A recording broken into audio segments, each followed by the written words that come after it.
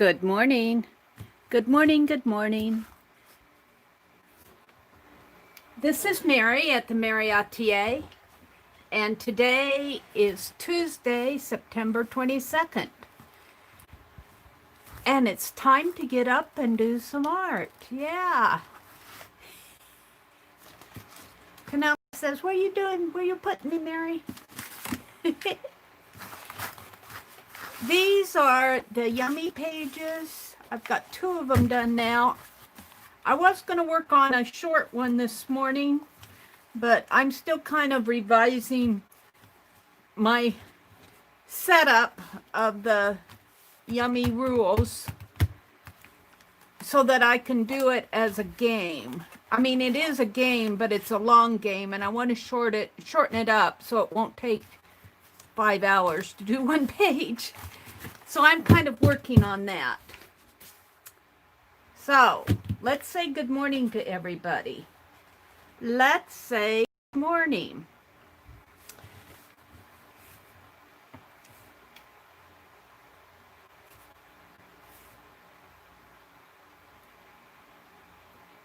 Hi, Arlene. Hi, Mrs. Gigi. Hi, Mina.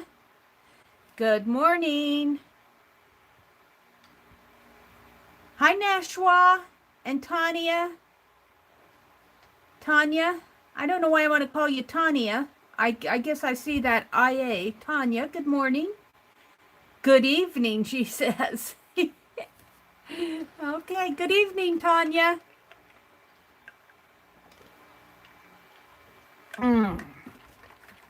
So, let's work on some calendar pages. I've got some Happy Mail to open.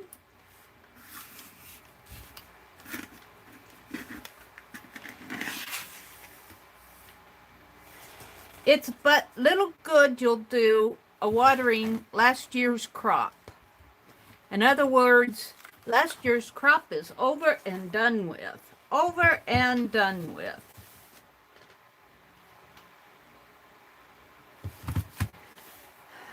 What do I have here? I have bits and pieces from my game here and from my little mini sweater. And let's use them.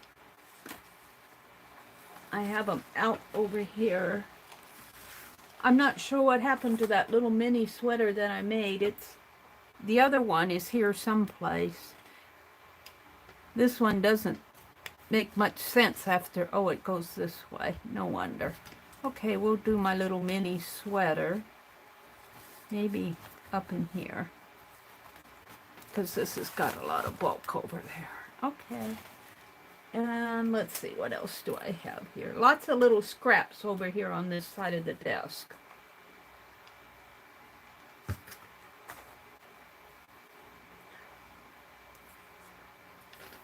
That can go there.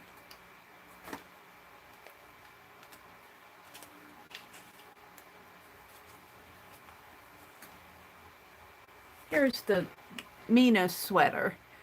I'm calling this Mina sweater because she asked me to try out. I made the sweater out of this piece of knit here, and this is how I did it. I stitched around it,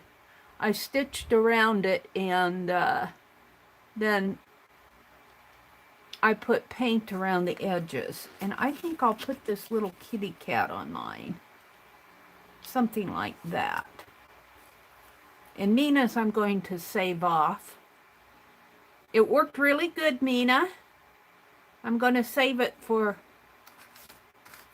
maybe one of my yummy pages. But I have all sorts of little scraps here from doing those pages.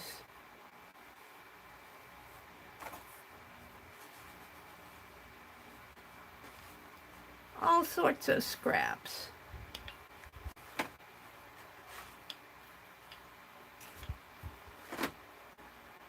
Can you tell I'm still waking up? I did get a lot of sleep. I got rest yesterday. I'm just still kind of waking up. All right. This looks like one of those pieces that I used. Okay, let's just fiddle with this stuff. I could put something on that. Yeah.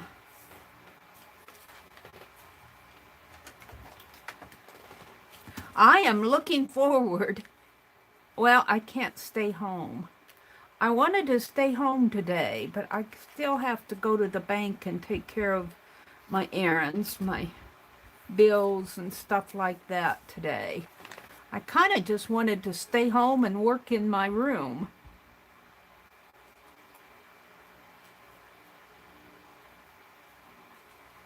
I could go early and get it done early, but then I'm always tired by the time I get home. We had to go grocery shopping yesterday, and that always tires me out.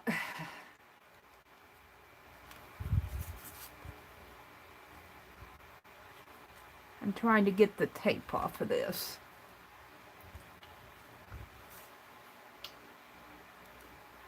I want to work in my room. I'm trying to get it organized. I need to go to Dollar General and I want to get some boxes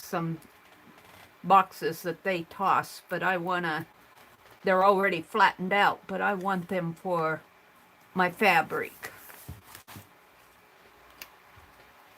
All right, let's see. What are we going to put on here? How about, ooh, I like her. Is she too big for this page? I could have her sticking out. What's on this side? Let's, could we put a piece of, let's put this little sweater. Oh, where's the kitty cat? We're going to put the kitty cat on this sweater. And we're going to put it on here like that. And we're going to put her sticking out there. Grab some glue. So I hope you all are having a good week.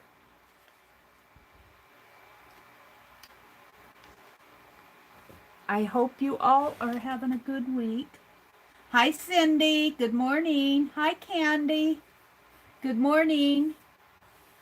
Good morning, ladies. Angie. Good morning, Angie. Nashwa's here. Yeah, this menu.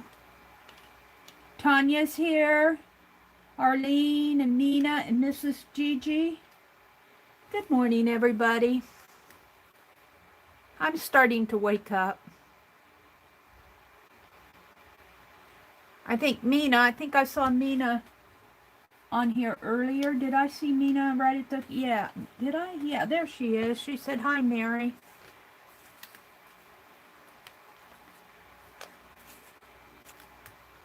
So we're going to put that on there. Now what happened to my lady? We're going to put this. This is the one I made, so I'm going to save the one Mina made for a better project than this. I'm going to put the one I made sticking out the top of the book, hopefully. Put the little kitty cat on it. Should move that cat down a little so you can tell it's a cat. Yeah, I need to go to town today. Get my bills paid.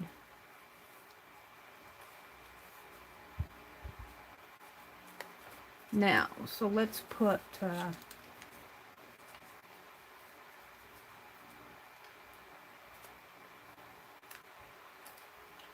let's put this. It's but little good you'll do a watering last year's crop. I need to cut this a little.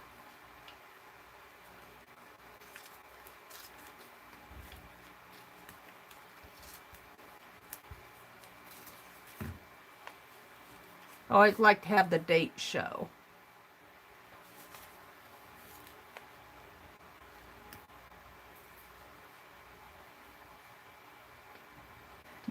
The cornfields around here are starting to get really brown. It won't be long and they'll be picking corn.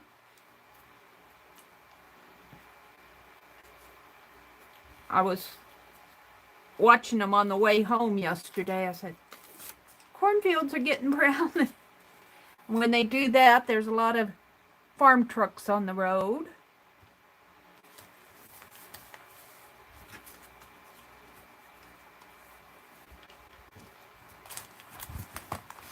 Yeah, and then my little sweater will peek out here. We'll do that.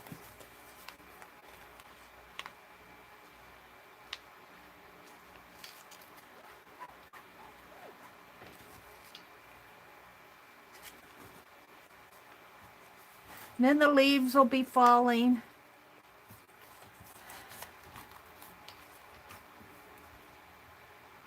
Let's put some of this on there.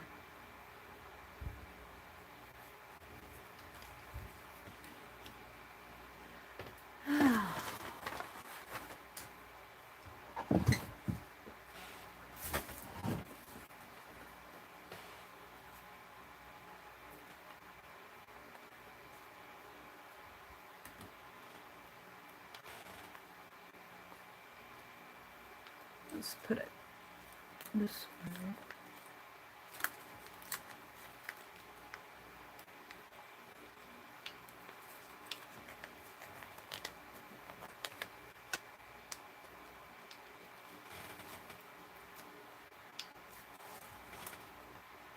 You haven't been to bed yet, Nina? You've got to be getting tired. What have you been doing? Cleaning house? Working on art?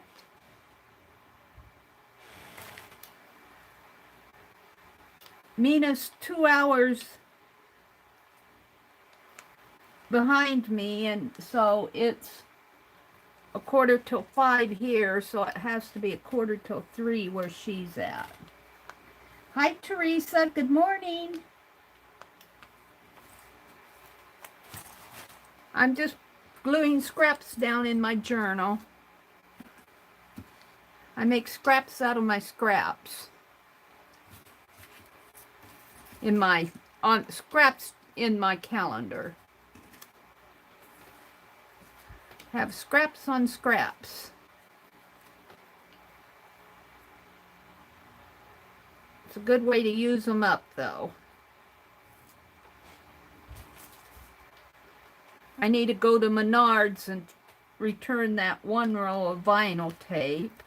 I was so mad at myself I got vinyl tape instead of double-sided tape. That was really brilliant, Meri. Really brilliant.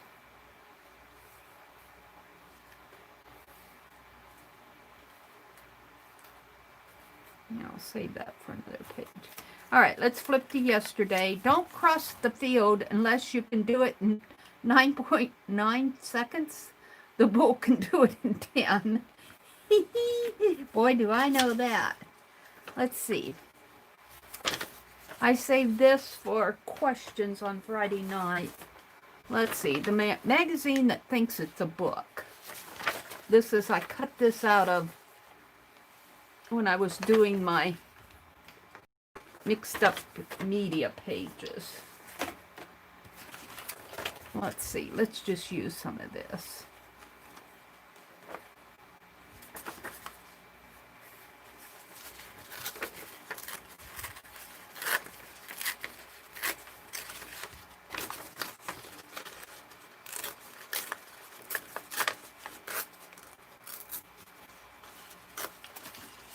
The magazine that thinks it's a book. Grace, Grace, Grace, Grace. Bella Grace. Actually, that Bella Grace magazine is kind of a fun magazine because they give you all sorts of little things to inspire you to do things. All right, I think I can toss the rest of it. That was just a advertisement page, but I kind of like all these little magazine books in here, and I'm just going to put it in with my glue because my glue is right here. And let's just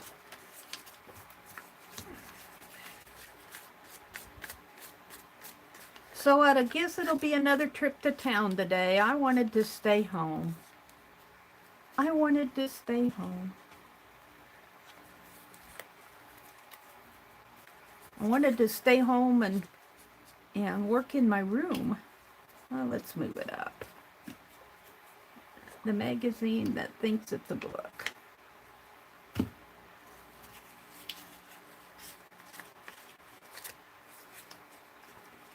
Right before we left yesterday, though, I happened to notice Shell come on, Crafting Mamas, and she had a book in her, she was selling with Junk Journal Johnny, the Etsy hop that Johnny started doing. I'll save that for another day, another page. And she was showing this one butterfly field guide. And I'm going, oh, wow. And she only wanted $5 for it, plus shipping. So I hurried and ordered it. I snagged it off of her Etsy shop. I think every Monday now, Johnny, I don't know if it's every Monday, but Johnny's doing these Etsy hops.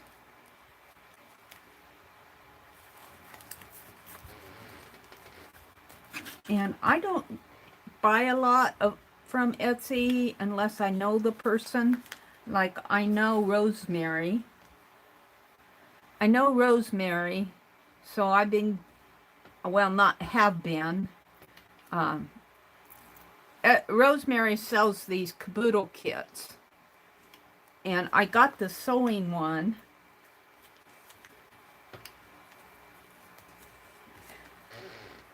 And then I liked working in it so much that I went ahead and ordered the Indian one. She's doing an Indian one next month. And so I went ahead and ordered it because I found this book at the book sale. And every now and then I'll order something from Shannon. But I generally don't order stuff off of Etsy. I don't have a reason why, I just haven't done it. But I ordered that book from Shelley. Now I'm really looking forward to it. It was really, looked like an interesting book. Now, let's toss that. Oh, I'm just looking for junk. I'm just looking for stuff I can put on here. Can I get that off? I don't know. I give Penelope back her pen.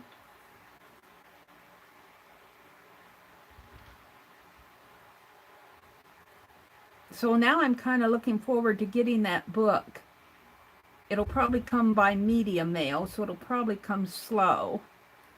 But what I liked about it and what she was showing it was a book that had obviously been used a lot. It had old tape on pages, and it had some butterfly prints, and it was a field guide book.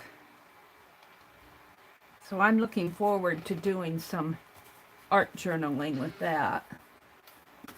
Boy, I got a lot of long strips. And I got some extra thread that I can hang stuff out on the edge with.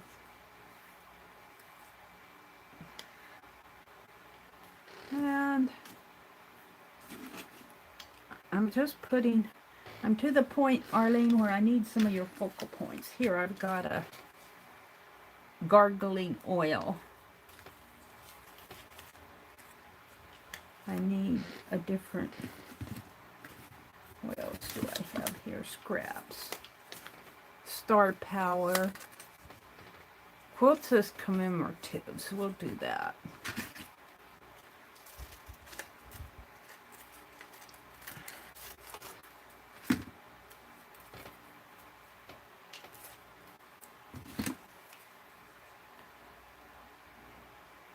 Just using up the scraps that have accumulated on my desk the last couple days. All right, that's good enough. The pursuit of gain is the only way a man can serve the needs of others whom he does not know. The pursuit of gain?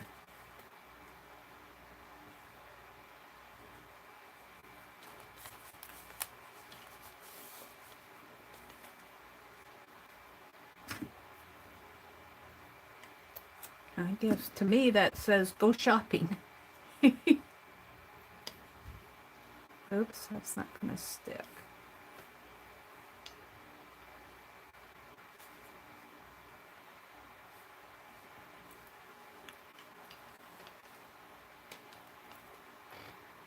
These are just bits of that washi tape that I have left over from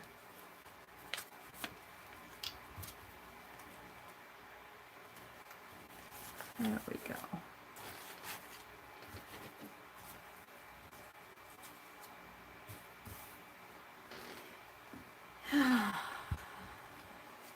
Knit piece. It's almost too thick though. This is almost too thick. Well, let's put that in there. Let's go back to this piece.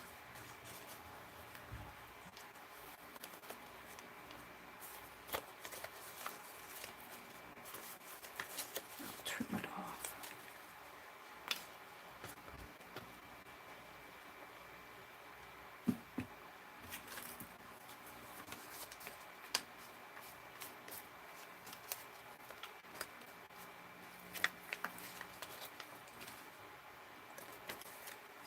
And then I watched Lisa last night until my eyes could not stay awake any longer.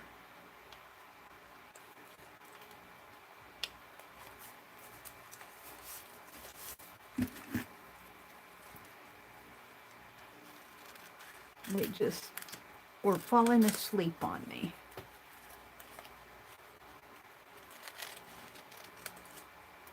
What's that?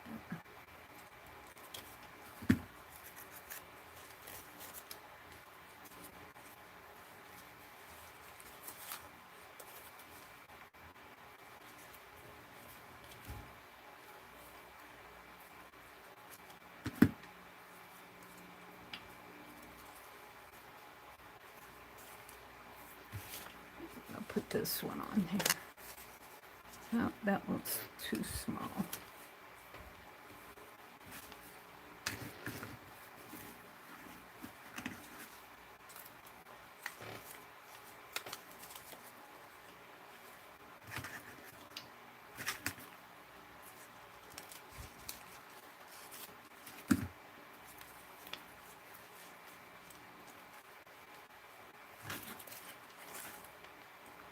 Well,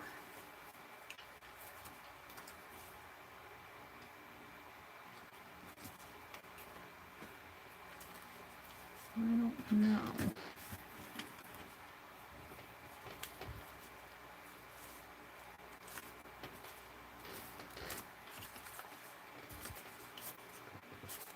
Did you miss an issue?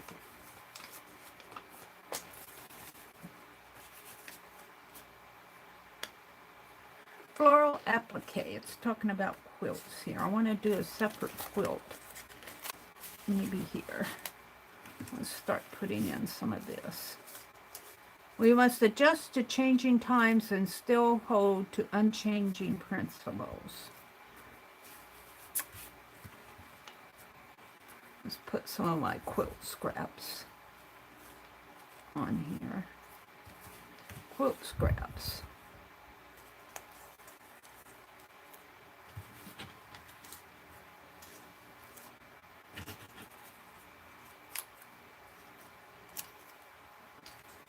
just going to start pasting them on.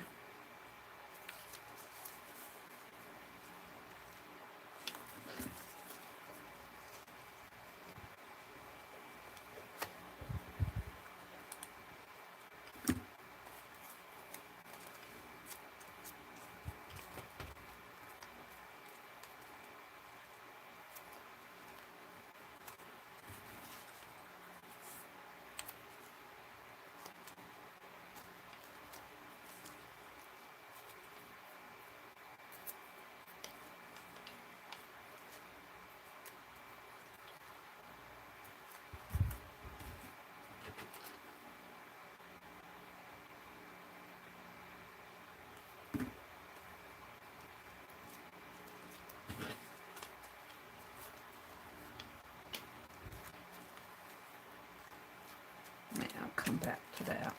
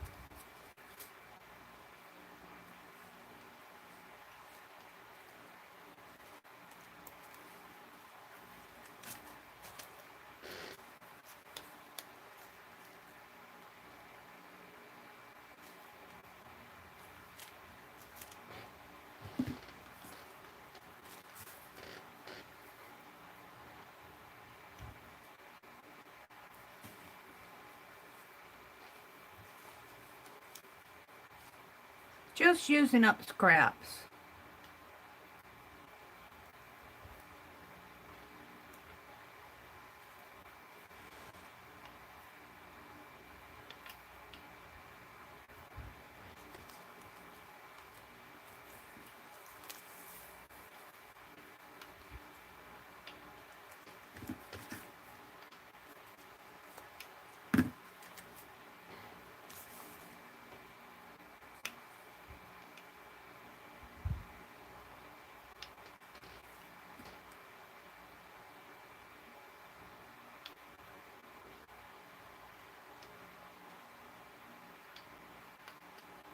Well, I'm not going to fool with it then.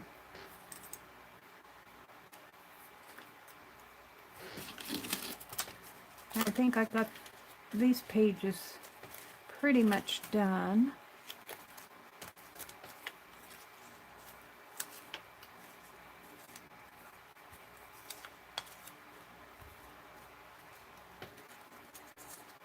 I'll just kind of put her on the bottom part here.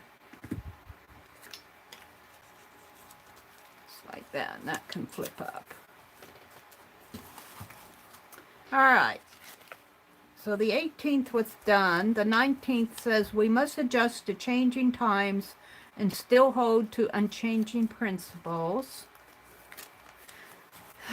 Where's the 20th? Did I miss it? No. I didn't put anything on it.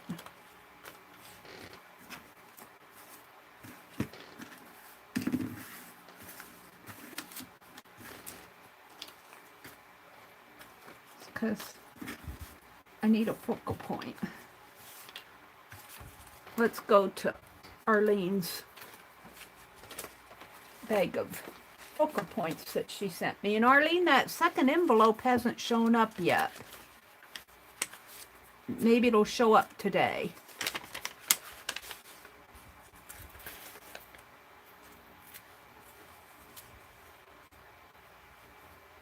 Why would we, if God was neither great nor, I don't know what, let's see.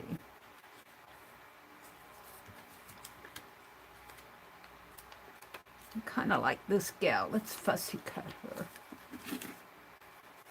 She sent me these nice little squares, but I like to fussy cut out these little people.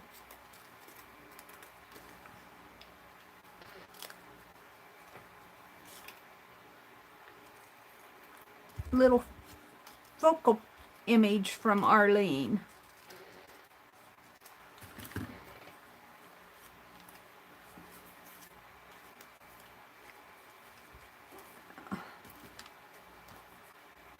Oh, wait a minute. Gaze at God, but glance at my problems. I think that's what she meant.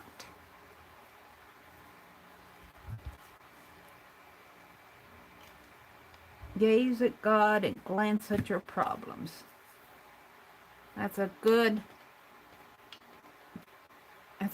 motto.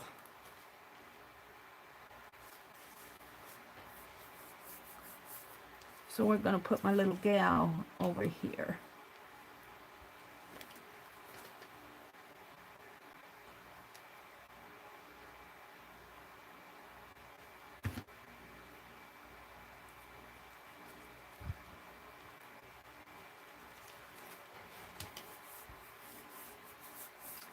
And let's just put, that kind of has text in there.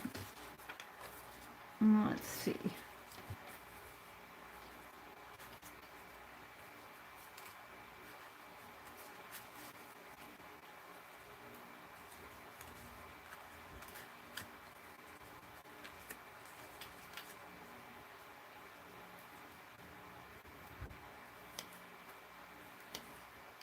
Books. Here's a little book she sent me.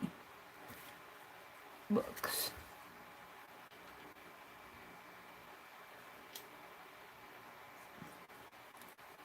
Books.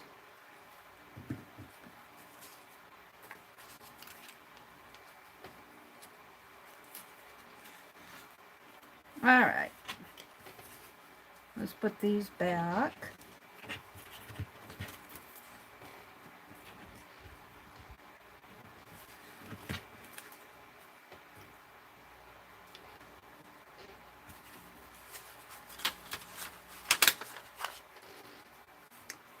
Put that in there.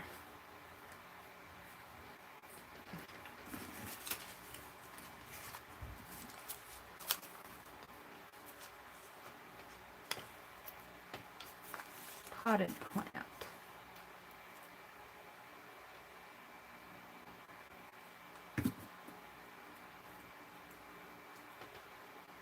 Put this little plant down here in the corner, right where it belongs.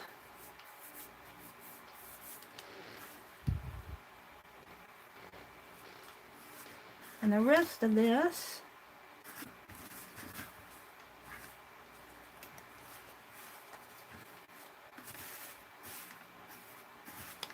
is going to go in Arlene's envelope here.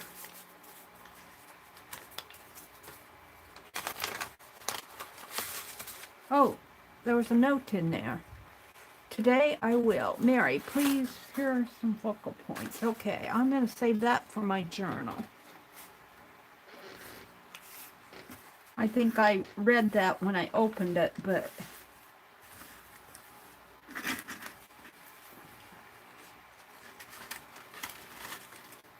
these are all those little quilt quotes.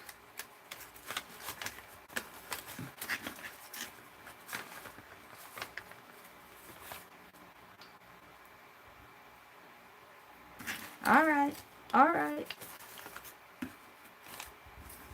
Throw that away. Okie dokie. Oops.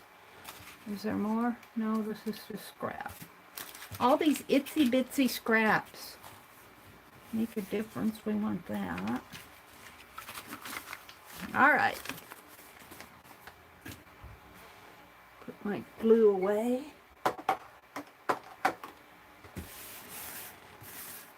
Oh, here's a little bling. Let's put a little bling on there.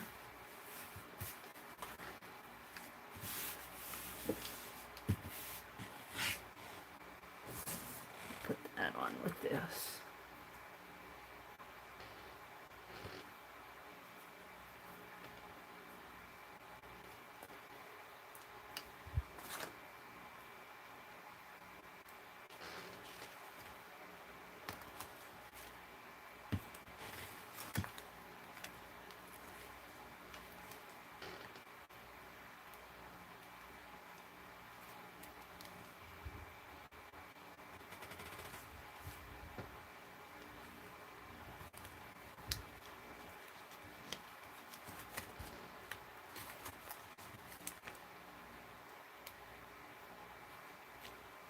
Yeah.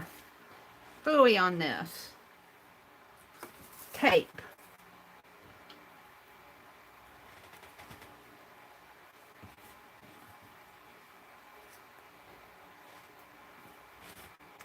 I just need a little piece and that release paper doesn't want to come up.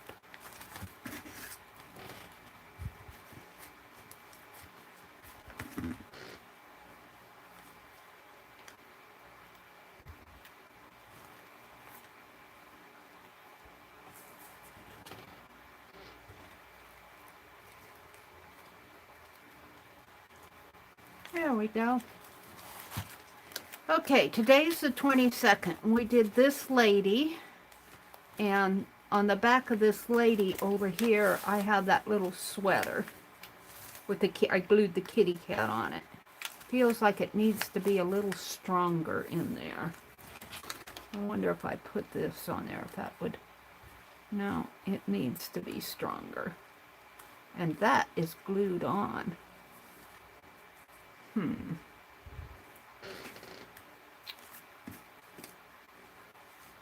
Don't know if that would strengthen that or make it bulky.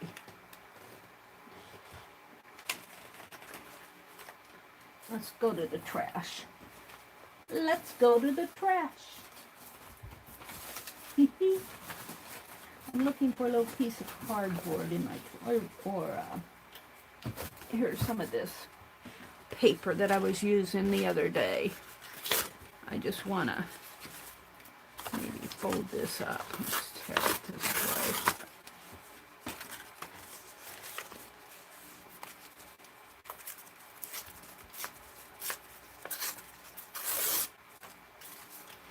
I want to strengthen this. Don't ask me what I'm doing because I'm not sure that I actually know.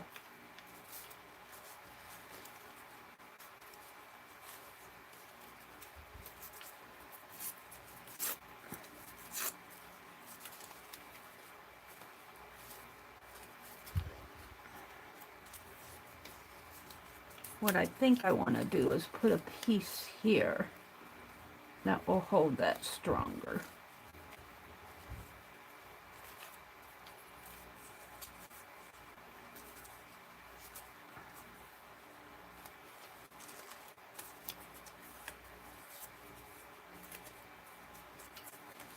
Right in there.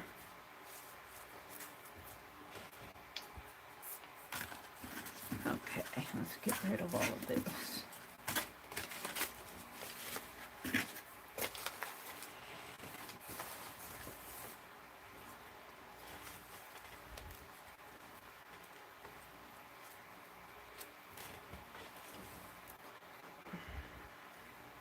It's just scrap. Everything on this calendar is scrap.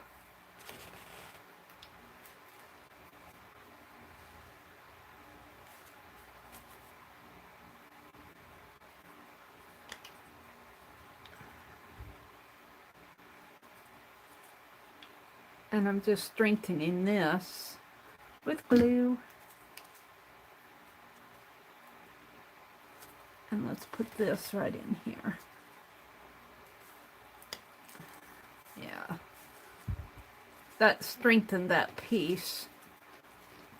And I'll just let it dry that way so it won't be so floppy.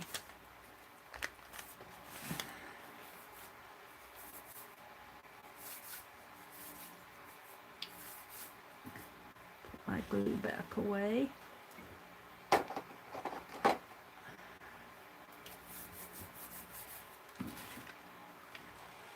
All right.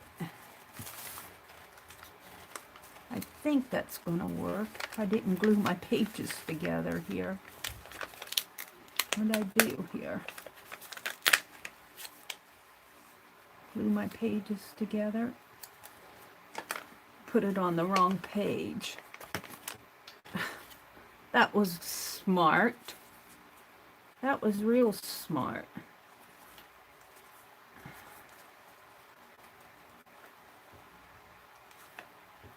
There. Is that better? Yes.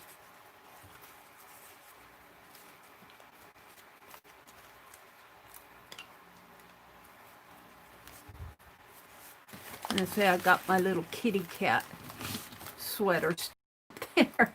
Nobody will know that's a sweater but me.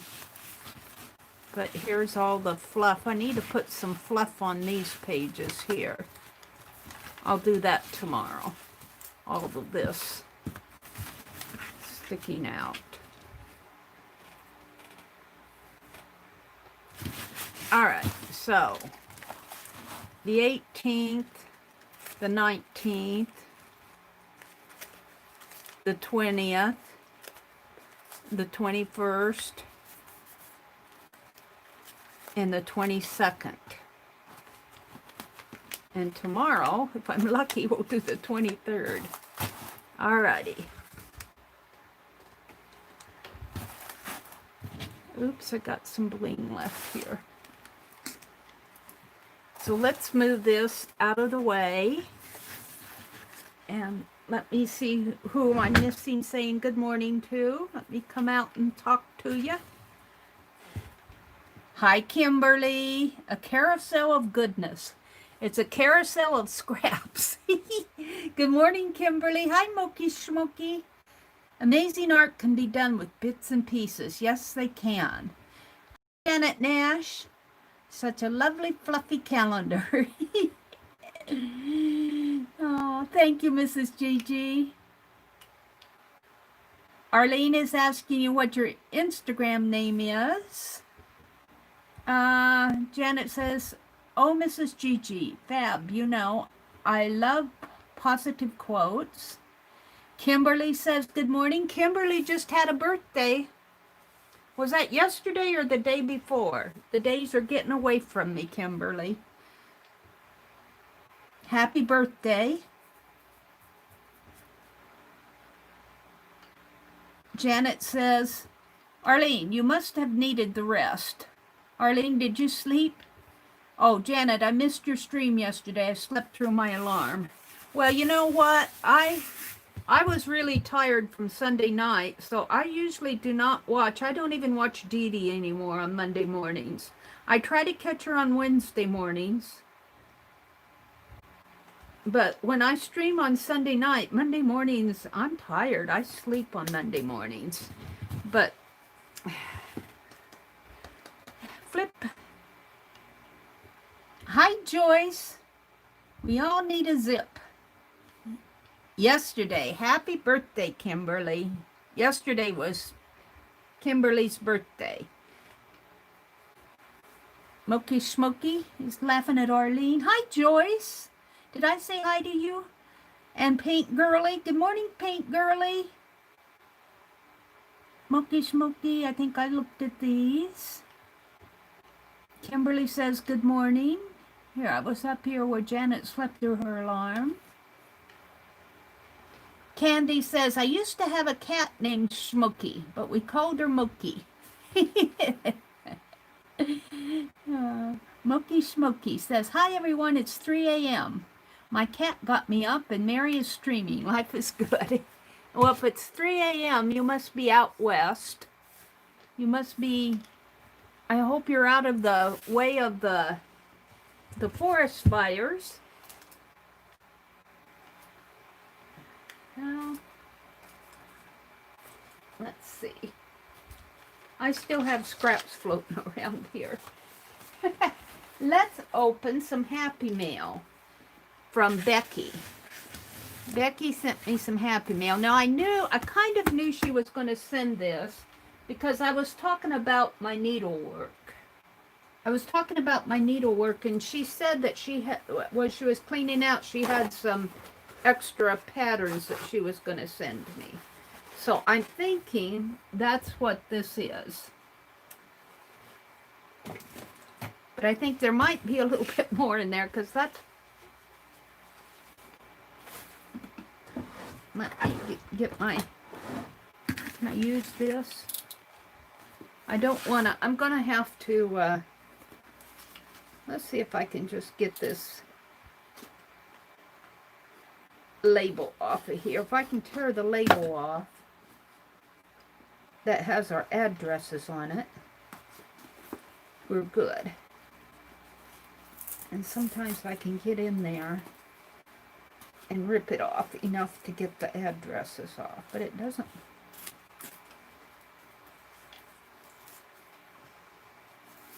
There.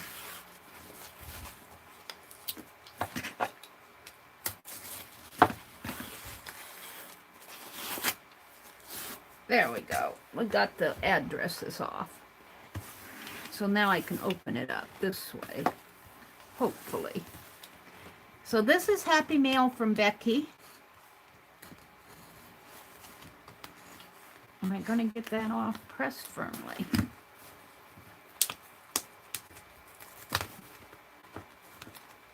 I should just open it up at the end there. Let's do that. Right here. You're supposed to pull on this tab. This tab is taped down. There. There we go. That's how you're supposed to open it, Meri. Pull on the red line. Let's see what Becky sent. Oh, it's stuck to the...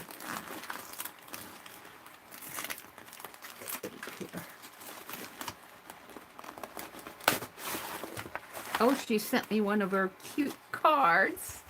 Aww. Joy to fishes in the deep blue sea, and joy to you and me. Can you guys see that? Isn't that cute? Becky, I love your cards. Becky is such an excellent card maker. Just excellent.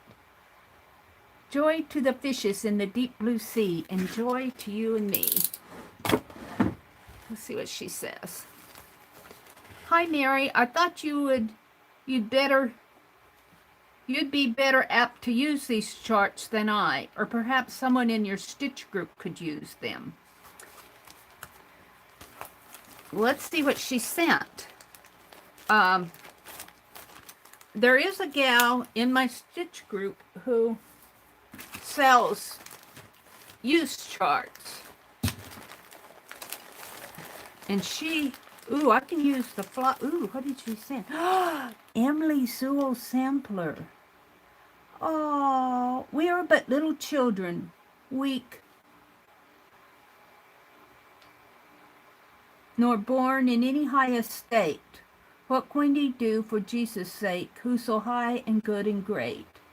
Ah, and look at all the flosses are there. Oh, ooh, ooh, let's see what these are. I may not let these out of my hands. There's another, the Adam and Eve sampler. Oh, looky. Ann Dobson. Oh, cool. Let's look at this. I got glue on my... Of course, you know Adam and Eve were a little unclothed there for a little bit.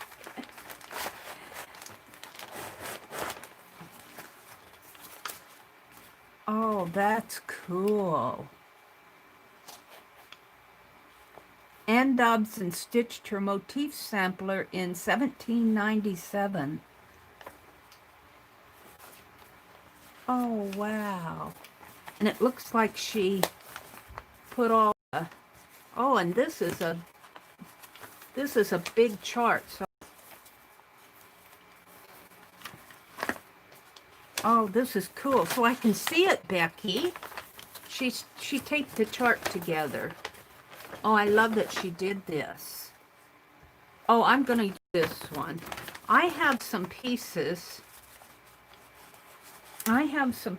of fabric that I brought home with me. Now, these are just little squares. I doubt that this chart would fit on unless I did it over one. But I've got some more fabric that I brought home with me. Oh, I might work up some of these. Or I could work up a motif on because I like to do the little motifs too. Motif meaning just like the little flower pot. This is cool. Now, I don't think this one's going to get out of my hands. That's the sampler. I'm not sure how much you guys can see it. And then here's the Adam and Eve sampler here. And I guess they are clothed here with stitches. I love it. I tell those ladies and angels that they can't be in my art journals unless they get dressed. For a 9-year-old, Anne was quite an accomplished little artist. The fabric was 24 count homespun and probably was purchased at local weavers. She was not too adventurous in choice of stitches, using only cross and long-armed cross. Her long-armed crosses proved to be a very quick dividing band. So this tells the history. This is a design of a historical sampler, and that tells the history of the lady. So that's cool. That's a cool kit. I will be keeping these. But don't look for me to work on them right away because I want to finish my Prairie Schooler that I'm working on. But this is nice. I'm glad to have these.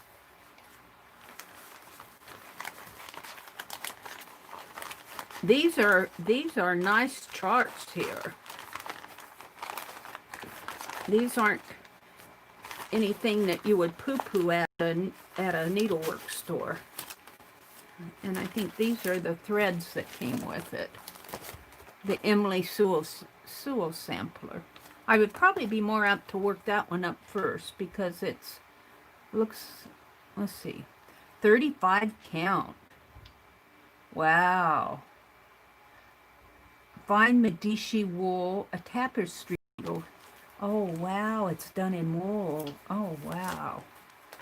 Cool. Very cool. Let's put this back in here. I don't know if I can do it on 35 count. 32 count is probably about the highest my eyes will let me go. And that's over 2. Let's see what else is in here. Oh, look. Oh, wow. Redwork Christmas. Oh, this is something I could work up pretty fast.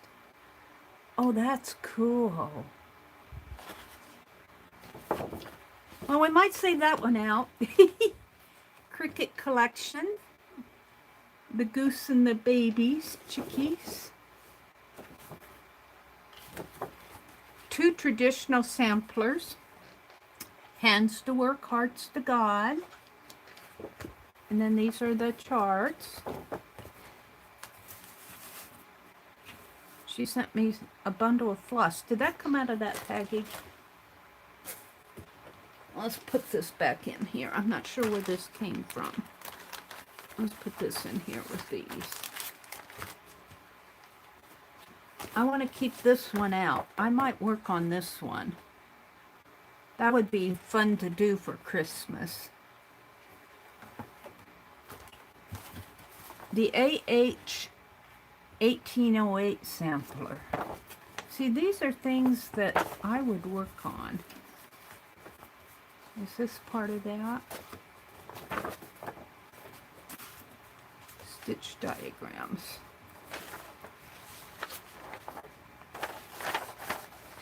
Ringing in the Yuletide, Merry Christmas, it's a pillow. Enchanted Hearts, Just Nan. Just Nan is a well-known needlework designer, or was a couple years ago. I don't know if she's still stitching. But here's they're showing how to do some of the stitches. Nice large diagrams. A Rogue's Heart. These are fun to do. Oh, thank you.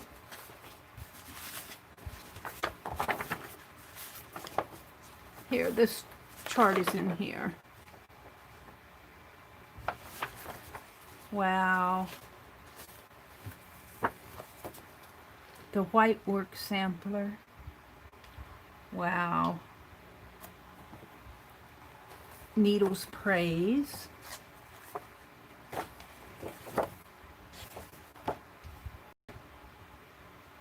Oh, wow. I'll have to pick and choose some of these. Here's a black swan globe.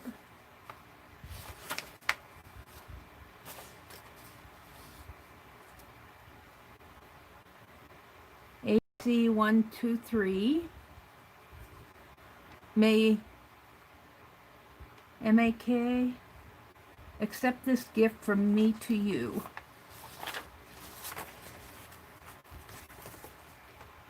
Cross-stitch critters that you put in the frame, and here's the critters. Sing your own song. You can't sing. If you can't sing, whistle. If you can't whistle, sing. Remember, nobody's perfect. Aww. Aww. These would be work up nice. Little book of cross-stitch critters. Friendship, friendship, friendship, a pineapple. Very Victorian acorn sampler. She knows. She likes samplers. Becky does. And I do too. So this is a Hardanger heart card. And then the chart's inside of here. Hardanger is a skill, let me tell you. The Needle Nook. Charleston, South Carolina. Look at it, these cool samplers. Wow. This is a Christmas one. I'm trying to get that Prairie Schooler done before Christmas.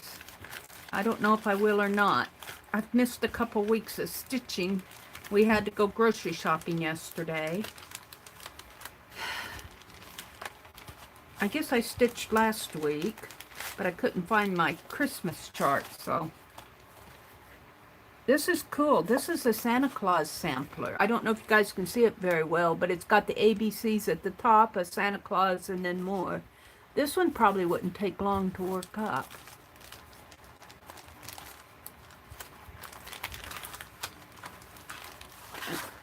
This is just the, it's called Primitive Sampler. And then this is the chart. I might keep that one out too, because that's something I could probably stitch on my fabric I have out. Oh, a bell pull. Wow, these are nice, Becky. Very Victorian strawberry sampler. She sent me a whole bunch of them. Instructions for the Quaker sampler. Wow, threads 3 times. These are nice. These are nice charts. Amanda Jewel. I have it. Oh, the Scarlet Letter. I have enough here to keep me busy till my dying day. Oh, aw, thank you. The Stitcher.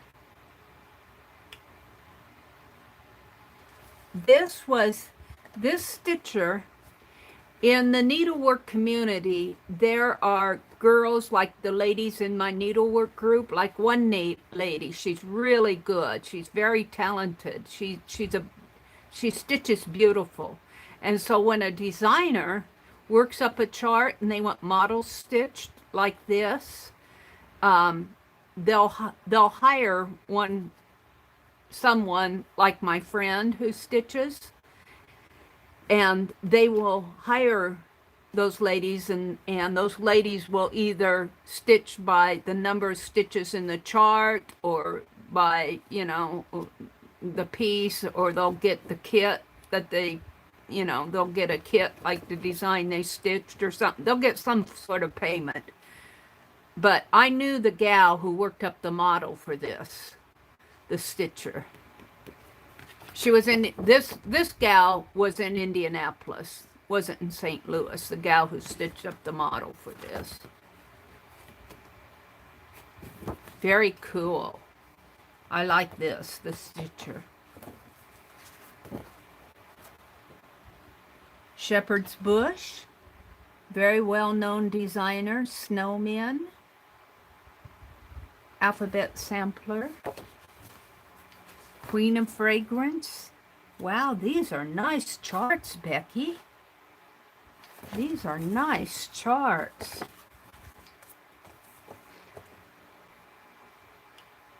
The Meri Monet Sampler from the Exemplary. These are reproductions of historical samplers. From the collection of the Rochester Museum and Science Center, we present the Meri Monet Sampler. This quaint American piece was worked in 1810 when Meri was in her 12th year. A bit of simplistic charm can be found in many of the childhood mistakes.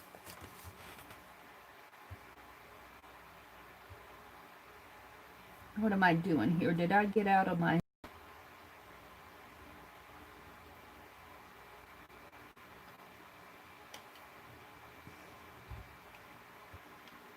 Am I still live? I've got an ad playing. Okay, I want to go through these and then I'll come out and chat. The Meri Monet Sampler. Skip ad.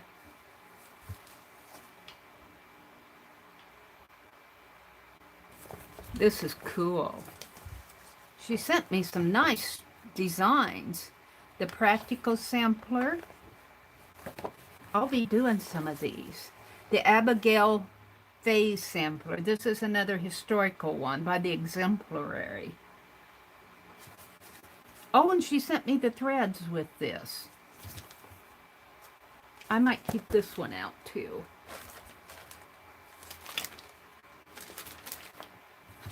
So I have the threads. I just need the fabric. Here's a miniature sampler by the Scarlet Leather Historical Needlework Reproductions. This is one. I might keep the... Oh, look, there's the threads in there. Ooh, neat. Let's put that there. Earth's Companion. Earth's Companion. Marking time and space.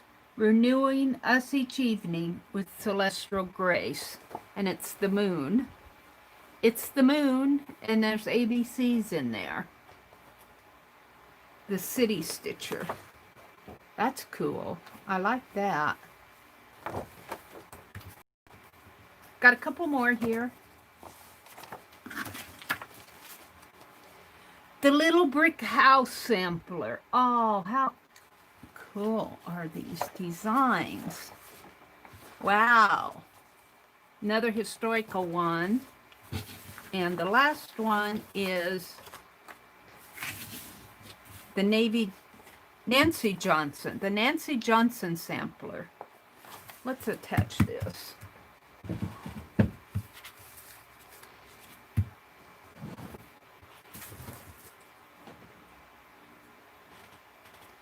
Thank you so much for these, Becky. These are absolutely wonderful.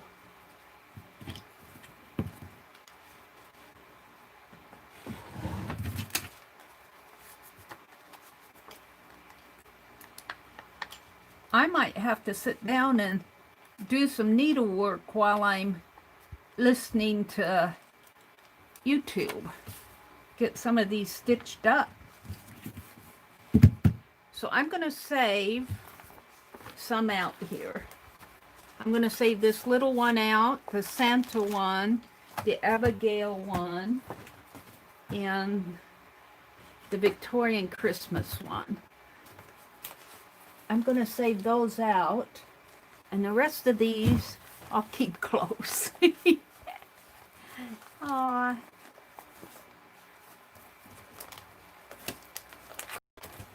So I'm going to try something here as a way of let's put these on the... Let me snap a picture with my phone. I have to stand up. And let's get my calendar out of the way.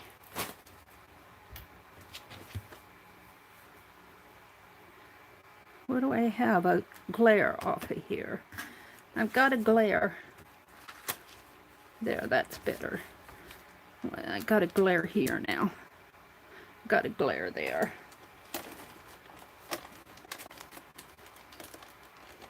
Got to get rid of the glare.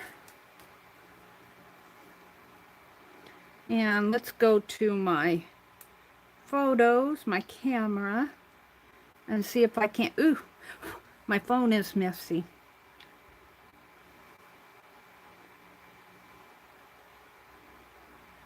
Now it's picking up the glare.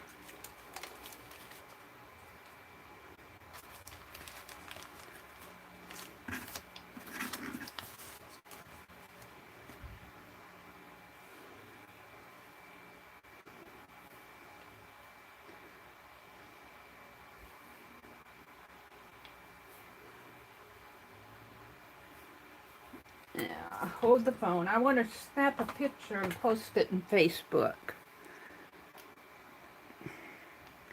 Still getting a little of that glare. Now it's getting glare here. We need to hold it. Let's grab a...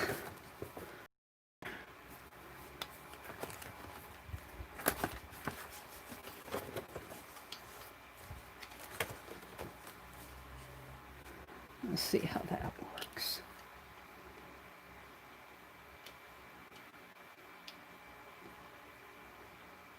It's going to be dark without that light. Maybe I can lighten it up a little. That's shiny. This is why I don't snap a lot of pictures, because early in the morning here,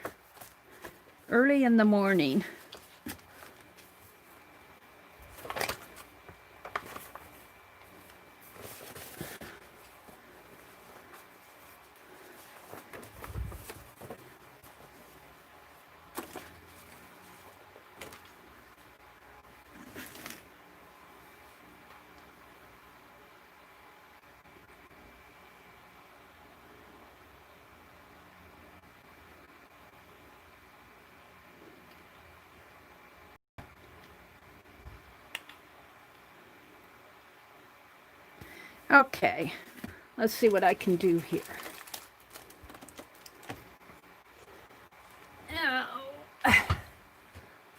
All right, I wanted to save some of these out. This one, this one. I thought I had more.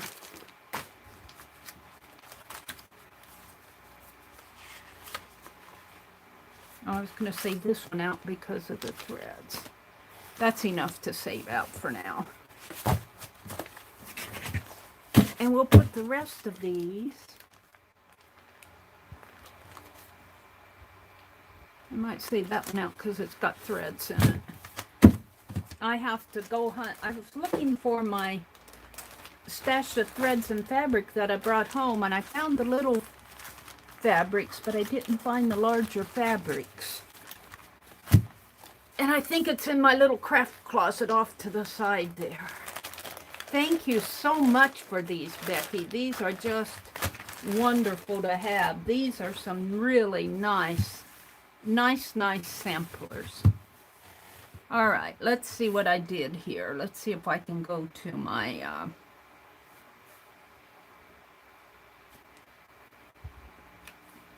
I might have to lighten it up.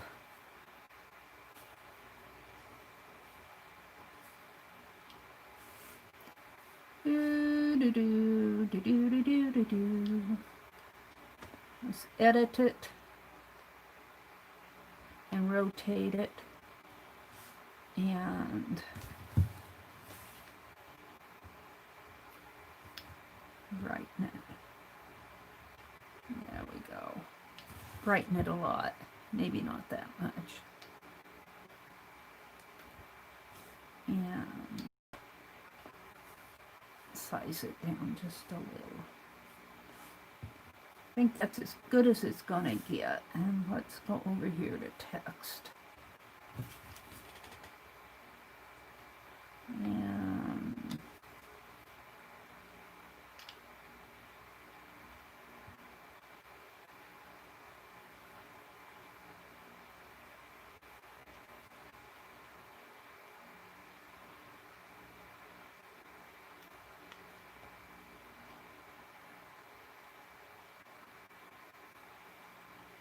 9/22/2020.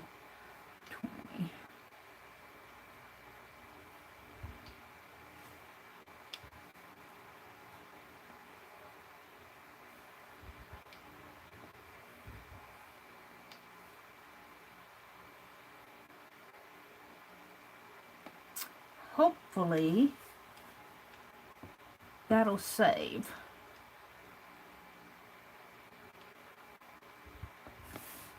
Okay. So now let's go to Facebook. And then right at Fibbsville, and I want to write something. I'm going to say, I'm going to put the photo. Hopefully it'll pick it up. Files. Probably that one. Hopefully that'll go in there. Thank you, Becky. Thank you.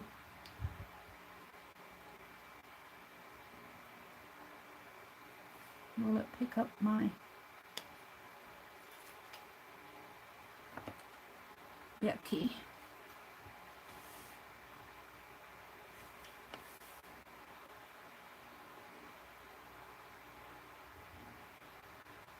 Or the awesome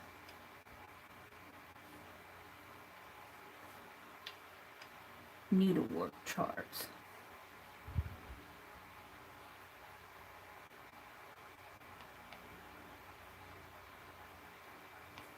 All right. Post that and see if it posts.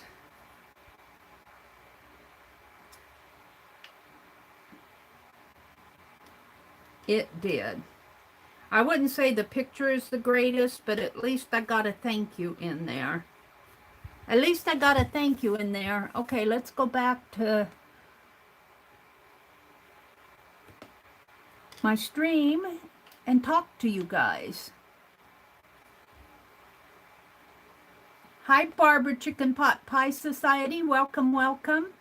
Hi, Ann. Good morning, Ann. Janet Nash.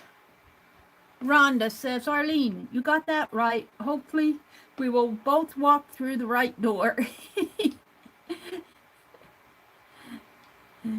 Arlene is helping Rhonda. It's like the blind leading the blind. You know what, Barbara? I wear my heart on my sleeve too, and many times it gets broken. Oh, Rhonda. I would rather be a good, kind person than a mean one. Aw. You are good and kind, Rhonda. I can't imagine you being mean.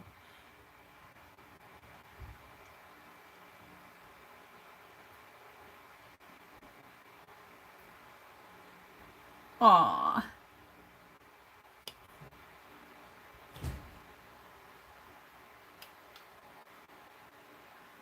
Tutorials for making your own flour.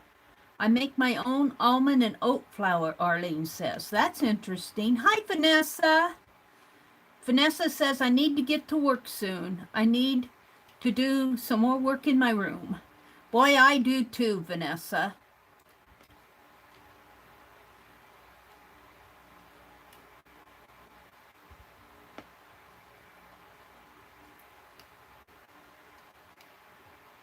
Aw.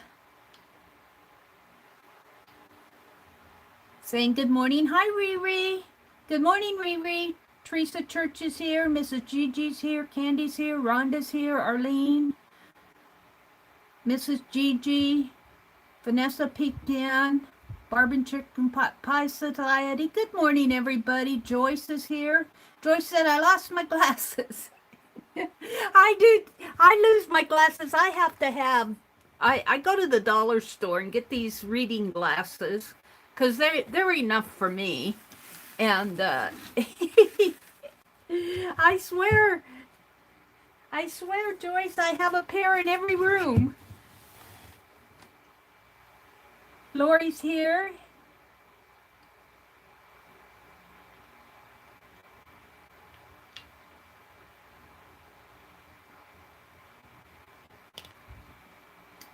All right. Lori Paint Girly, you might check with Janet Baum for Lynn J's. If you're looking for Lynn J's address, check with Janet Baum. I think Janet has it. Janet Baum. I don't know if Janet Nash has it now. She's not on Facebook, I don't think. She comes in and says, good morning on her way to work. On her way to work. All right.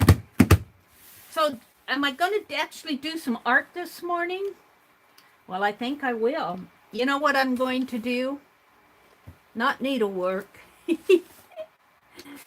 I am going to work on my snow globes this morning.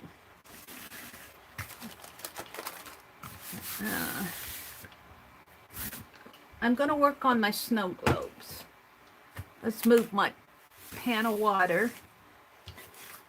Oh, you guys, you do not want to see behind me. I got to move this water across the room so I don't spill it. I put it in a safe place.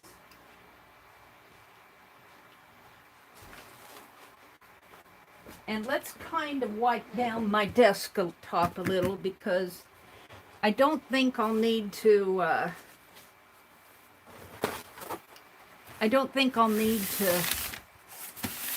change this paper. I think everything is dry enough. But I'm going to wipe it down a little. I think this will be okay as long as I don't heat it.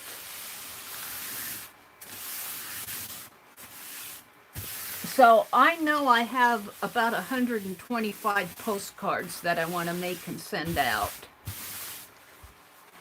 And so I started doing this in when, July? And I'm getting, this is what I have. I think I have two. I'm ready for my third sheet of just doing this. 1, 2, 3, 4, 5, 6, 1, 2, 3. I'm getting 18 to a sheet. So if I estimate 125, let's go to my handy dandy phone here. Utilities, calculator. 125 divided by 18 equals 15? Did I do that right? Clear that out. Got the scientific one. 125. Oh, come on, clear. 125. Oh, that's acres, square feet. What? Inches. Can't you just give me acres? What is this? Can't they just give me decent stuff? Inches, there we go. I just want inches. Clear. 125. Where's the division? What kind of a calculator? That's a unit converter.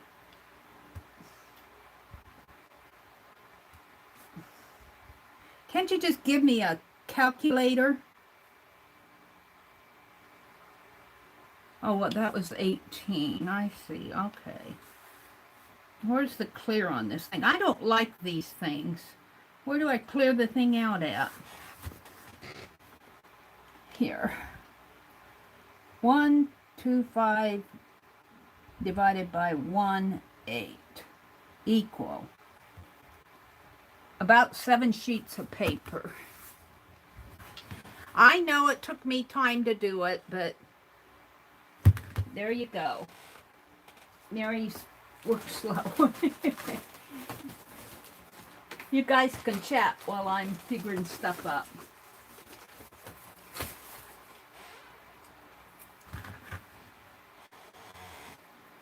So I've got 5 more sheets to do like this.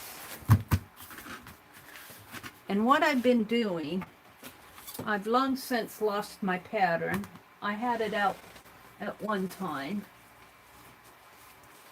I found it. Here it is. Is that it? No. So I'm going to make me another pattern. It is 3.5 inches, I think, by 5.5. 3.5 by 5.5. And I'm going to use one of these cards. I'm going to cut it down. Let's trim it down. Get my trimmer out behind me.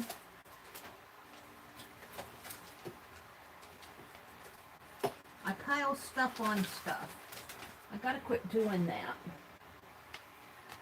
I've got to get organized. Alright, we want this to be 5.5 inches. So right to there. And this to be 3.5 inches.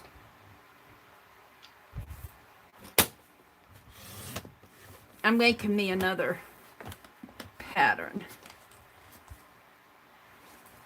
I put you guys in the wastebasket. You're safe over there. Believe me, you're safe. You're safe when you're in the wastebasket. All right, now I need my big punch.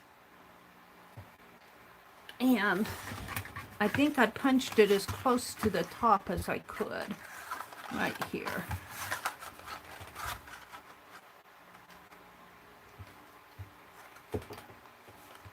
That looks pretty good.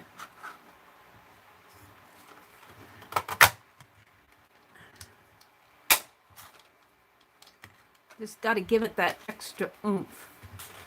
And you know what? I'm going to have to bring it down about 1/2 inch.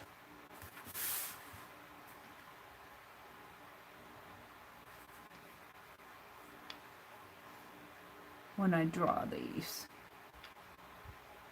Bring it down about 1/2 inch from the top. I'm going to use it, I think. I don't want to make another one.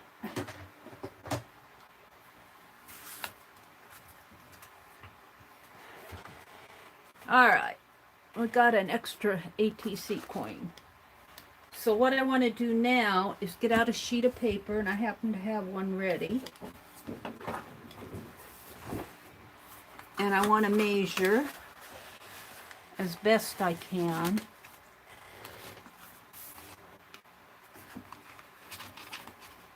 And let's get these two off. If I don't work on these in the morning or during my streams, I won't get them done. And I want to get my I want to get them done. So actually doing this part is the hardest part, is measuring all this out. And I think I'm just going to use my postcard here as to mark. I need a pen. Let's mark here.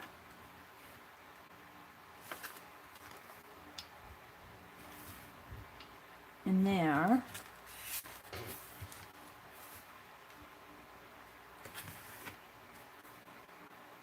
In here.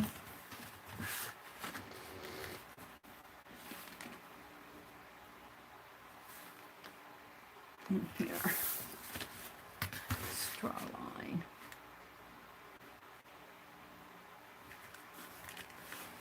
So that says it's straight, but it sure doesn't look straight to me.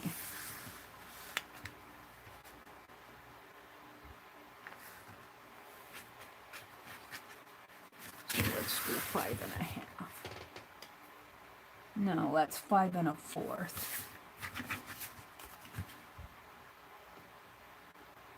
That's why it was.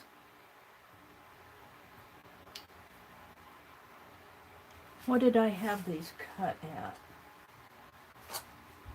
I might have to make another one after all.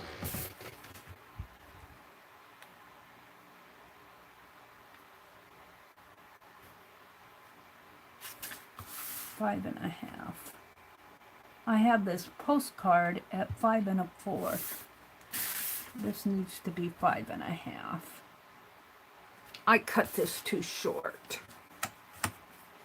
Ah, Meri's so good. Meri is so good. I tell you, I don't understand how I got so talented with measuring things out. I don't understand it. I'm just so talented.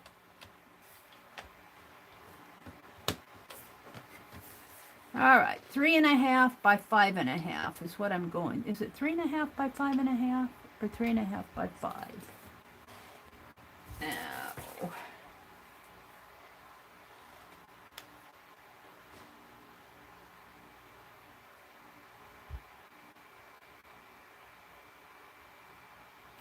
Do do do do do do do do.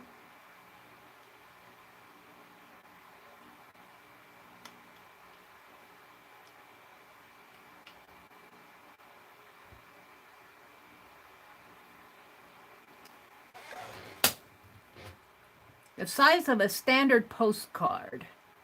What is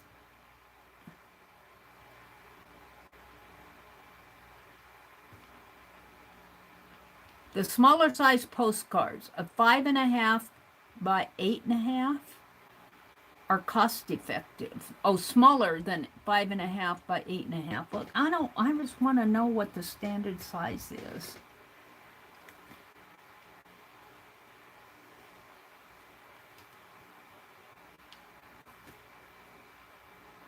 Four and a half by 5.5, 4 by 6, 4. No, I don't make mine that way. No, I don't want to join anything. Get out of here. It won't turn off. I thought it was 3.5 by 5.5.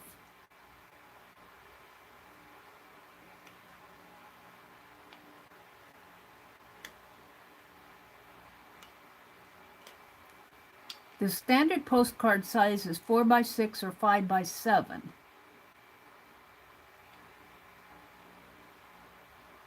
How did I get 3.5 by 5.5? Below are the USPS standard dimensions for letters and flat postcards. Maximum height, minimum, 3.5 inches. 3.5 by, let's see. No, I don't want to download anything. Why do they always do this to me?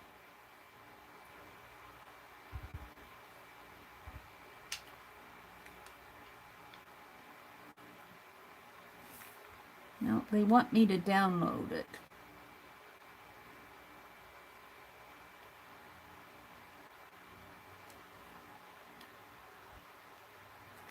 But to qualify for mailing at first-class mail,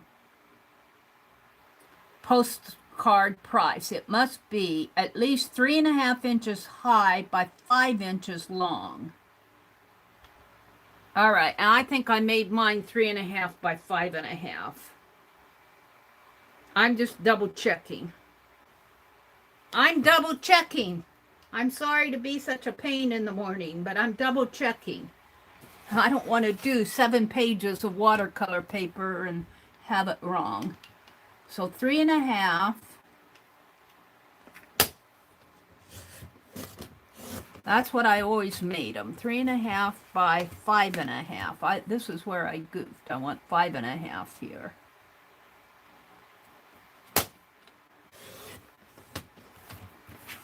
And then I also goofed on my piece here. That wasn't going in all the way. Let's do it this way, maybe. Well, that gives me about 1/2 inch.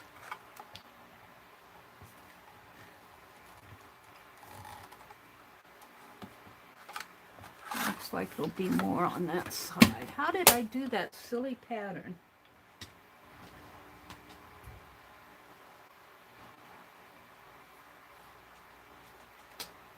Hold the phone, Meri's mumbling and grumbling. Where's my other piece here? I'm going to draw it in here, about a 1/2 inch down.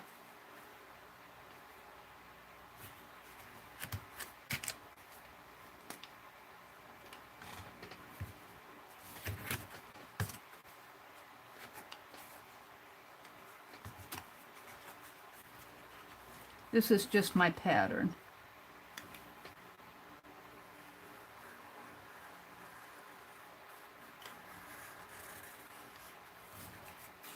Now, let's see if somehow I got these punched out.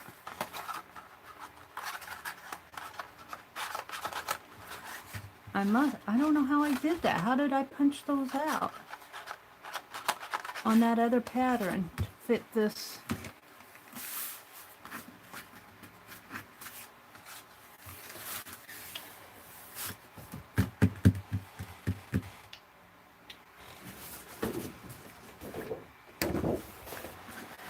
Because this certainly comes down on, how did I do that? I know I made a pattern for this. For some reason, this does not want to, this punches, but it's off.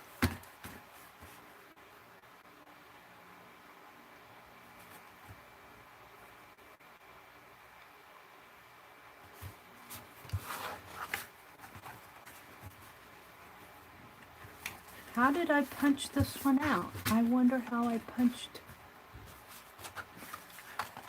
Because this punch is, I know I used my punch. I must have bent my paper, because this certainly isn't going to punch it.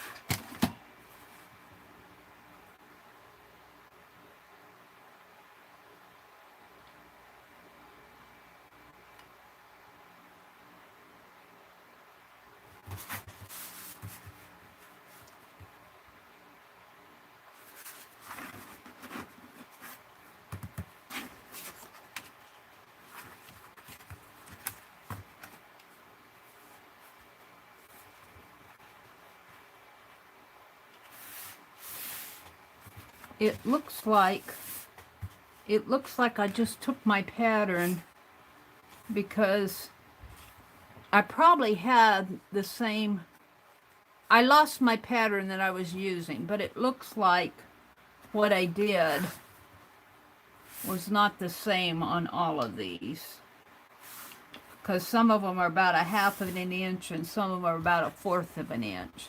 So I must have guesstimated when I drew this. All right. Meri's mumbling and grumbling. It really doesn't matter too much. I just need... Let's continue on here.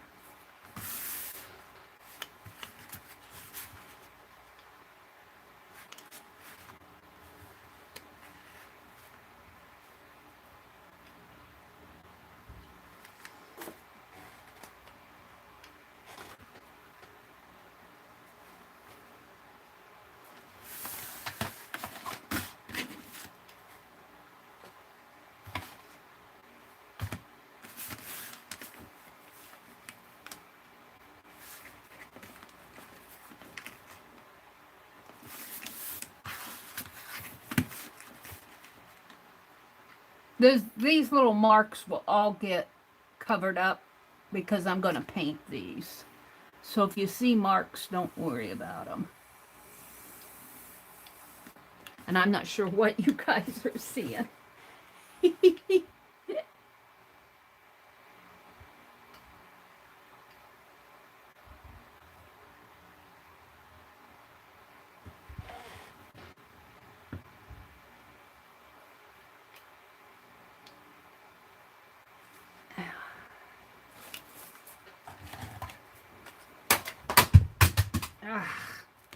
Just not a good morning. Where did it land? Underneath my chair, I suppose. someplace on the floor. That punch fell.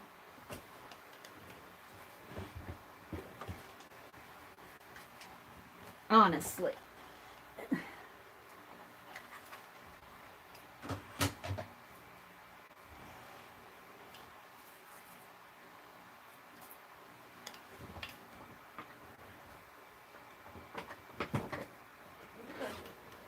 I don't know how you guys put up with me. How do you put up with me?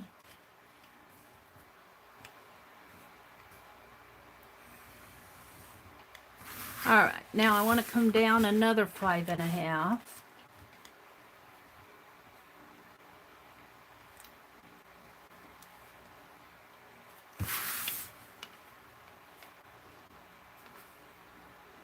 I need 7 of these pages.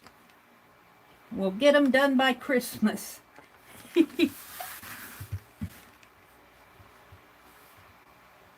I'm debating about what I'm going. They're going to be snow globes, but I'm debating about what I'm going to actually put in them.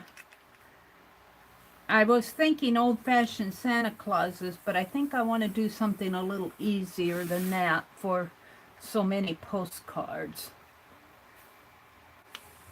And we will see what I end up with in the long run.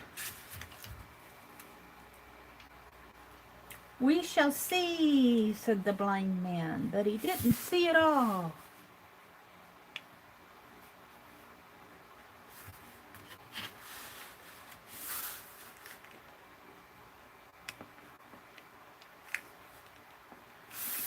They're probably going, Meri, I wondered how you were doing on those postcards. It's only September 22nd. I have October, November, and half of December to get these done. All right, so now I need to go this way, here,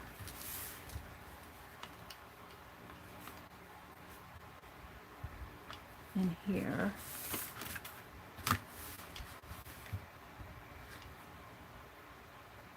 I guess I should mark it up at the top, just to be sure.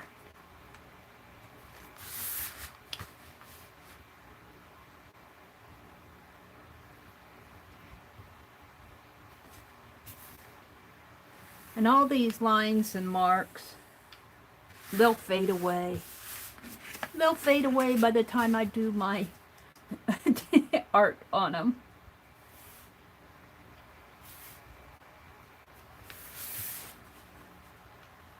I'd like to get out and do some urban sketching.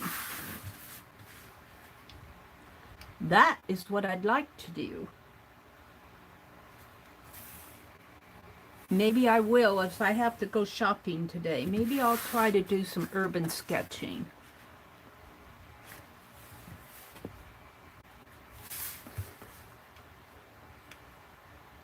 I don't know if I'll get it filmed or not, but one can try.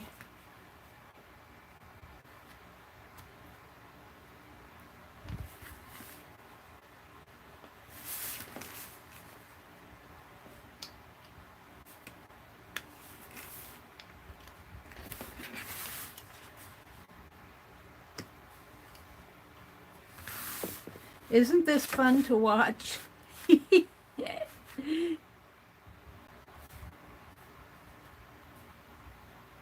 But I'll tell you, if I don't do this in my mornings, it won't get done.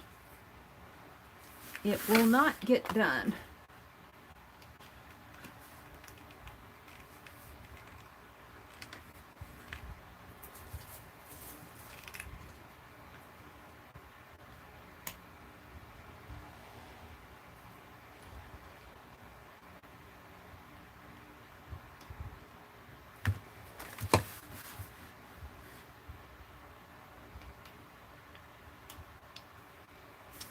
And I would like to send a snow globe postcard to all my addresses.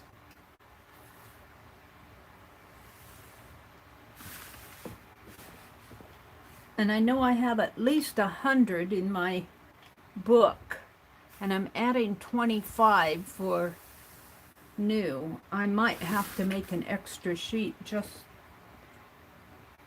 in case I get 18 new addresses in the next few months.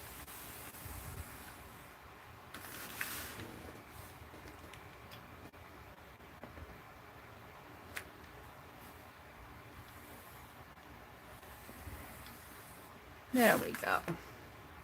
Now for this, I think I'll just kind of, I think I'll trim this off about 1/8 of an inch. Reach over and get my trimmer again.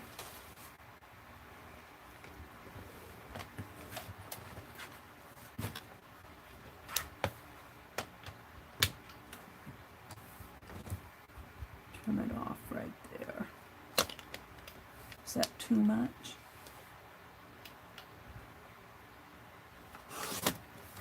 It's about 1/4 of an inch. But if I make them all the same size, all right, we'll try that.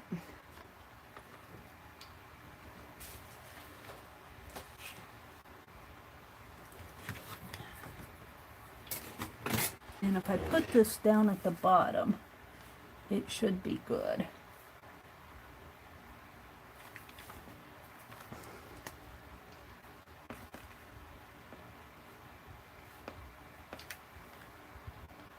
And right now, all I want to do are the circles.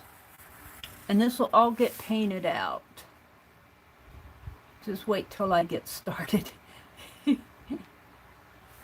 This is just the base of them. I should do a page of them so you guys can see where my head is going.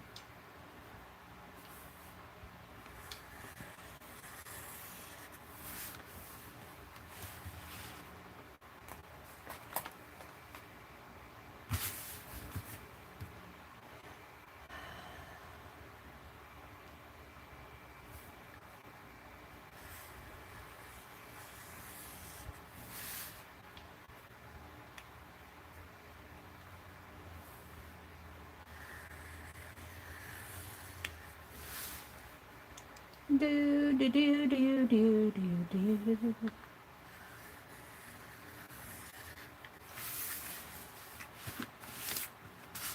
We need this.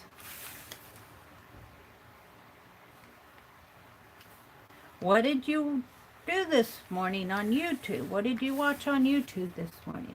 I watched Meri draw circles on a big sheet of white paper.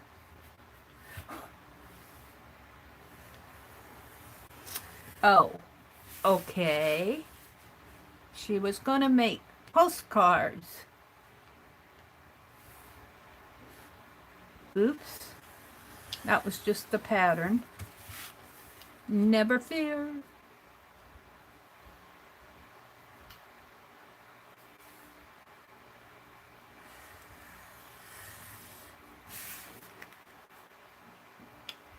When you get your postcard, just remember how much work I went through to do these.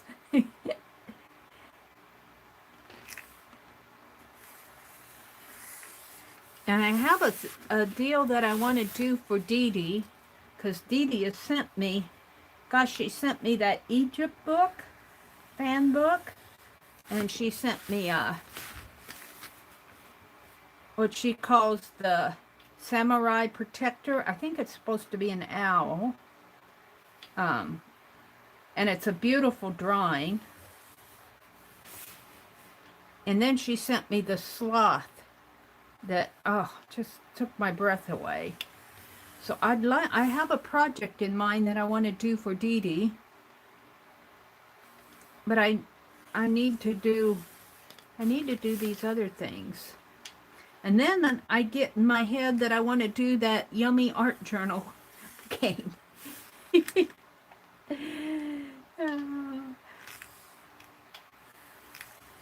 I have so much I want to do. And I want to do my caboodle books. All right. I'm pretty happy with page 3. Haha, page 3, it's done. Page 3. We may get these, at least, do you think I can get through all of them this morning just doing this? I got this on half price, this big book. So I can't think of anything I'd rather do than make postcards for you guys out of this, because there's no way. I've got enough journals. And there's no way that I have wall space for anything this big. So that's what we're going to use this for. Art. Alright, so let's get out my measuring stick again. And we don't want to use, this one's just the pattern. This one's a little smaller. So let's go to this one. And we're going to do this again. Here.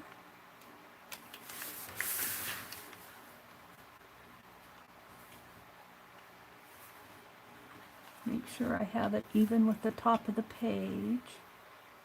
Here.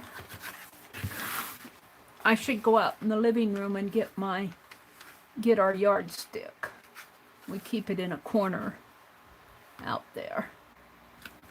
And then I wouldn't have to do that middle mark. But oh well.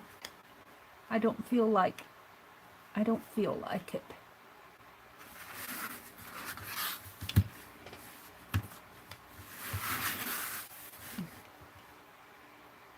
That's what I'm going to have. That's what I'm going to have. It just plays with my head.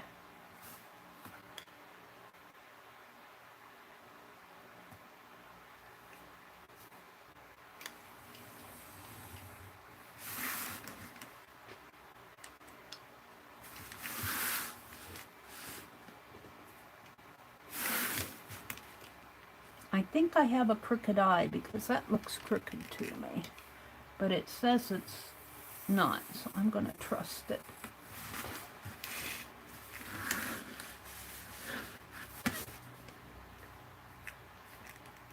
Five and a half.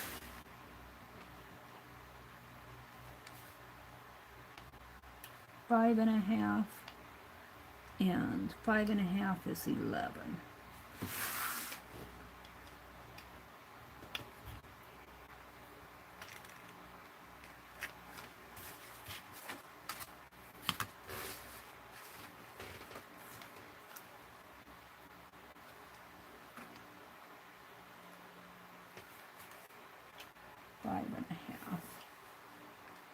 And 11.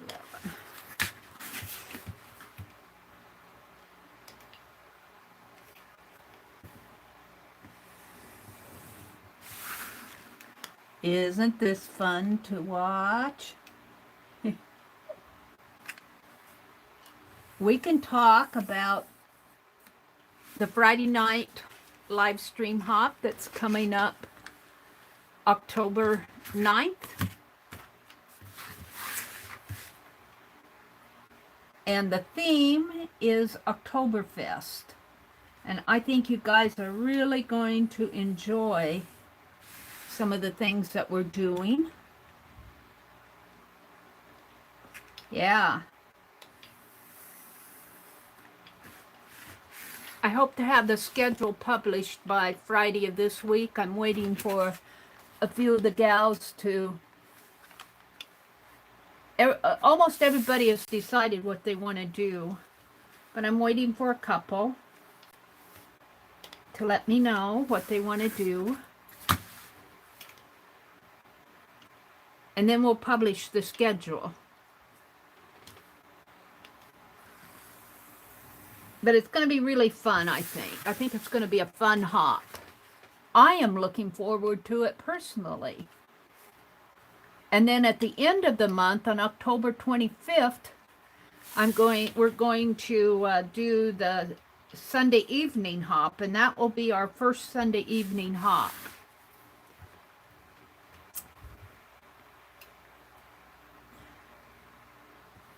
So we're still kind of getting organized there.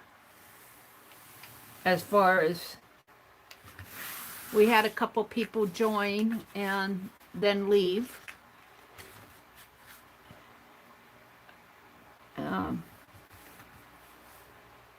They didn't understand that we were doing this just for fun, not for business.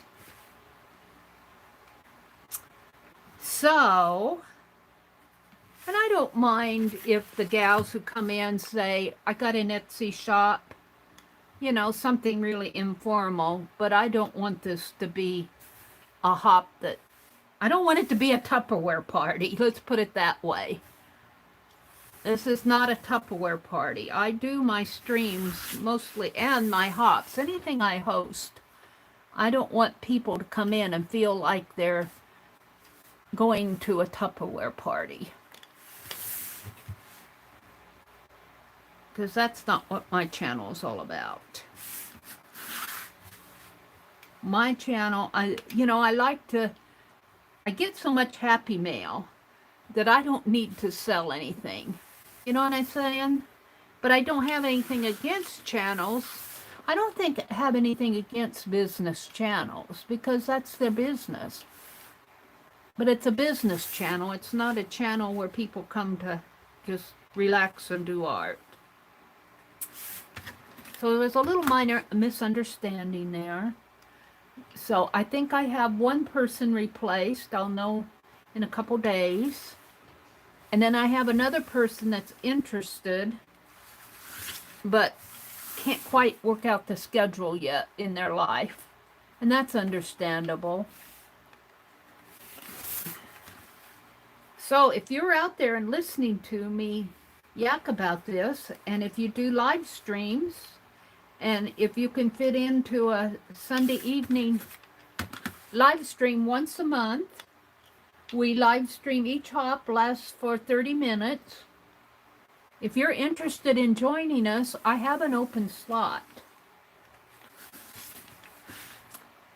I have an open slot if you're interested in joining us, and so just contact me. My email address is, and all my social media information is in the description box below.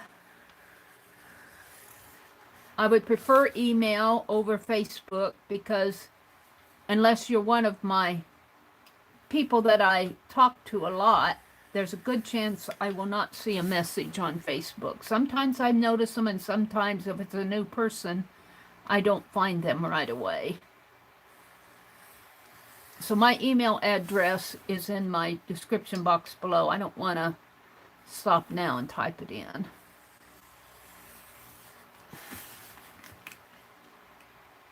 But you have to be able to live stream too. I mean, if you have to have the setup to live stream, let's put it. Oh, I got a mark on that. Well, we will paint that out. This will all be painted. It will be painted.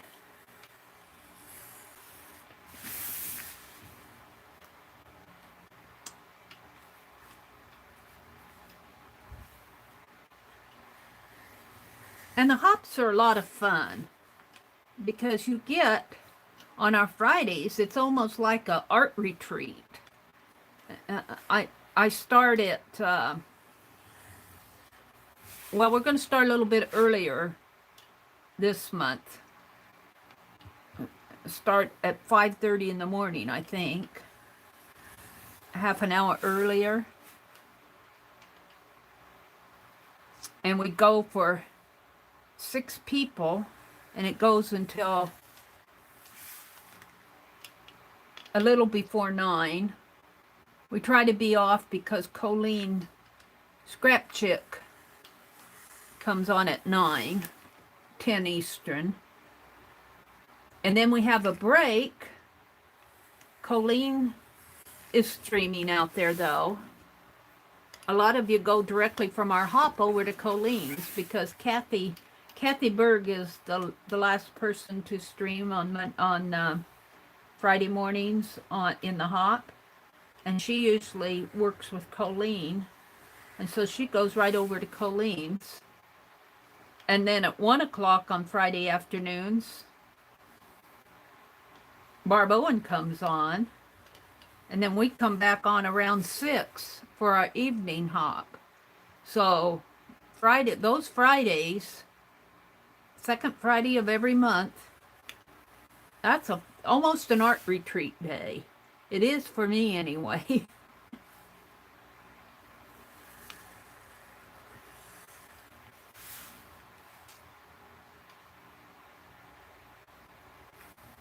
And some of the people that will be in the Friday hop, well, of course, I'll start it out. And Linda McAllister and Lucia, Laura Sullivan, I'm just mentioning the ones. If you can go to my community tab, you can see last month's schedule. Let me get out another sheet of paper. Crafting Mamas, the Jersey Crafter, Beth Schuler. Becky is going to join us, but she's going to join us after they get settled. She's in the middle of a move. So that's 4 pages. I only got 3 to go.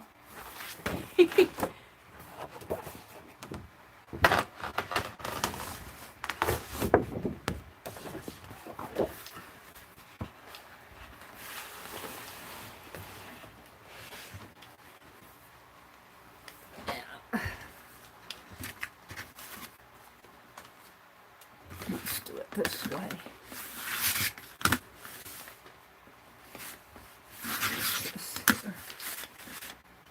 Make sure I have that. It's kind of hard to see up here because I'm stretching my neck to make sure. Let's get this one out and make sure that I'm on mark here.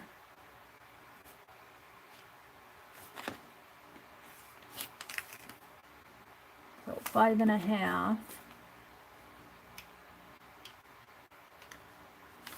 5.5, 11,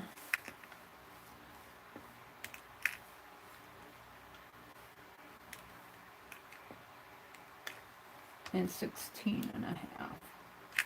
That right? 1, 2, 3, 4. Yeah. So.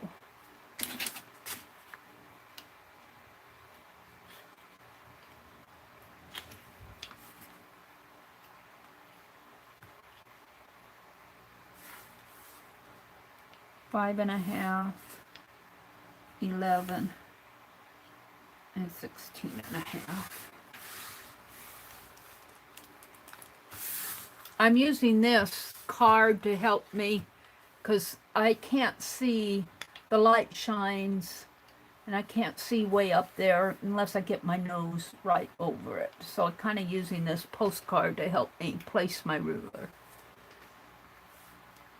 5.5, 11, and 16.5.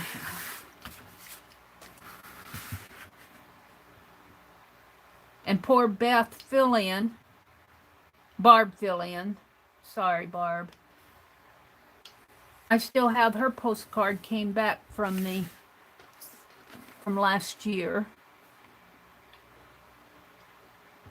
I might try to mail it again this year. I've been holding it all year. I'm just so bad. I don't know how I got so bad with Happy Mail. I should be reprimanded seriously. I have a stack of Happy Mail I need to get out. I want to send to Janet and Suze and Cheryl. I got the domino envelopes I want to send out. And I'm fighting myself not to do another giveaway.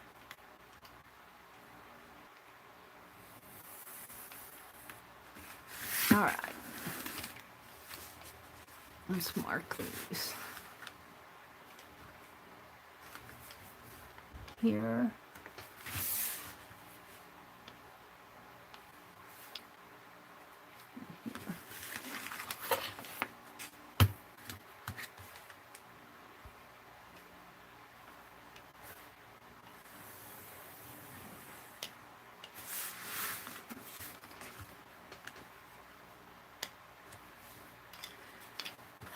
So what else is happening in my life? Not much.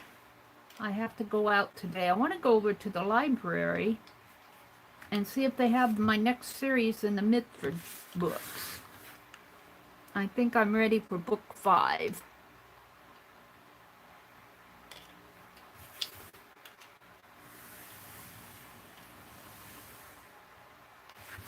I got a book that I got at a book sale, but it's not, it's way past the series, and I don't want to read them out of order.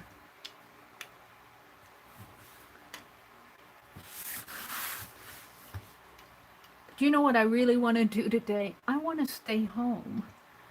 I want to stay home today. I might. I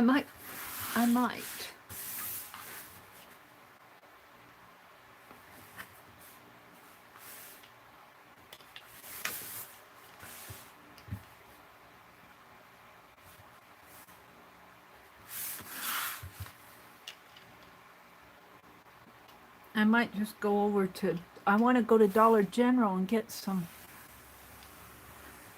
of their boxes that they flatten out.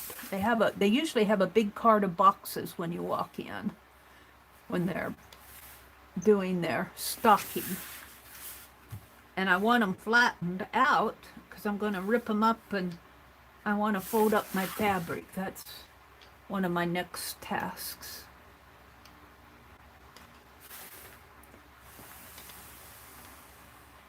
After I get done with this one, I'll come out and chat a little bit. I'm on a roll here.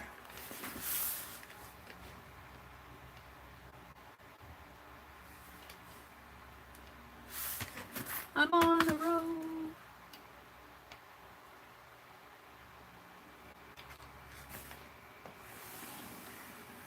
Oh! Oops. My ruler slipped. And I don't worry about stuff like that because I'm going to be painting these. All right, let's do the...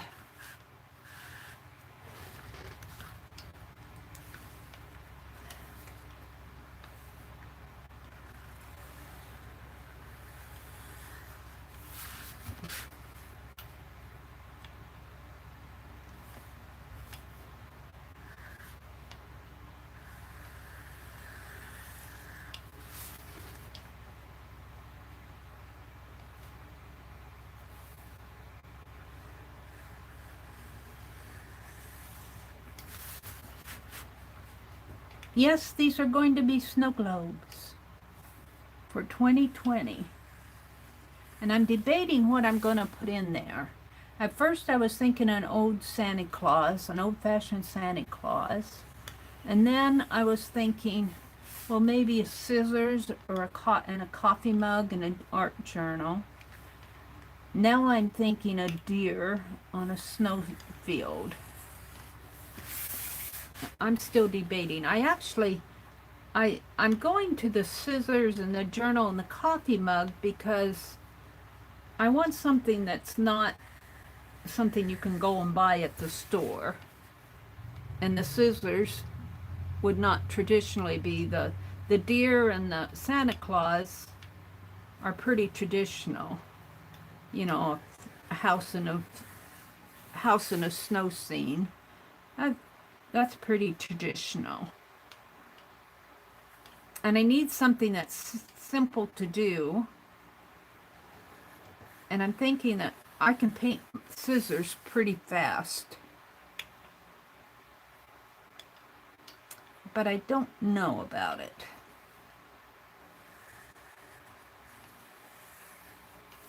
So I'm still kind of deciding what I'm going to put in them.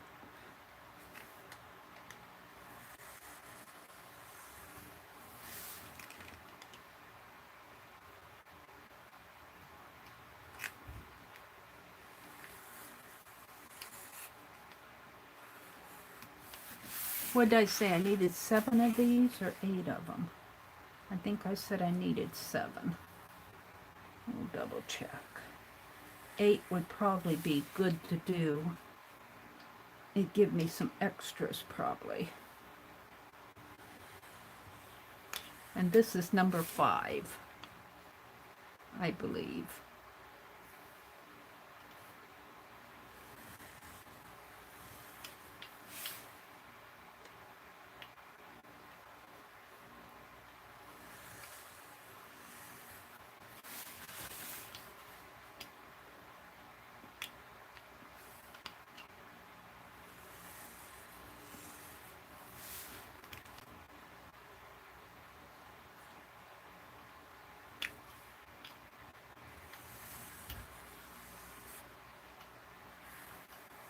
There we go.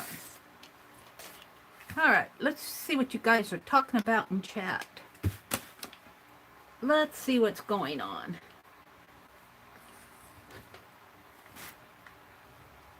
Vanessa says, or try to craft. Vanessa says, clean my house and craft or try to craft. Craft, Vanessa, craft. Anne says, a snowman holding a paintbrush. Oh, I like that idea. That's pretty simple, too. A snowman holding a paintbrush. I used to do these little needleworks. I probably still have some of the charts where I called her Little Snow, Lil apostrophe Snow, I think. And she was a baby snowman, and I did do needlework. And she would always wear a big hat. She always had a big southern hat on her, a big rimmed hat. But a snowman holding a paintbrush, that would be pretty easy to paint too. I like that idea. We might do that, Anne. I am doing postcards. These will be cut into postcards, and I'm doing snow globes, and I'm just drawing the circles in here to get my, then I'll actually draw lines that way and lines this way in a base. And then I'll put a plaque on there that says 2020. And each one of these will be cut into a postcard. And I want to send out a postcard to everybody in my address book. But in order to get, I figure I'll probably need between 125 of them. So, I think I need, and then I'm going to do, I think I said I need 7 sheets like this. And then I think I'll do 1 extra sheet just to have extras in case I need them. Hi, Shelley. Welcome, welcome. Shelley, I got your book. I got your book, Shelley, that field guide. I can't wait to get it. I fell in love with it the minute. I was actually watching the video that you put up, your introductory video. And I go, I gotta go get that one. I gotta go get it before she gets into the hop. So I ran over there before we went grocery shopping. Vanessa says, what I mean by try to craft is ever since I had my carpal tunnel syndrome, my hand has gotten worse. Oh, I'm so sorry, Vanessa. That has to be rotten. I can't put my hand in certain ways that I need for crafting and cleaning. Oh, Vanessa. I love it too. I loved it the minute I saw you open it and go, I want that one. So I got it. Rhonda says, hello there, Shelley. Shelley says she's making snow globe postcards. Vanessa, I hear you. By the time I can craft, I'm falling asleep in my chair. Barbara Chicken Pot Pie Society says, rules. My husband has a t-shirt and a sweatshirt reading Lego Rebel. Lego Rebel. Grandkids are homeschooled this year, Vanessa says. Joyce, I stay in trouble, Arlene says, but I at least attempt to not break the laws. Rules are a completely different story. She's gotten really busy, Vanessa says.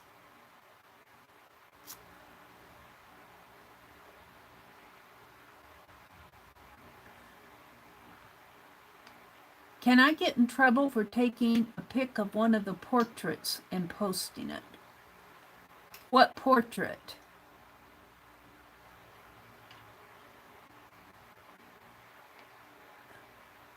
Somebody gifted me an uppercase magazine.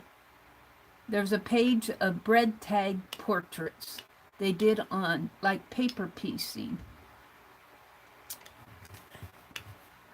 I think that you will not get in trouble for sharing something like that as long as you're not selling the art. If you're just sharing it, I wouldn't think you get in trouble for that, Arlene. It's when you violate copyright is when you start mass producing art and making money by mass producing it. I understand what you're saying though, because I was thinking that I could take one of those Somerset magazines. Let me reach for one here. What I would like to do, and what I'm kind of hesitating, let's grab this one. This is the most recent art journaling magazine. Because this is somebody else's art. This is not my art. But I know Dee Dee will take a Somerset magazine for her magazine art journals and cut them in half. She's done that before. Cut them in half and then glue the two halves together and do reverse collage in them. And she'll completely put her own touch to it. But what I would like to do to shorten these games, but I'm kind of hesitating.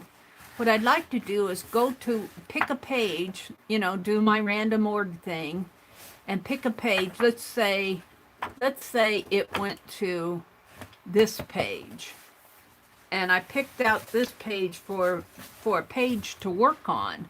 The theme would be hands, and the color would be these light greens, blues, and little red, and flesh tones. I would have to completely cover up. I could use this page, but in order for me not to show this person's art, I would have to completely cover it up. And I'm not sure I want to do that. So if I use this for my own art journaling, I still wonder if by being on YouTube, if there would be an objection to doing that. Now, when I did my pages here, I got inspired by what I looked at, and I actually showed it. And I don't think you'll get in trouble for just showing something like this and saying this is the most recent art journaling, because a lot of people do reviews, and you're not going through and reading the whole magazine, that type of thing. But when I do these pages, I'm drawing inspiration in my art game. I'm not actually copying this person's art or taking a picture of this art as, and not crediting the artist. When I do my inspiration pages, I might go to, I forget what page that went to it was the three ladies. That was out of this Somerset magazine. I went to those paintbrush ladies, and I did three ladies here, but those certainly are not the paintbrush ladies. I got inspired to put three ladies on my page. The same way with the bird on that Somerset magazine. It had that bird on there. I didn't use that bird. I used it as inspiration to draw my own bird. And so when you're doing art, I think I'll be okay doing something like this for my game and just using my magazine as inspiration. And I think you'll be okay for, just showing it like I am now. I don't think they'll come back, because you're actually doing is promoting them. But I think where you get in trouble is where you'll actually take a piece of art out of here and put it on your own piece and then claim that as your art. That's where you usually get in trouble, and then go sell it. Say you were making a card or a series of cards, and then go sell it. That's copyright violation. And I think doing something like this is in my own journal.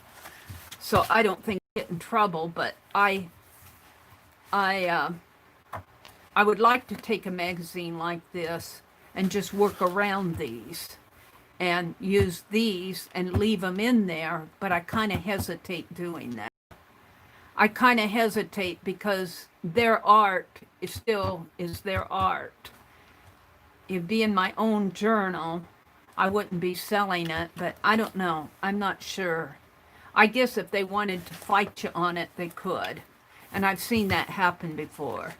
In fact, a couple years ago, I saw an article in one of these magazines. I think it was in a Somerset magazine, where somebody took a piece of art out of one of the Somerset magazines and incorporated in their own artwork and sent it back to Somerset.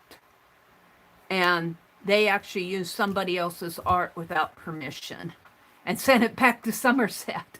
And the artist who did the original art recognized it, and it caused a little, you can't do that thing. And they warn you in here, if you're using somebody's art in their guidelines, in their submission guidelines, they tell you if you use somebody's art or credit them. I don't know where the submission sheet is here. It's usually back at the back. Call for submissions. You got me off on that. Is it here? Yeah. All artwork must be properly identified with your name and address. We require you to supply sufficient funds, blah, blah, blah. Here, Stampington and Company only accepts original artwork for publication consideration. All images must be copyright free. Any techniques featured in artwork submissions that are not the artist's own must be attributed to the proper instructor, book, artist, workshop, etc. It is the responsibility of the submitting artist to ensure that no copyright infringement has occurred and that all submitted work are their own. So say I wanted to use a piece of art that Arlene did and sent to me in Happy Mail. I would go and if I used it and I was going to use it in my piece and submit it, I would approach Arlene and tell her what I wanted to do and get her written permission. And then I would document that with my piece and say such and such of my piece was actually art done by Arlene, something like that, so that, and it's copyright free, or she's given me permission, that type of thing. Upcoming deadlines, call for submission. They give the deadlines, but they don't say what I think here is you just submit art. And then if you, and they usually publish it in their gallery here, like submissions of art, like these. So the deadlines are November 15th, February 15th, May, and August 15th. But if you want to do an article, say I wanted to do an article on how I make my Snowglobe postcards, which I probably would never do that, but say I did and I wanted to do an article, a 3-page article, and I'd have to get I'd write to them first and submit my idea, and they give you the guidelines. Article guidelines.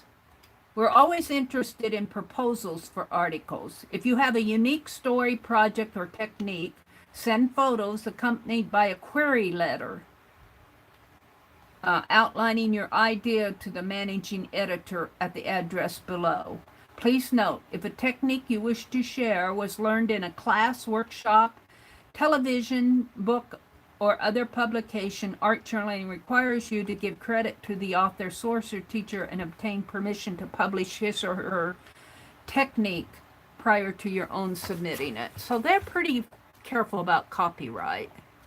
I think they might have gotten caught on a couple things that people sent in and somebody else recognized their own artwork. Got me off on a copyright thing there. But that's not legal advice. That's just my interpretation. La da dee dee dum dee dee. When I watched the video on how to use it, it looks so easy. What are we talking about?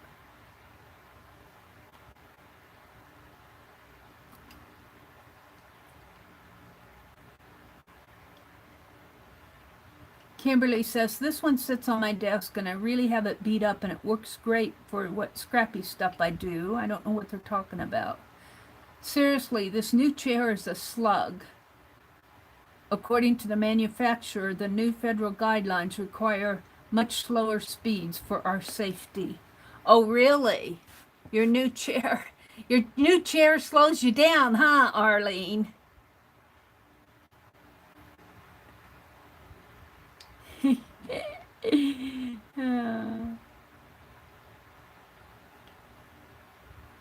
Oh, Anne says, I was in a football pool and I picked 15 out of 16 correct and lost in the total points.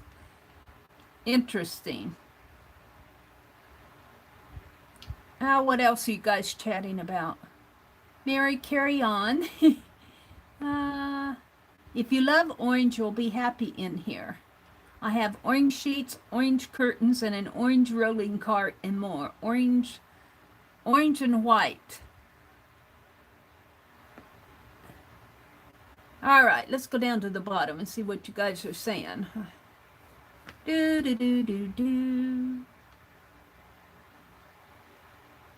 Joy says, I want all of us to draw an image of yourself for Fibsville.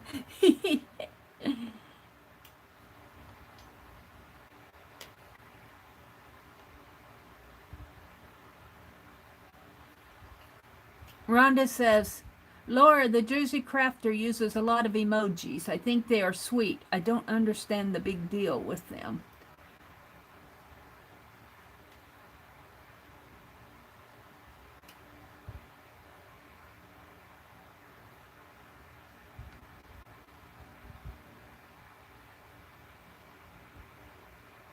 Really?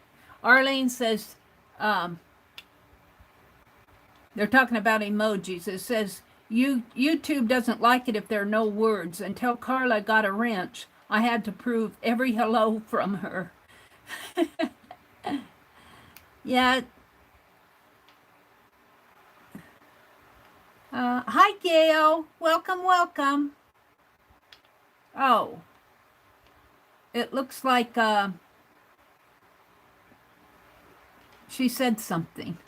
That Arlene retracted it. Well, there you go. I welcomed a troll. Oh, Mary, Mary, Mary. Is that our Gail, though? Was that our Gail?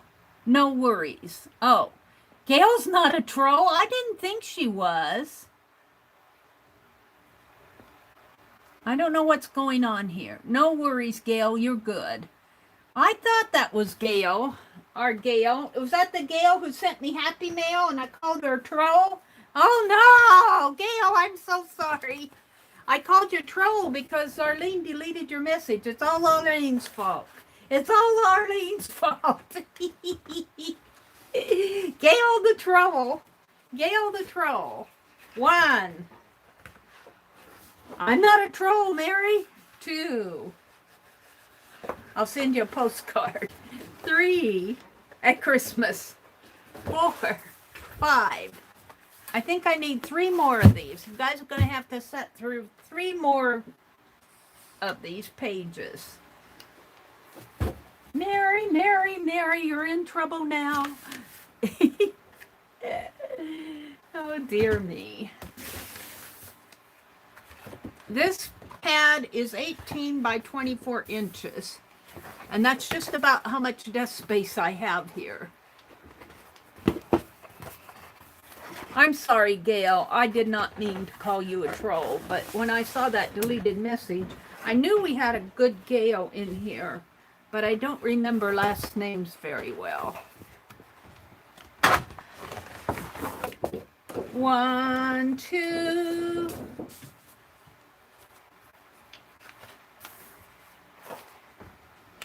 So not only does Gail have to forgive Arlene, she's got to forgive Meri too. All right. Let me adjust my chair.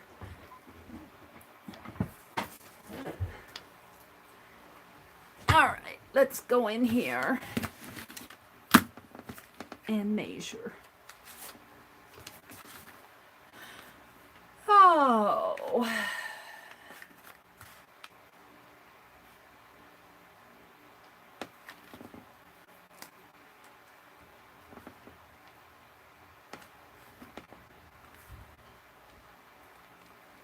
Five and a half, 11, and 16 and a half.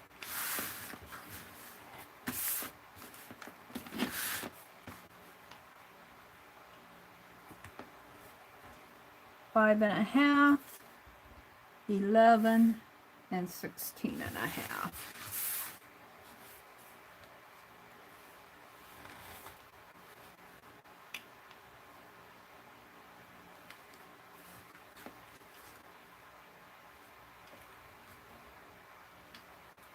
It doesn't look right to me.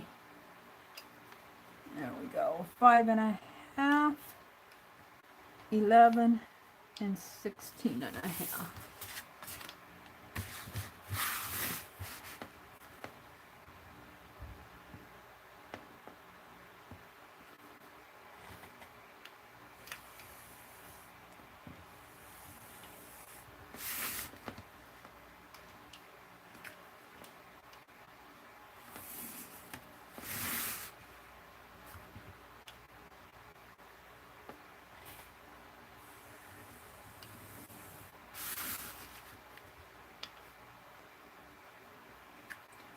I sure don't feel like going out today.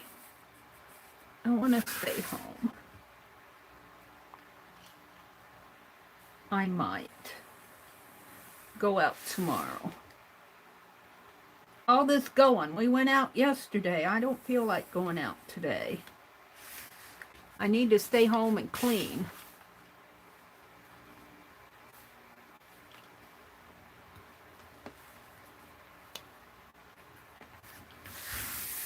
Clean up my room so I can find things in it.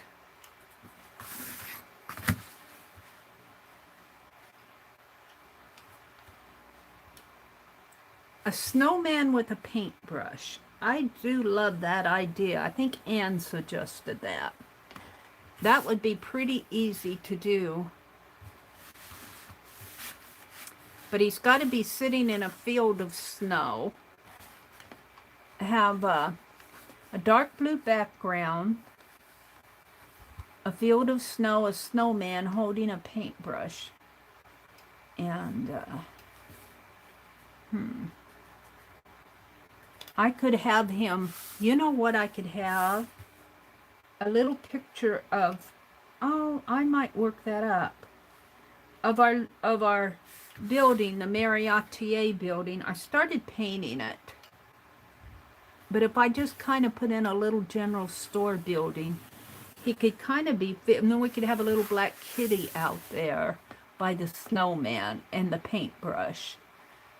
But I need to keep it simple because I need to make a lot of them. I might work on sketching that up so that it'll be a Phibbsville Meri Atelier postcard. I kind of like that idea, and that you certainly won't find that. You won't find that at Hobby Lobby or Michael's. If you do, I want to know about it. It'll be a copyright infringement. The Meri Atelier.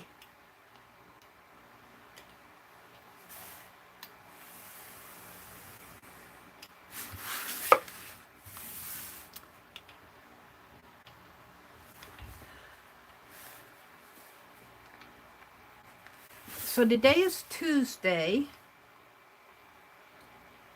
Who comes on next? I get mixed up. It's either Kathy Arbor. I think it's not Kathy Arbor. I think it's Kathy Berg comes on next at 9 o'clock, 10 Eastern. And I think Kathy Arbor, I gotta check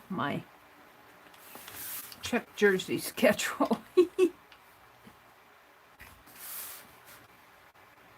Check and I noticed Lisa's been coming on earlier. I always say 7 Central, and then I go there 7 Central, and you guys are chatting away.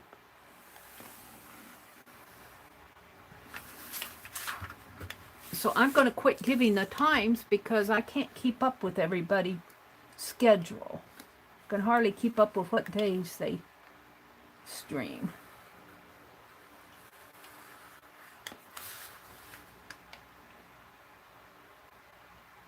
Can't even keep up with me.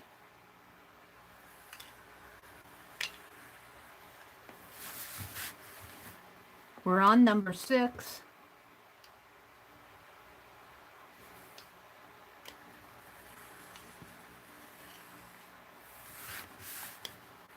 Six times 18.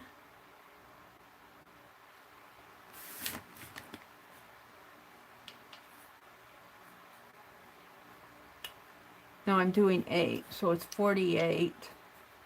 There's 144 postcard. 8 times 8 is 64.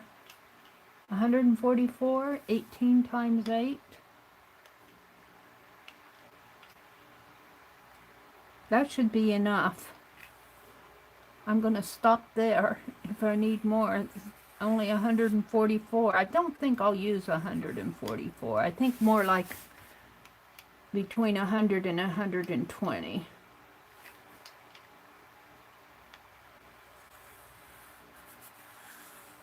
So I might, on my last page, I might have to go count my addresses.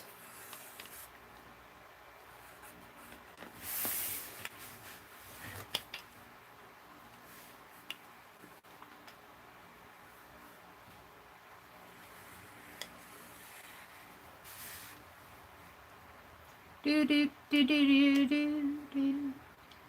If you hear any cardboard or any flipping, I got the fan on and I got a tag hanging off of my lamp and the fan is blowing the tag around and it's making little noises. I was watching Rosemary the other night. After my stream, I went over to Rosemary's. I'll do that every now and then. And every time she get up from her desk, kind of like Mary's phone stand gets too close to her desk and it jiggles the table. Well, every time Rosemary would get up to go get something, I'd hear this knocking noise. I didn't notice the table moving so much, but Carla said it did. But I'd hear this knocking noise and I couldn't figure out what it was at first. Does anybody else hear a knocking noise at Rosemary's house? And we finally figured out that every time Rosemary got up, it'd shake the desk and the table would hit against something and it'd make this knocking noise.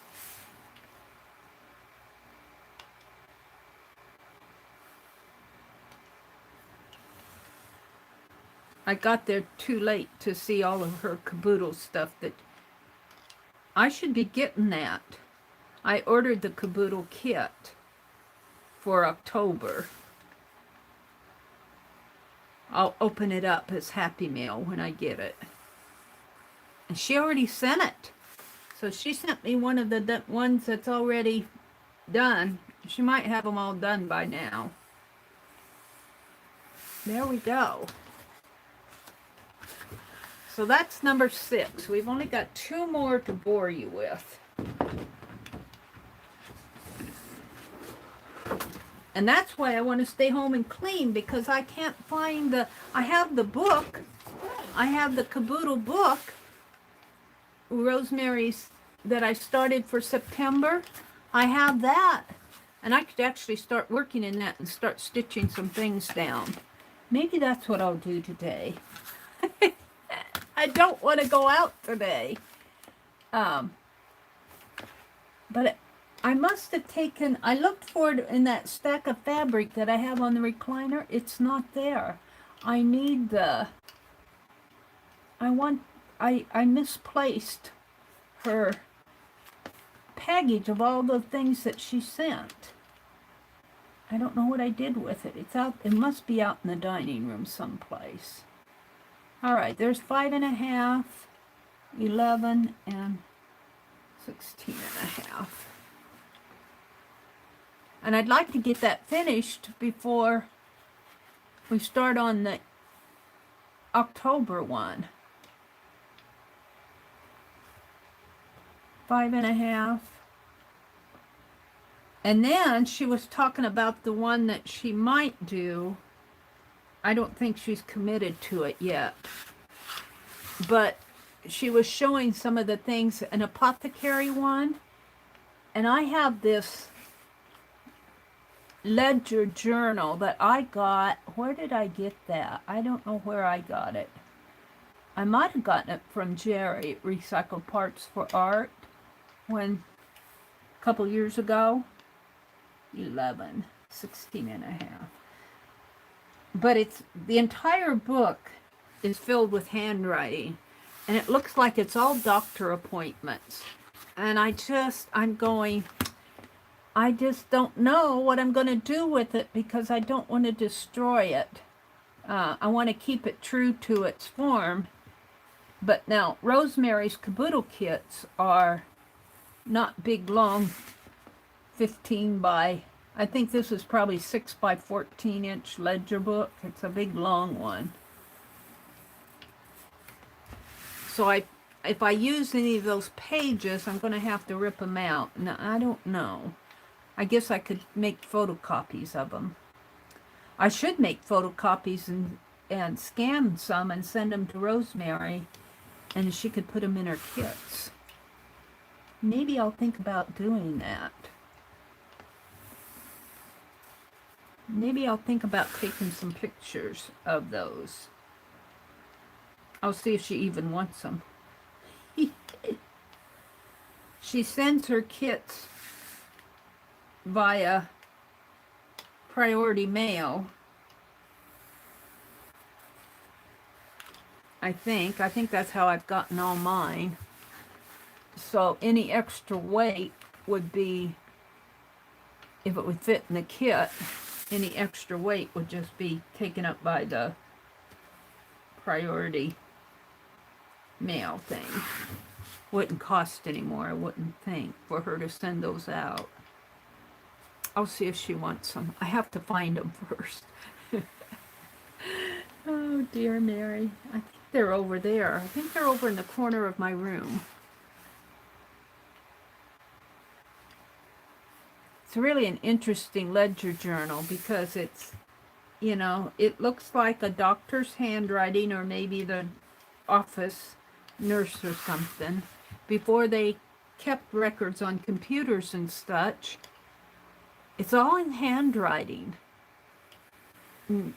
It looks like records of the appointments that he kept and the prices that he charged and a little bit about what was wrong with the person.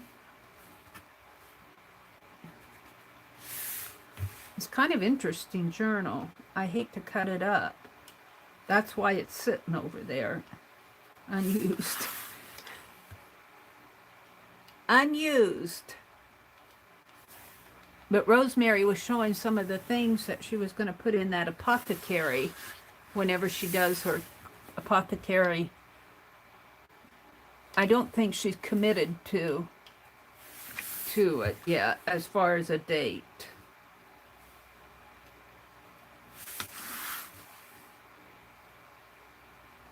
I'll have to email her and see if she wants some scans of that, because I could do some scanning. Go to the library and just send her PDF. As far as that goes, I could put them out on my Google Drive, and anybody could put them in a public folder, and anybody could get to them, and then she wouldn't have to put them in her kit. That sounds like a better idea, doesn't it?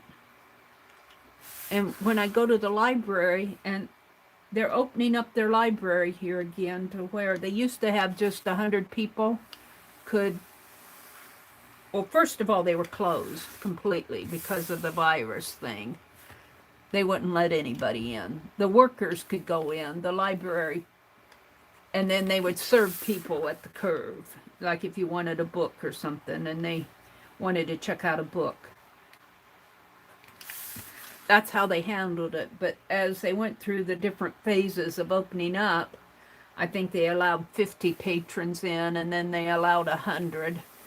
And now they've opened it up, but you still have to social distance. I think that's how it goes. But I could go in and scan some of those pages and put them out there on my drive. They're just the originals are cool. It's just a ledger book of record keeping for doctor appointments.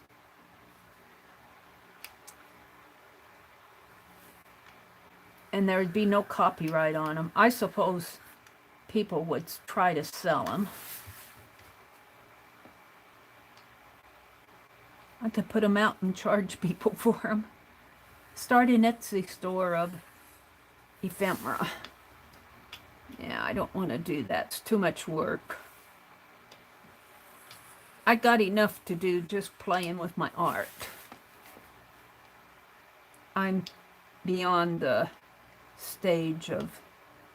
I could put a note on there. If you see these on the market, don't buy them because they're free here.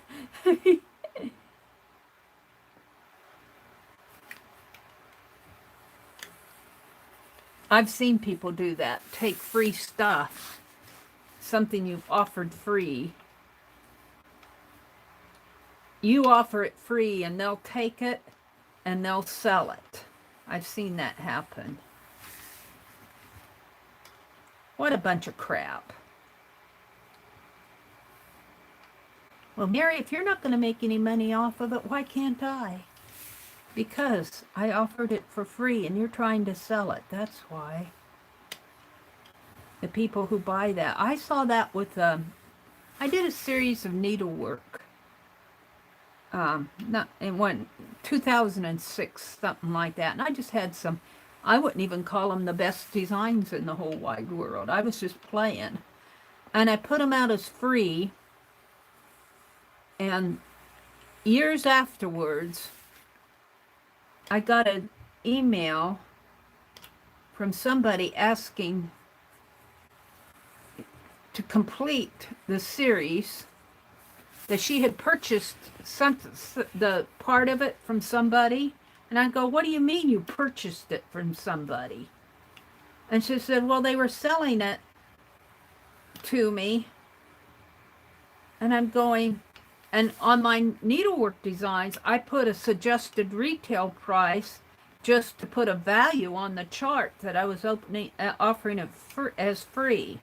So the person who copied my free chart, which was free, complimentary, but I put a notice on there, it's not to be sold or mass produced, but they ignored that, and they took the idea that I'd put suggested retail price, and they sold my free charts for the suggested retail price, which was like, I think I put $5.60 on it. It was probably about the price of those at the time.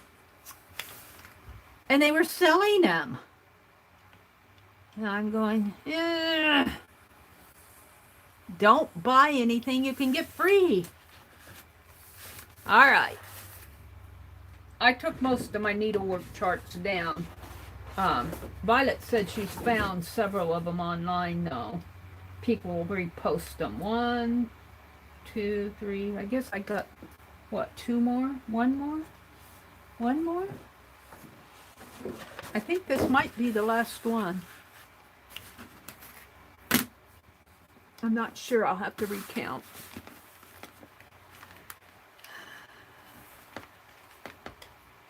So don't buy anything that you can get free. Oh dear. 5.5. 11. I don't understand people who do that stuff.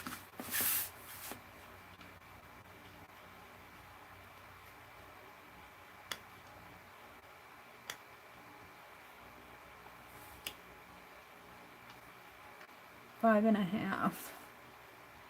11. 16.5.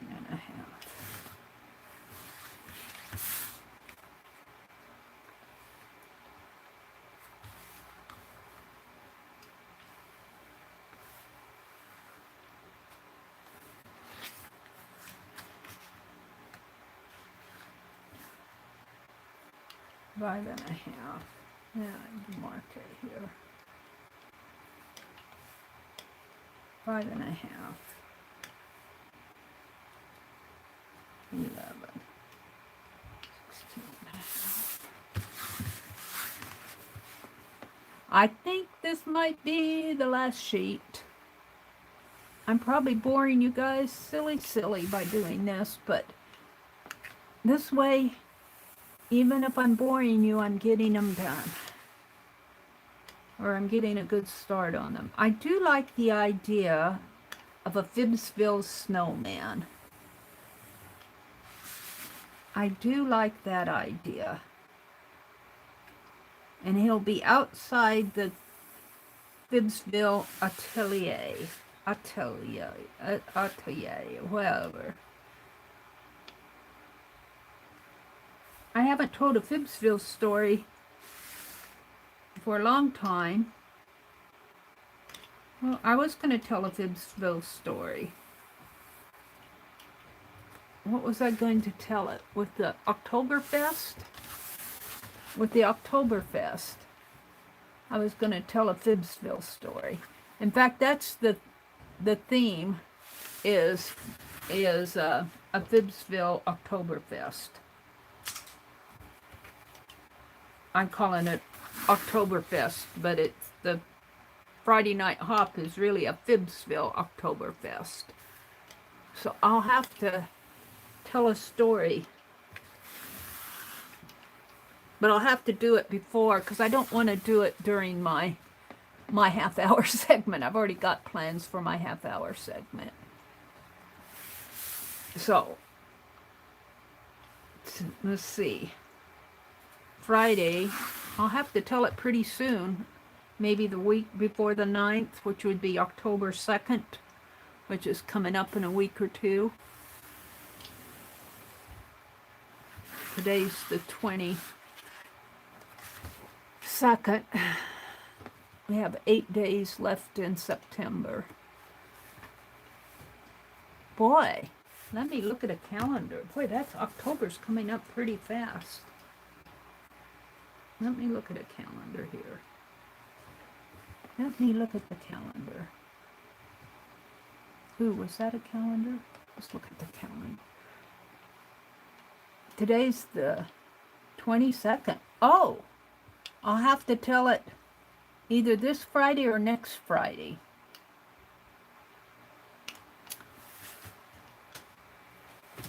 A story for Oktoberfest in Phibbsville.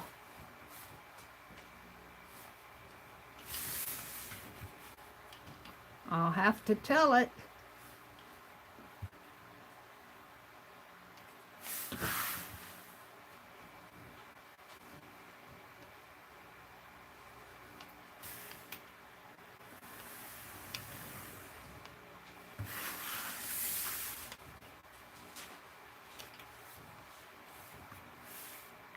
How about a ghost story? A Phibbsville ghost story. That would be fun to do, wouldn't it? I'm sitting here thinking, what am I going to say? What am I going to say? Let's do a Phibbsville ghost story. Now, Mina, I'll have to hunt up her story, or maybe she can send me.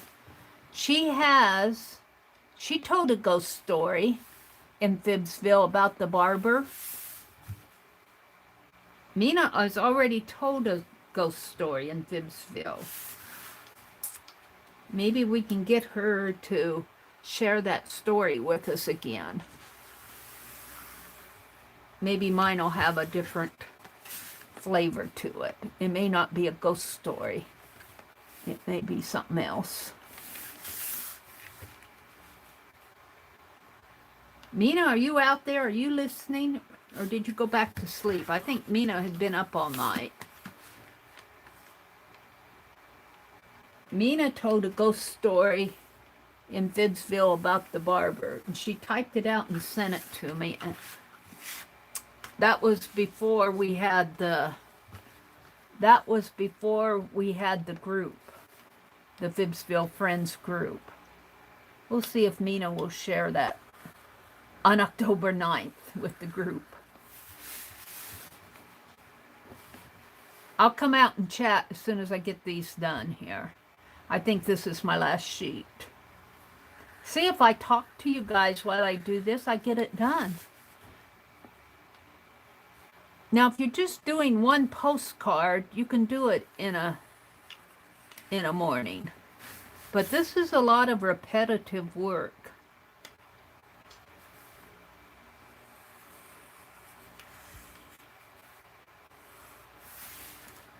We're going to have a Vibbsville Oktoberfest. Well, it doesn't have to be a ghost story for Oktoberfest. Maybe I could think of something else.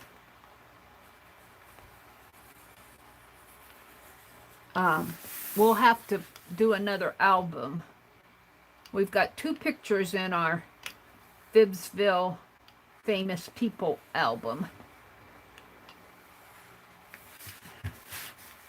We'll have to do another photograph. We could have, we could do a story of the barber. We've already talked about the barber, I think, and I'm going to have to hunt up my notes. We already talked about the barber.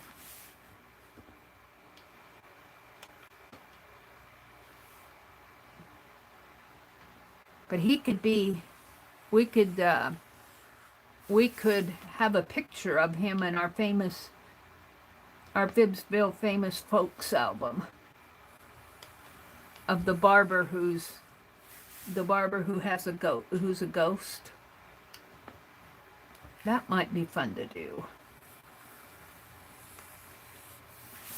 Mary's trying to think what she's going to do. What story are you going to tell, Meri? I've ruled out the ghost story because of Nina already has a ghost story. So I'm thinking Vibbsville Oktoberfest. How are we going to celebrate it? Well, we're going to have the hop.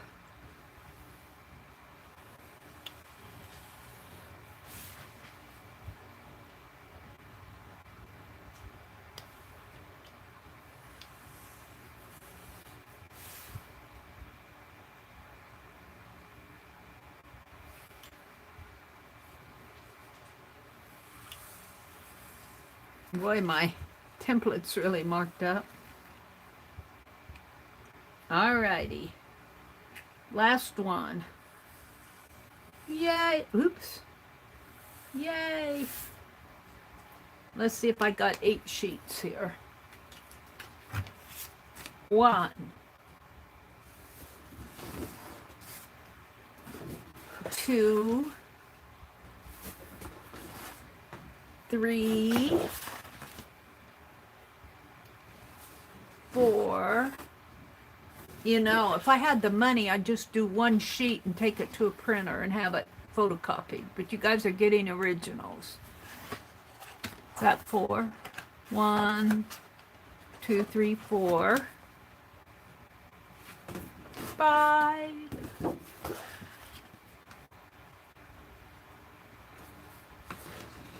6, 7, 8. All right. let's come out and chat. See what you guys are saying in chat. I'm coming out.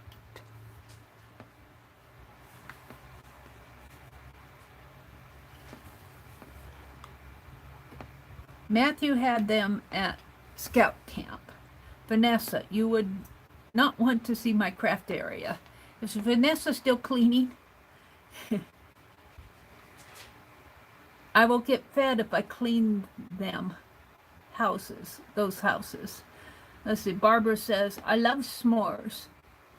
I roast marshmallows and convince a few of them it's equivalent to one s'more.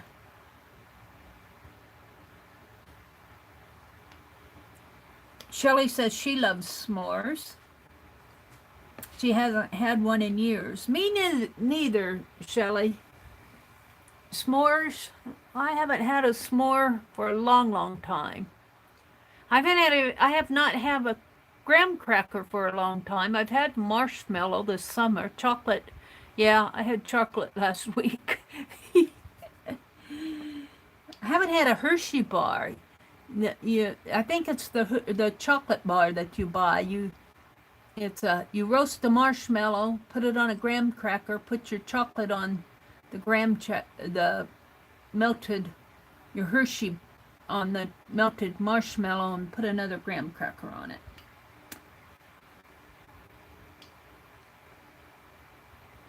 What are you talking about, Arlene? Let's see. Vanessa, want to come visit? I have some crooked pictures on the walls.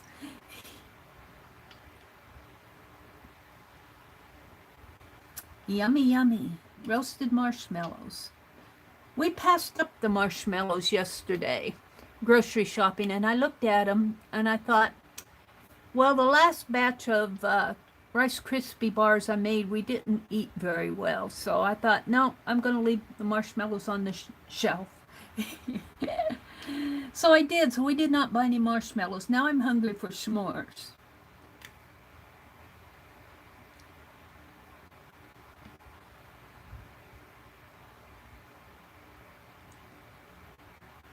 Rhonda says she loves ghost stories. The group is going to go wild, Mary. Well, I could have another ghost story. I could tell another ghost story. But, we can do that after the hop. Or we could have Mina maybe. I'll bet she still has a copy of her ghost story. I don't know if she's posted it in Fidsville or not. She typed it out and sent it to me. I have it with my Fidsville stuff that I need to dig out. Cheryl, hi Cheryl. She said she hasn't had coffee yet at 7:18 my time, 15 minutes ago. You better go get yourself some coffee. I didn't, what did I do with my tea? I brought tea in this morning. Here it is. I brought iced tea in.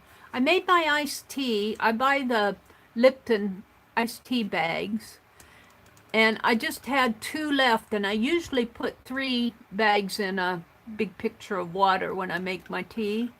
So I threw in some Celestial Seasoning Raspberry Zinger tea in with that Lipton iced tea bags. And boy, that's good. I've been enjoying my iced tea. So I have kind of a raspberry flavored iced tea this morning. I don't have coffee. Arlene says, I got annoyed when I sent a big Happy Mail to a lady that said she needed craft supplies. Then I saw her selling what I sent her. Oh, see? That just... Maybe she needed the money, Arlene. Maybe she made more money off of your art supplies than her own. Your art. You should have sent her your original art. Well, copies of... No, forget that. Don't send her any more. Barbara says a $35 US kit is about $47 over in the UK. Yeah.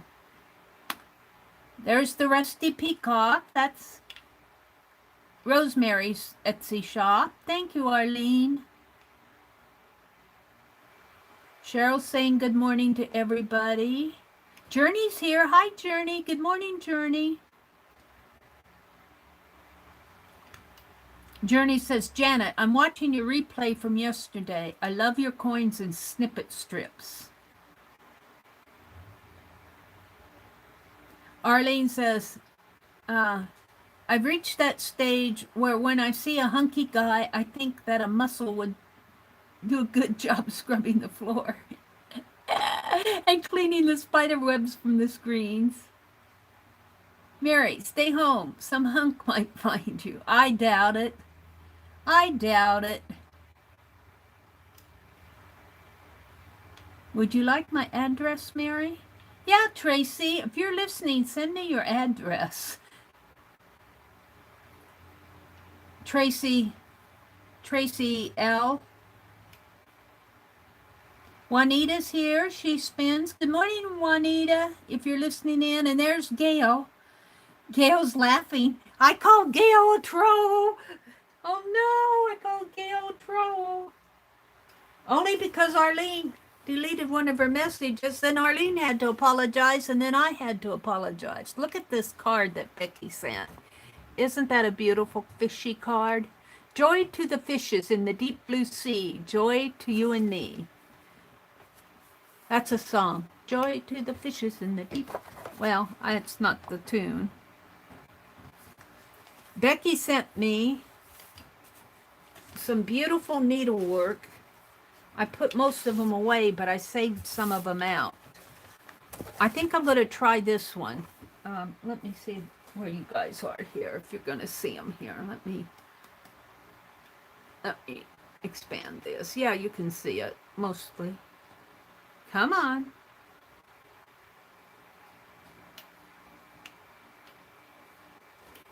Victorian Christmas. I might get this one done because this is a red work. It's all done in red on white. I'll have to see if I've got a large enough piece of fabric. It is, it's 14 count Aida. Does it give the stitch count? Or do you have to count? I don't see where it gives this. Oh, maybe it's over here. No. That gives her address and her copyright. Oh, here. DMC. I can get that pretty easy. Red.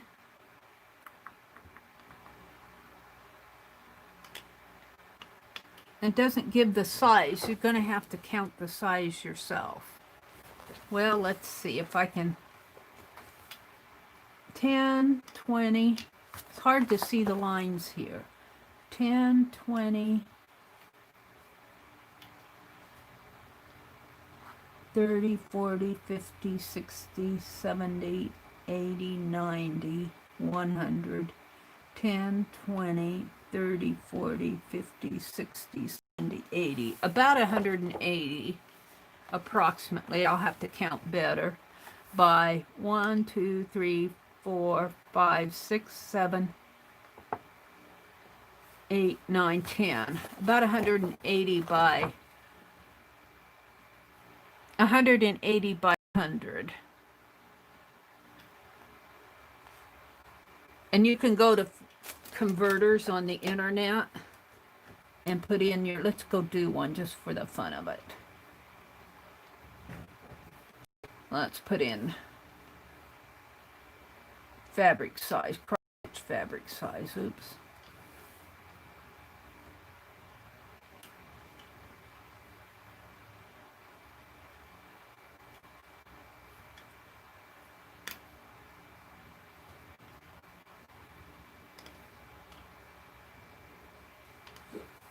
Let's see if I can find it that way.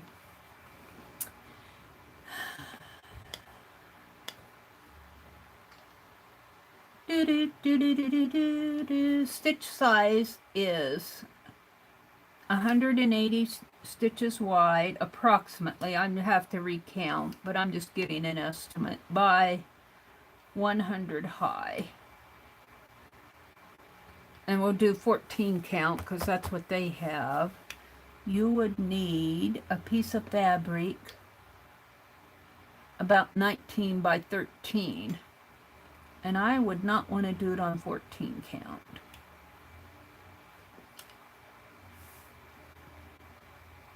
Let's go back.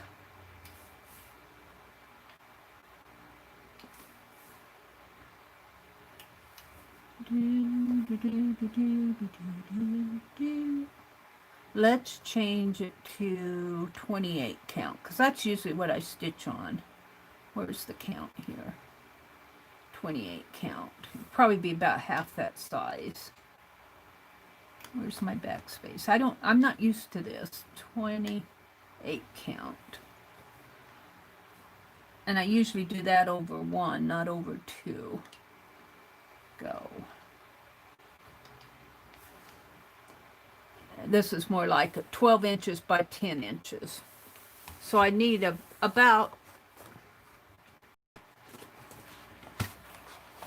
12 inches would be about to there. By 10 inches is probably about like that. And that's, see, I would want it even smaller. I would want it even smaller than that because I would probably want to fit it, I'd probably want it this size. I wish I could say I want to put my design in a 9.5 by 8. I'd probably have to go to 32 count. Let's go to 32 count over 1. Ooh, that's getting awfully small. That's getting awfully small. Have to have triple magnifier here. Let's put in 32 count and see what the size is.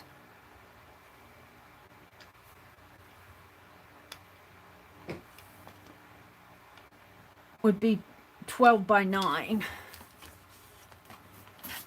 Probably have to go to 36 count because I want it, I don't want it 12. 12 would be out to here, from here to here. And I want to fit it in my journal at 32 count. 36 count would, there is 36 count fabric, but boy, I'll tell you, that's hard on old eyes. I guess I could shorten, take off one of these houses, or just shorten it, make it two doors here, and shorten this, convert it, take away, let's see, take away 20 stitches there, no, 10 there, 10 there, and 10 there would be 20 stitches, so make it, instead of 180, make it 160, and this is 10. I don't think I had a problem with the height, so let's make it 160. Here I am boring you guys with figuring out my fabric here. Oh, fabric count. Let's go back to 28 count. 28 count, and instead of 180, let's make it 160.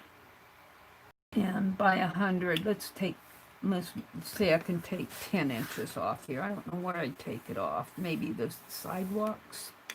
Let's take 10 just for the fun of it. By 90, 160 by 90 at 28 count. Yeah, that would, well, no, it's still 12 inches. 12 inches wide. I need to get rid of that width, so I need to make it, let's take it down to 140. Let's take it down to 150.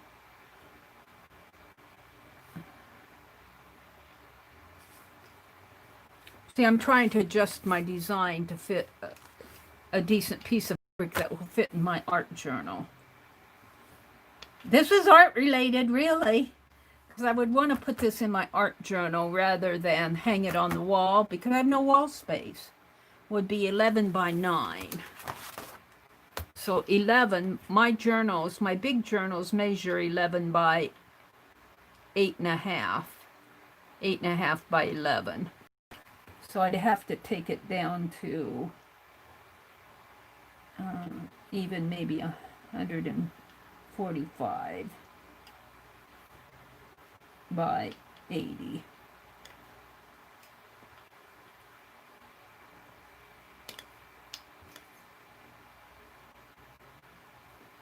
And that's not leaving any border. All right.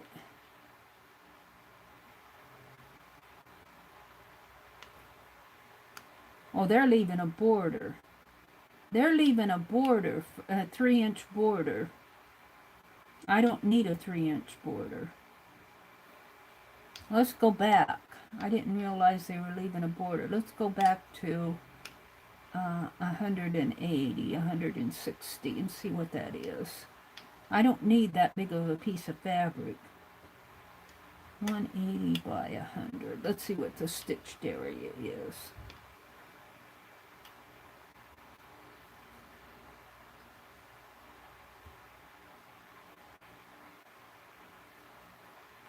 I'm boring you. The stitched area would be 6.5 by 3.5.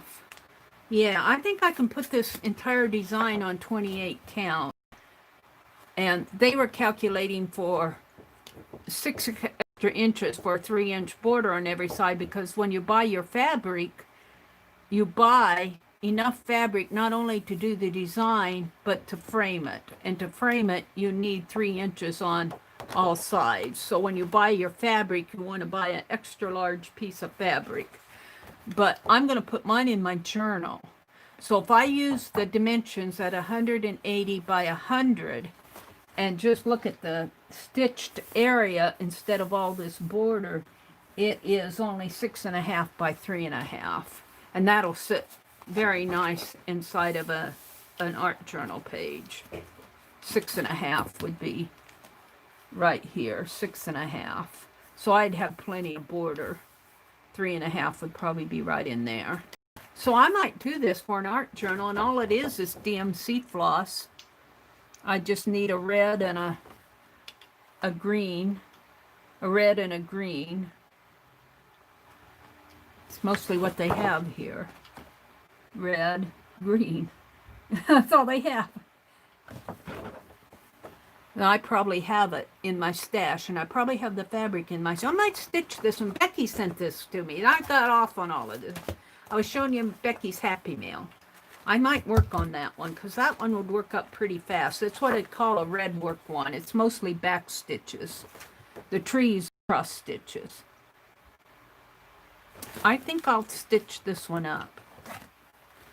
And then she sent this one, which has the threads here. And this was just some extra floss. I'm not sure what that went to. But this floss goes to this sampler, which is the Emily Sewell sampler in 1874. And this is wool.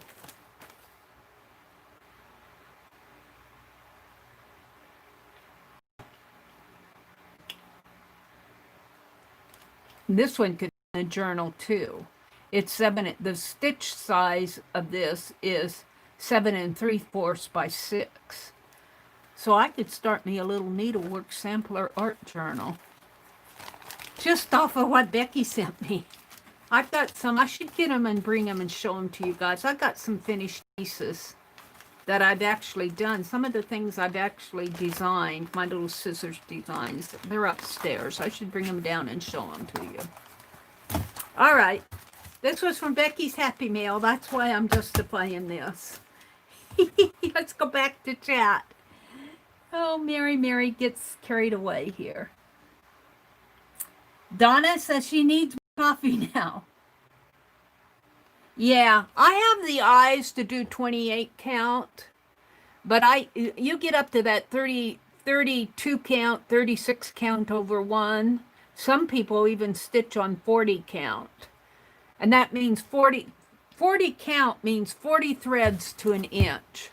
So between here and here, there are 40 threads. And if they stitch that over one, that's you need eagle eyes. 28 count means 28 threads between there and there. And I can stitch on that pretty easy over one. I can, over two is even easier. So, here is my, there's a mystery, linen and threads. I think it's linen and threads out here on the internet. And I'm just doing a motif. But I think this is 16 count fabric. I counted the number of threads. I took an inch, I measured off an inch here, and I counted the threads, and I think I counted 16 threads.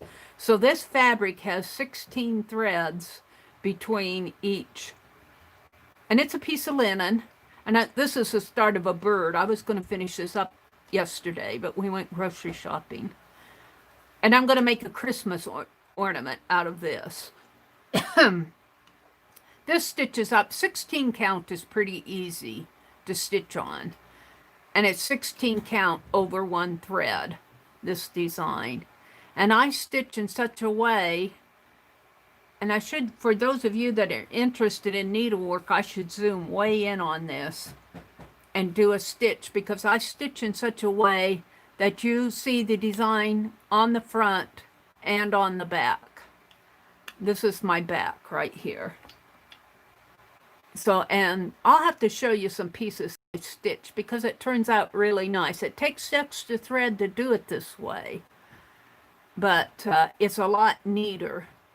I learned to do that from, I went to a couple needlework, took some needlework classes, and I learned how to do that from, I think it was, I can't remember her name now. It wasn't the, there's a designer called Heart and Hands, but it's not her, it's Sparrow. I can't remember her name now. It's got Sparrow in it. So, but I usually stitch on 16 to 28 count fabric. This is really easy to stitch on. And then I'm doing my little Prairie Schooler sampler. So that's needlework. And that's why Becky saw me showing those, and she said she had some extra designs, and Becky sent me, she really surprised me with these, because these are nice patterns.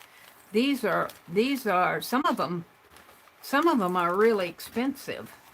You know, I did not expect her to send me these type of, this one costs $12. Probably because I had some of the threads. I don't know if the threads went to that one. These are expensive. By the time you add up all of these, well, this one costs $7. So let's just say this one, this is another historic sampler. This cost, well, it's in a $5 bag, but I'll bet you that didn't cost her $5. That's needle. I'm not sure. That looks, well, no, because she got the threads with that. I think this one probably would cost her around $12. This one would cost her back then around $3 or $4. And these are expensive ones. I don't see a price on it, but these go for, these are pretty expensive. But let's just say this is 12, and let's count that one as 12. That's $24 there. Let's count this as 3. That's 27. I'm going to count that as 7. That's 30 what? 34 and another 7. There's $41 worth of patterns right there. And she sent me a whole stack of them. These are just the ones I pulled out that I thought I'd work on. So thank you, Becky. Thank you so much. And then she did this beautiful card. I love it. Aunt Beth, thank you so much for these.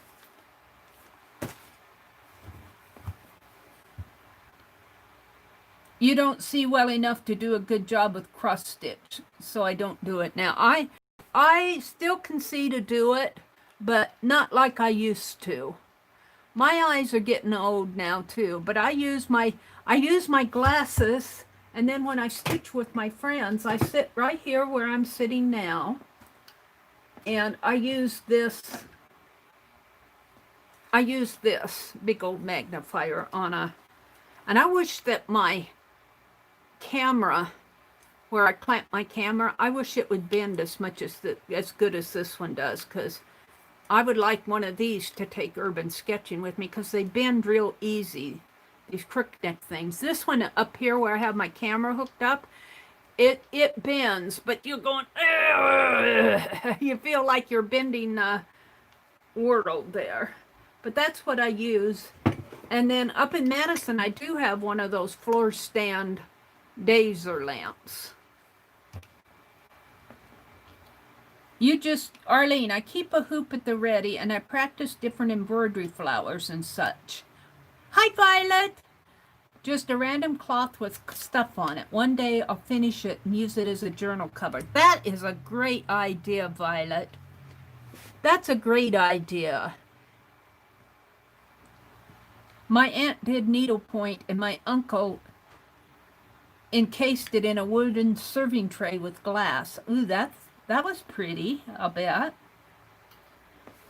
When I was still working, and I couldn't do it now because I certainly couldn't afford it, but I would, and they were not expensive, but well, it depended on where you got them. But I had a whole wall of vintage needlework samplers, a whole wall of them in my apartment. And I got them at various places when I went out. Some I got at thrift stores, some I got at antique stores. I would not pay hundreds of dollars for one. I got a couple of expensive samplers, but these I just picked up. Now you can hardly find them. I did find a piece that was cross-stitched in 1986, which is getting 96, 2006. It's getting up there, close to being called vintage. And it's stitched on Aida. And then I have a piece that I found at a garage sale here that it's of an eagle. And I think it's of a design that, because Dee Dee Willingham used to design cross-stitch. She worked for one of the needlework companies. And she did it all by hand. So it wasn't computerized when she did it. And in fact, this one that I was showing you, this Victorian one, let's go back to it here. This one is designed by hand. Well, it looks like the lines might be, but all of the lines are straight lines, but all of the little stitch marks on here are hand drawn, and it's even handwritten there. And this was published in 1988. So they had not had real sophisticated design software yet. They're probably around maybe the late 90s. They started having computerized software where you could design your stuff. Now it's probably out there, several different packages, but I have not found a good one for mobile yet, to design stuff on a mobile phone. There might be. I haven't looked for a while. I haven't looked for a couple years. They might have, found an app to design needlework. There are some out there, but they're clunky. They're clunky and they're hard to work with.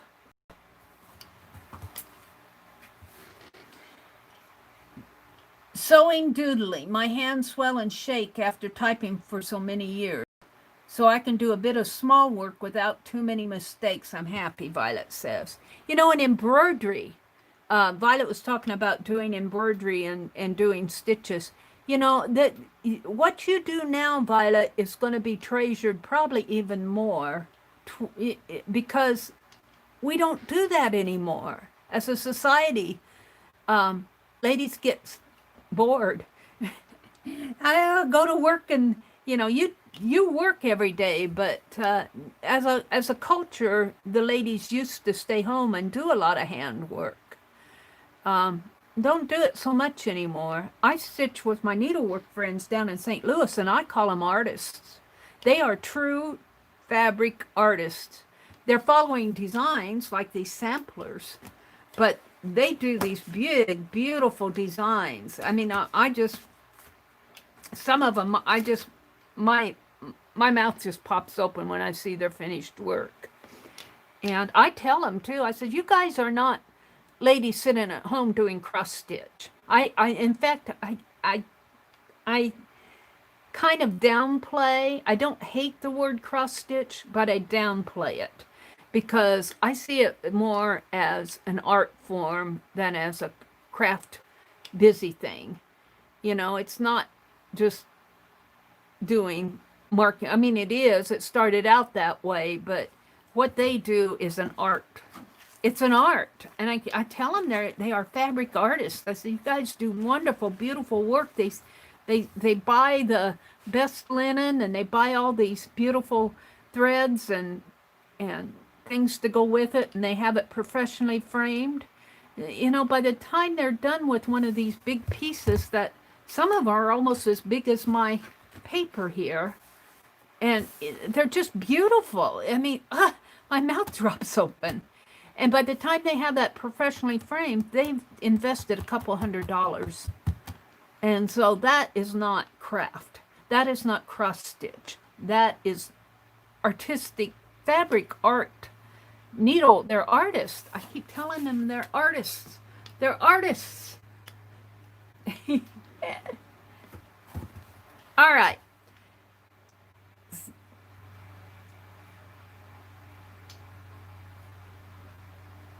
Yeah, Violet, my left hand, and I don't know if you guys notice it, but sometimes when I'm arting and I want to hold on to a piece, now I'm not having the problem with it so much today, but my left hand will shake. And really, I'm right-handed, and you would think that it would be my right hand shaking more than my left hand. But I notice sometimes when I'm holding a little piece like this, and I'm wanting to edge it, I'm not having the problem with it today. I'm pretty steady today. But sometimes my hands are just real unsteady, and my left hand will shake a lot. I guess it's old age. Beginning of Parkinson's, I guess. Let's get these off my table and move on. I got a few minutes that I can do some actual art. It's 8 o'clock. Let's paint the back of these so I can get these and document them and send them off to Becky. To Beth. 1, 2. I'm going to send one to Becky, but this is for the needlework swap. And let me zoom in. Let me make sure that my phone is all charged up too. Let me check here. Yeah.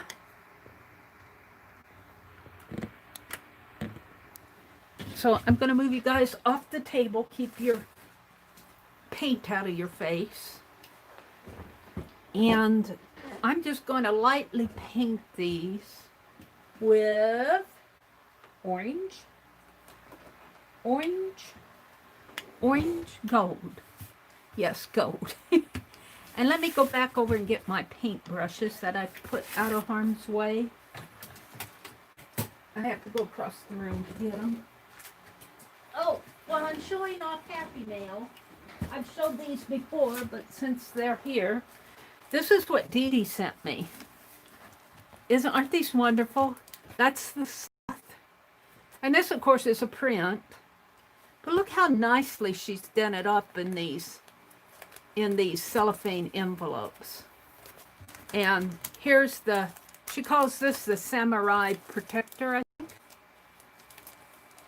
Isn't that wonderful?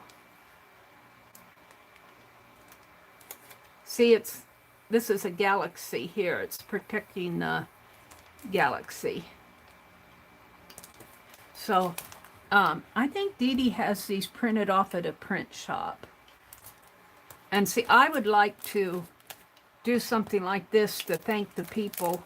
And right now, all I have are little hummingbird photos. But I would love to do something like Dee Dee does to thank the people who support my channel. I'm working on it. I have to find a good Walgreens will not even do matte print photos anymore. Won't even do matte photos anymore. They have to buy glossy ones, and I'm unhappy. I wanted matte ones. So, I don't know if Walgreens still process photos. Do they still, Walmart? I don't even know if they have a photo. They used to have a photo lab. I don't know if they still do or not. All right. Whoops. Look, I have her address there. I'm so sorry. Dee Dee will probably reprimand me. All right. I want to go in here and paint out these.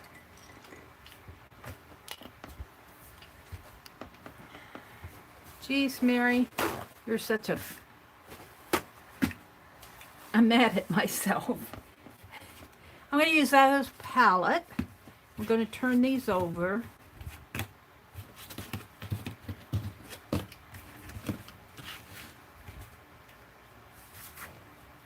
This is my palette.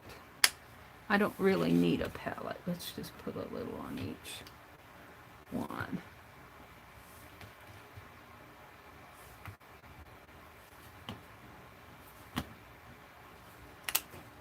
And I don't know.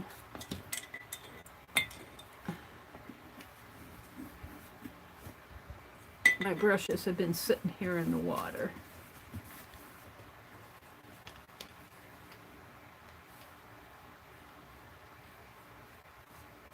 I just want a light wash on the back.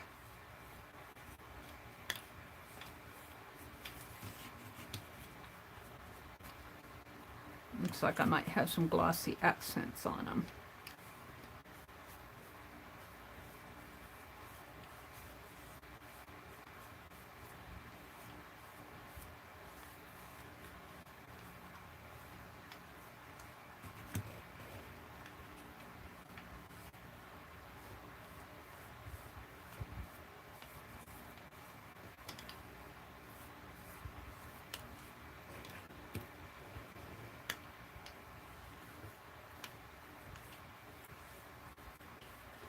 I guess I might, well, I guess I don't want to say anything.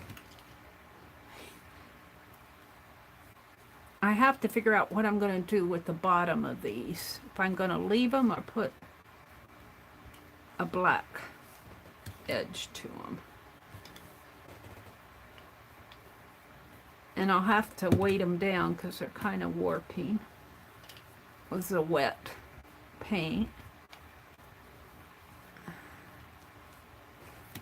I guess I didn't need that for my palette after all.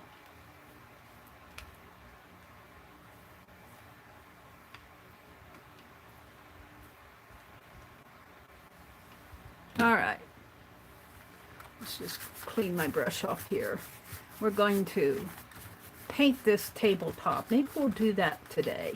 Maybe I'll work on some designs for my snow globe with the snowman holding a paintbrush. I kind of like that idea. All right. In front of the Fibbsville store building.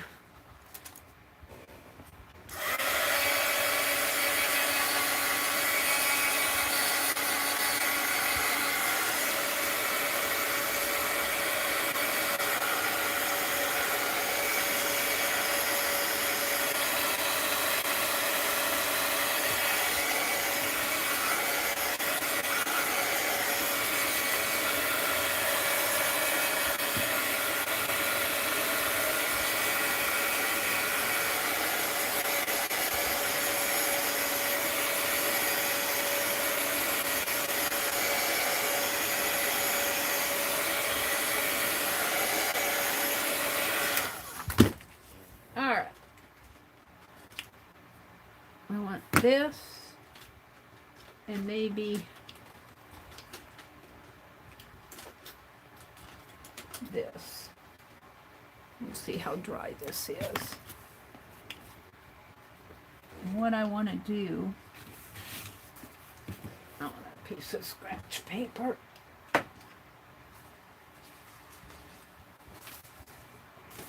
What did I paint here? Gears. This is good enough. I want to put a black outline on the bottom here, I think. Just kind of round it out a little. Let's do black around here too.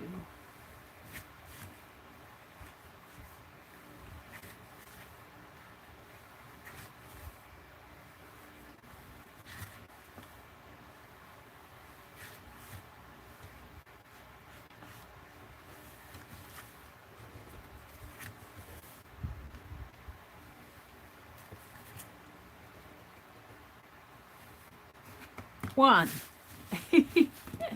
One.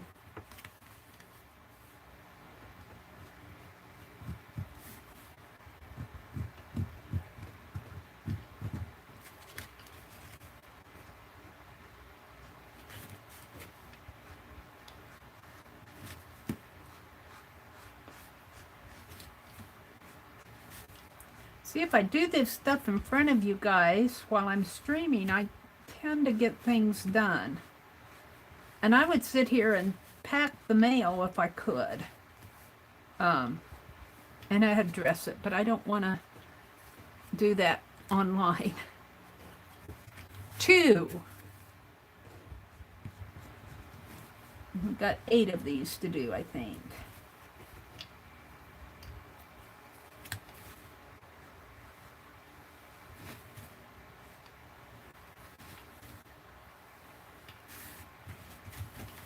This one has a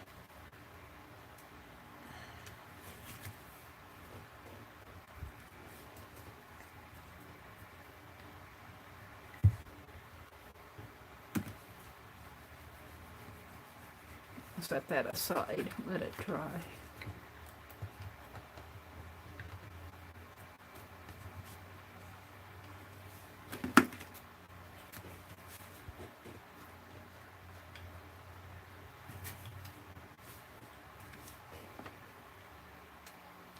A Vibbsville ghost story. Really doesn't need to be a ghost story. It needs to be an Oktoberfest story. Like I said, Nina already told us a ghost story. I'm going to see if she can't put it out there on Vibbsville Friends. If she hasn't already. She might have already done that.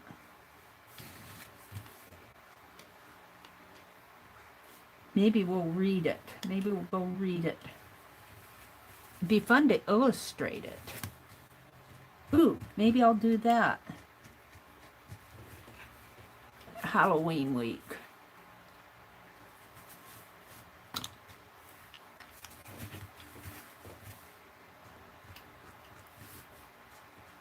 We need an Oktoberfest. A Vibbsville Oktoberfest story.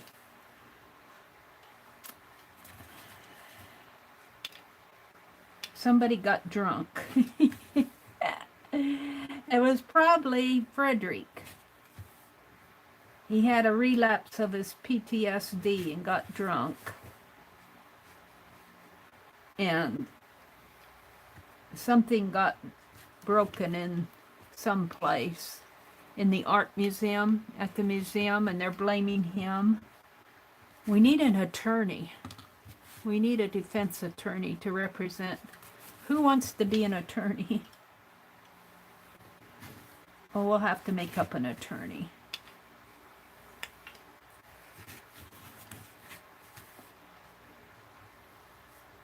And Officer Orville didn't want to put him in jail. He's already on probation from giving Janet a black eye a couple years ago. Oh, that's good.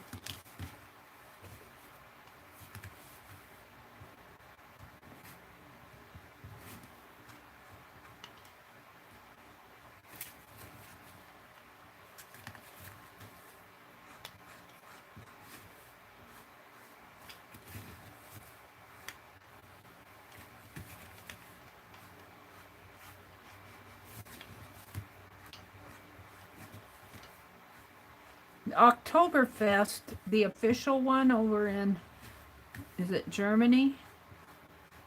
I think it's in Munich, Germany, the official Oktoberfest, the real one, got canceled this year.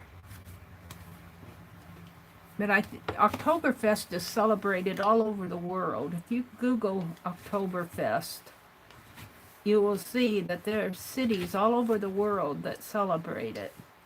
Some are still having their celebrations and some are canceling. But it's interesting because it was interesting reading about the history. And there were several times in history where they had to cancel Oktoberfest. One of them being World War II. Let's see, let's put ATC coin.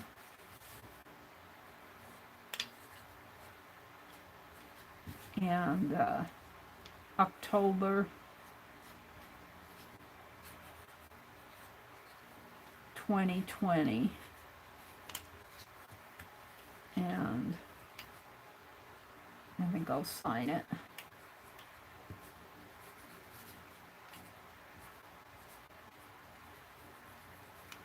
Yeah, I think that's good enough.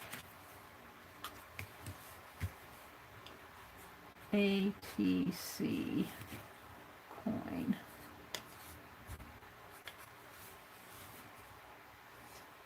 October 2020. And these will be ready to send to Beth.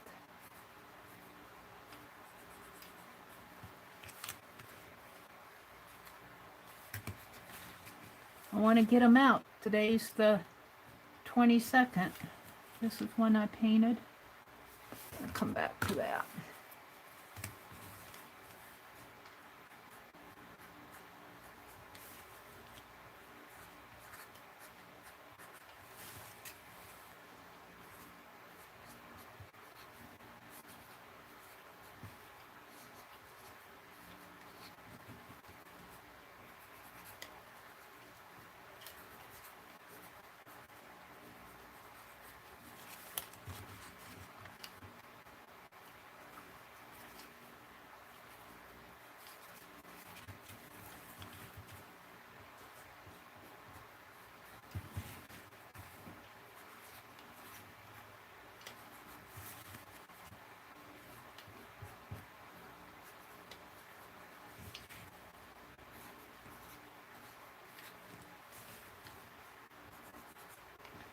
Oh, Janet sent me a recipe, Janet Baum, for apple zucchini bread.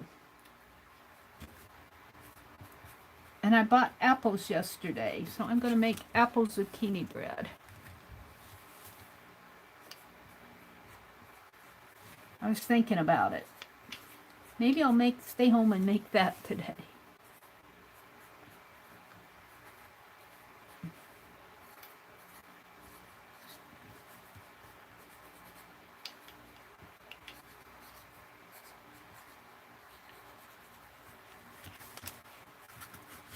Two more.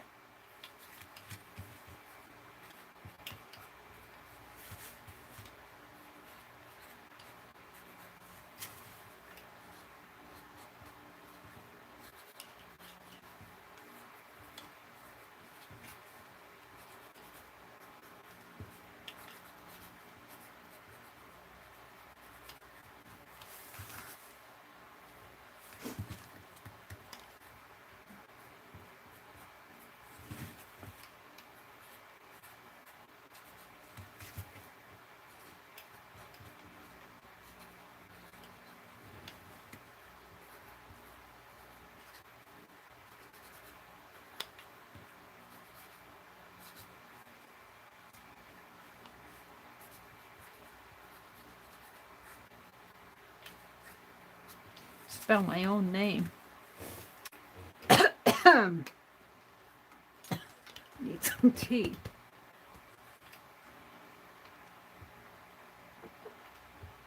Okay. So, one of these And I know which one it is because I put the pumpkin on the other side. It's this one. That one stays home. 5 of those go to Beth and 1 goes to Becky. So, what time is it? Let's see if I have time to paint an envelope for Beth. What time is it? It's 8:18. I've got a good half hour. Let's paint an envelope for her. It'll be a small. I don't want a big one. The bottom shelf, Meri, maybe? The bottom shelf, maybe? Here's one. A 6 by 9, so I put them way down below.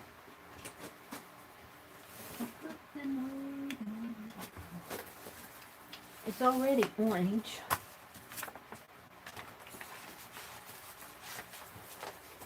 Yellow, not orange.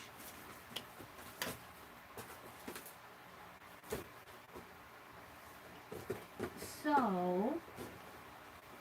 I can't see anything. Where did they go?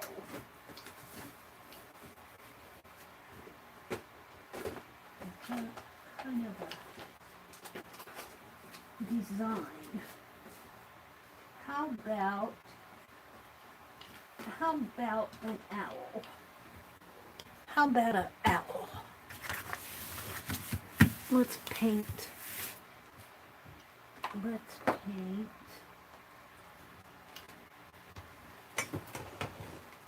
Uh-oh.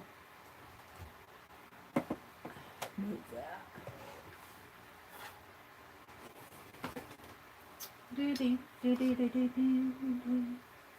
Georgia clay.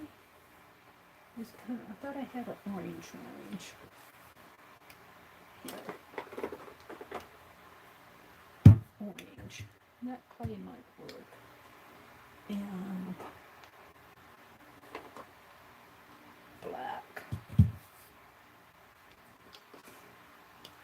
Yellow. White. I need my white.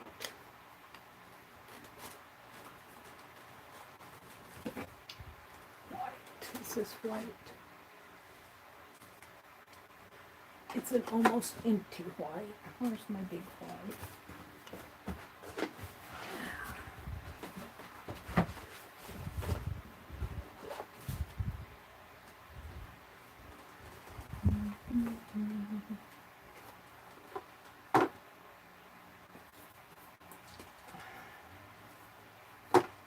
I'm looking for my paints here.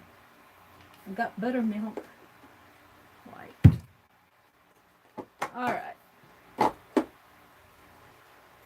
We're going to paint an owl or so on here. Let's start out with orange base.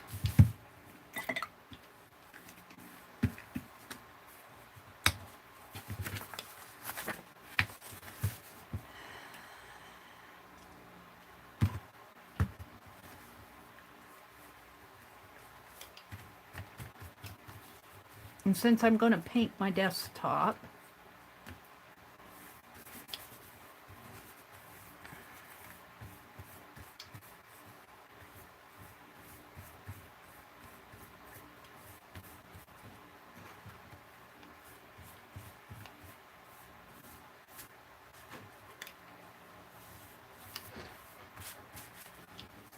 and I don't care if I get paint on the back of it because I'm going to paint it too.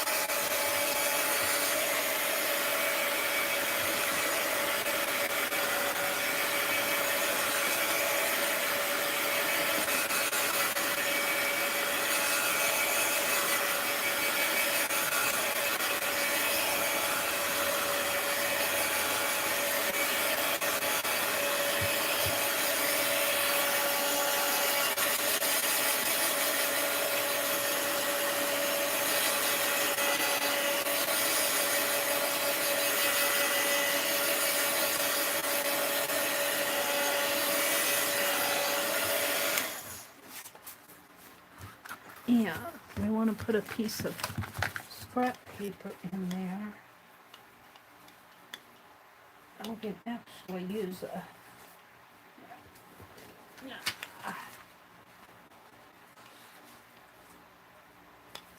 Those are envelopes.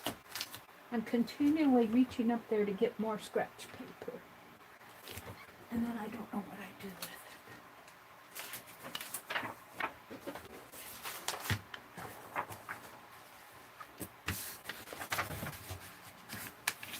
I don't want to paint my envelope shut, so I put a piece of paper in here so I don't paint my envelope shut.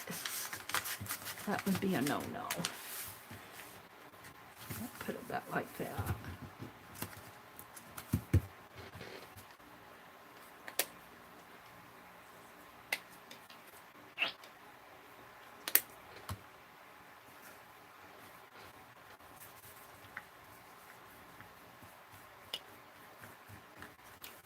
This will be the address side.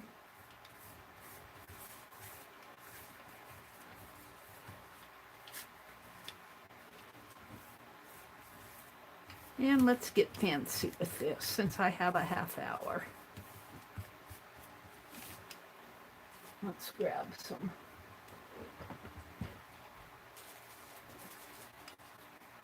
stencil and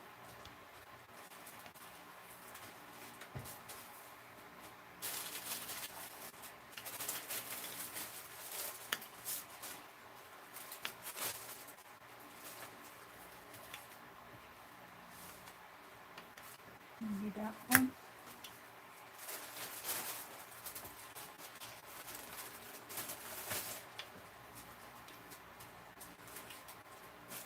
That one.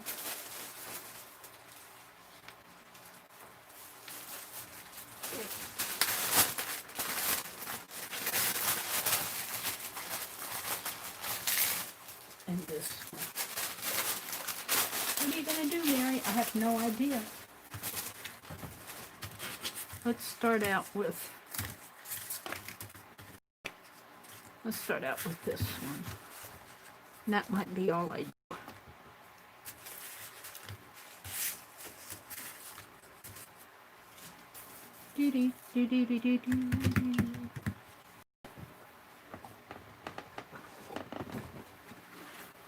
Some sticky paper.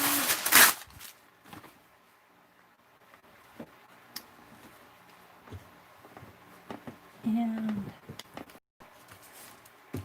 I thought I got some green out.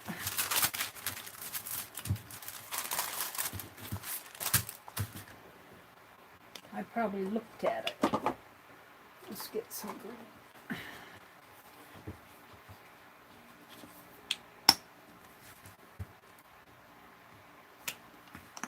Green and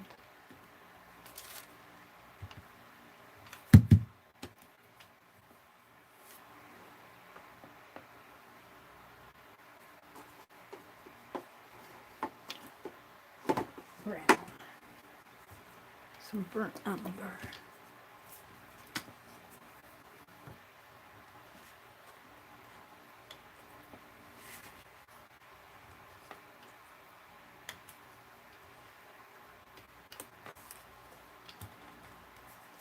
Wow, that's pretty juicy.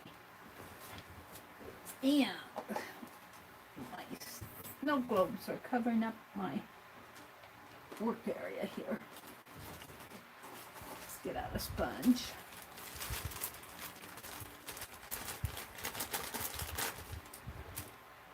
I might need 2 of them.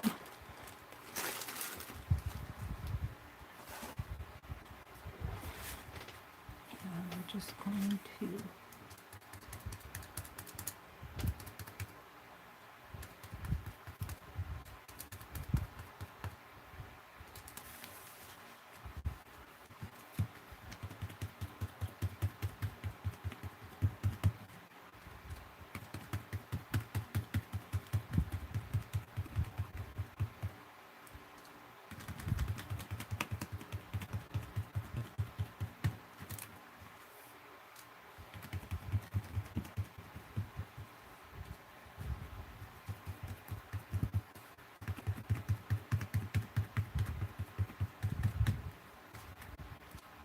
I need to get more Happy Mail ready to go.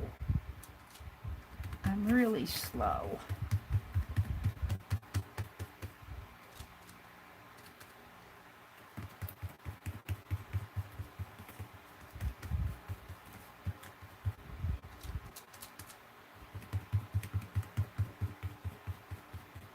Let's see how this turns out.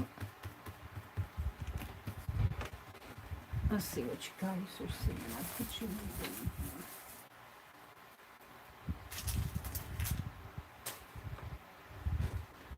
I need to go up a little. Let's turn my camera a little. Is that better?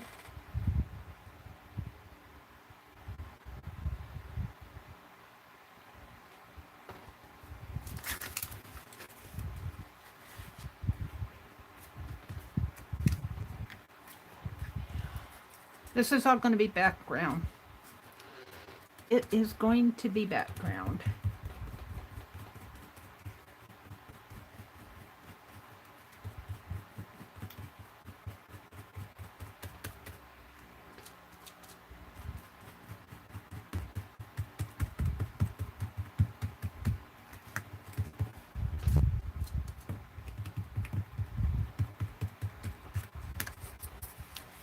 Background, and let's go ahead and dry that.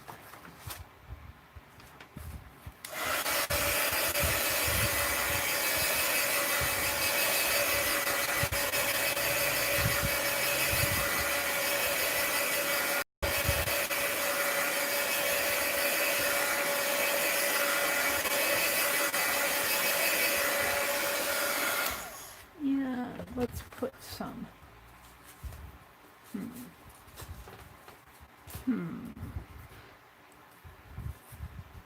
Not over everything, just over a part of it.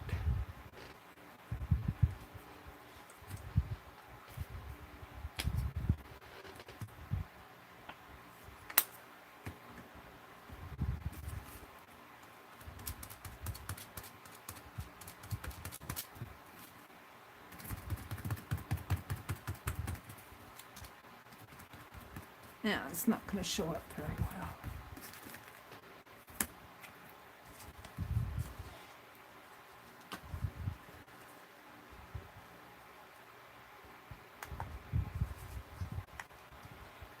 You guys are in the wastebasket, but at least you don't have paint in your face.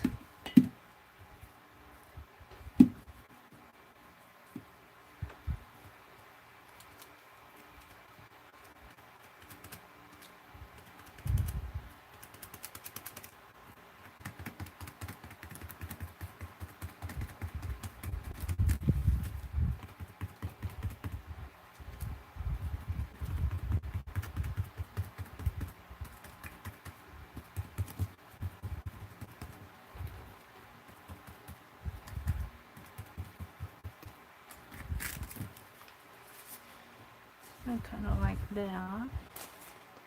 Let's try that.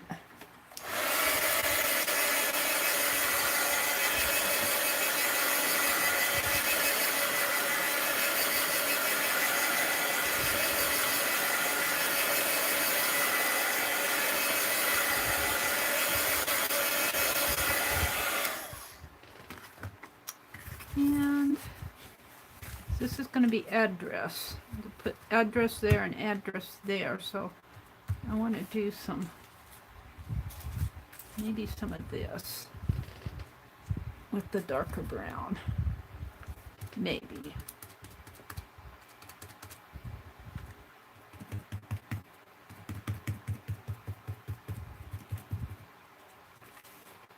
Oops.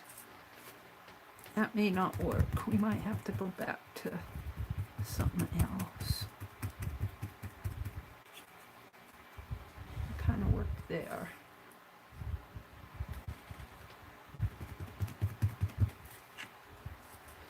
Let's put some.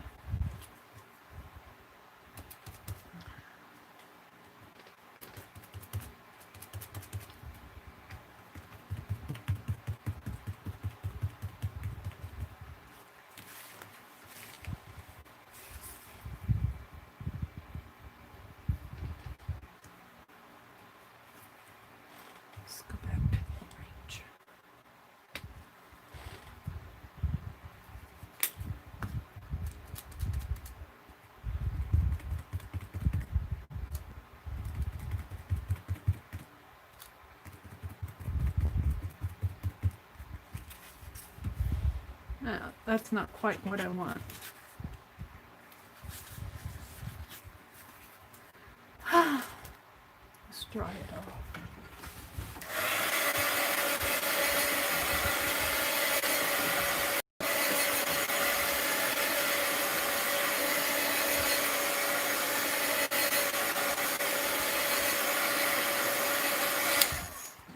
And let's get out some black. Black, black. I had black in my hands and I put it back. Where did I put it?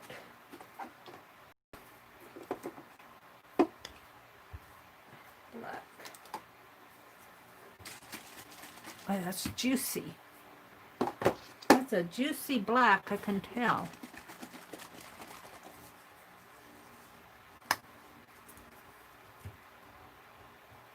How juicy that is. Yeah.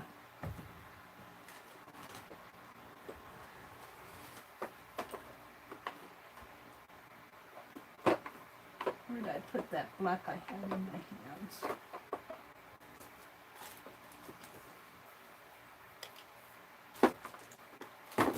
Yeah.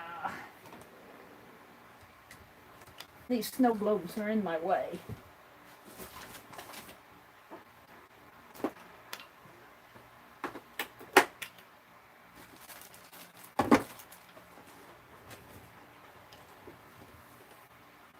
Where did I put it?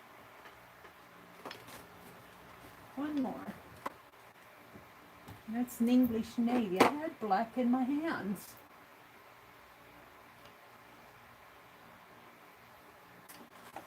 Honestly.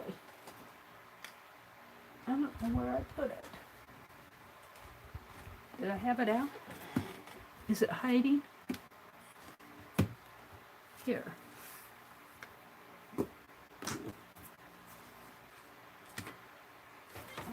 It's too juicy for me. That's too juicy for what I want.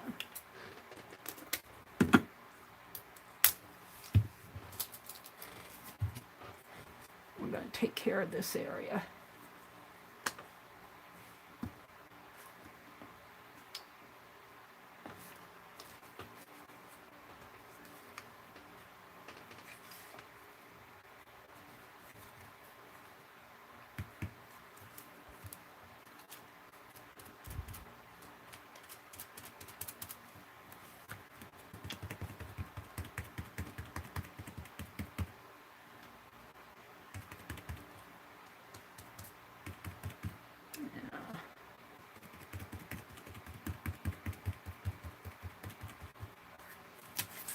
That's better. Let's try that.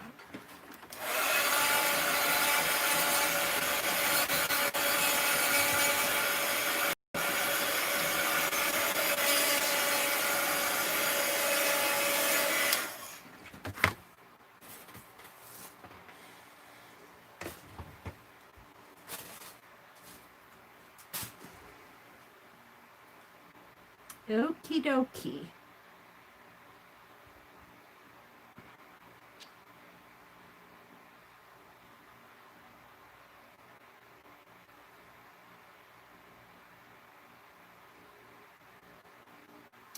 I'll go out here and look for an owl.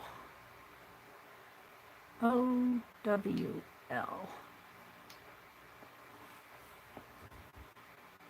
Oh, look at these owls.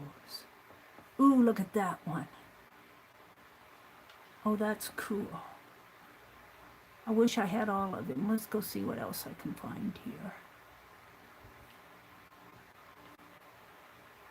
I'm on Pixabay. There's a flying one.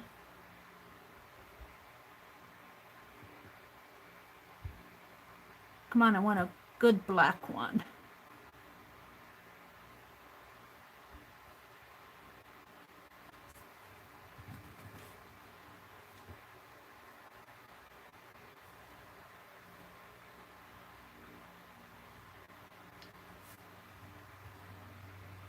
Kind of like that guy.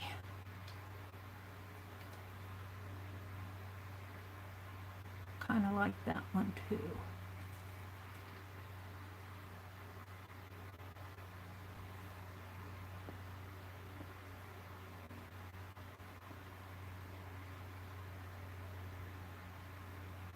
They're weird birds in a way.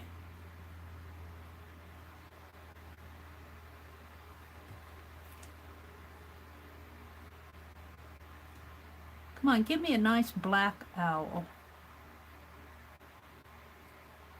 He's kind of cute.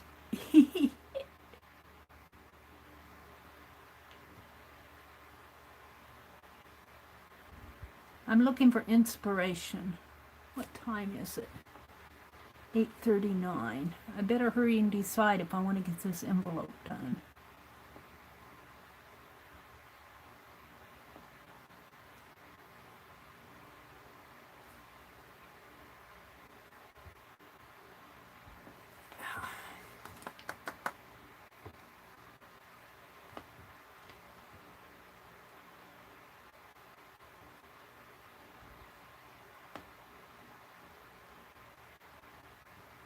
I can't see some of them.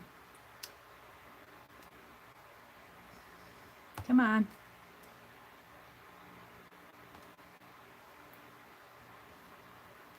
I put a lot of these in negative spaces to print down.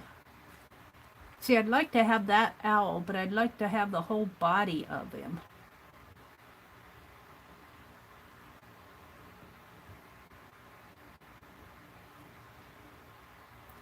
Well, come on, Meri.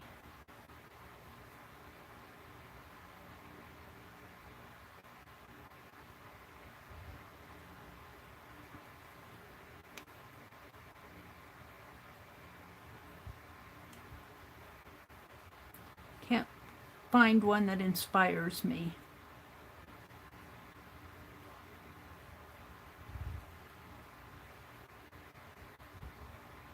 Here, maybe this one. I don't like the eyes on it.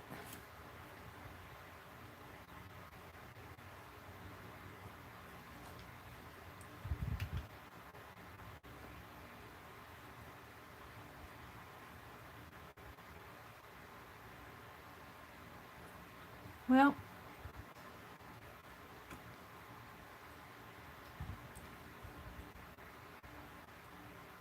this is how I decide. He looks surprised. Are you taking a picture of me?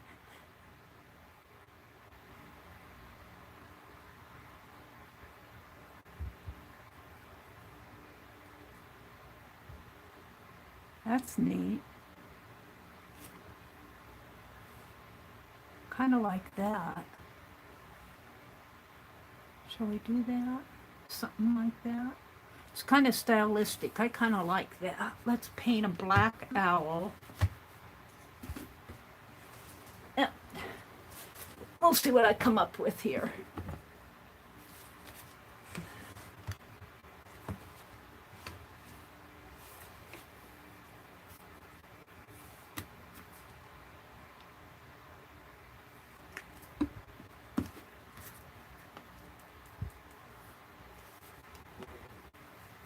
I want it owl shaped.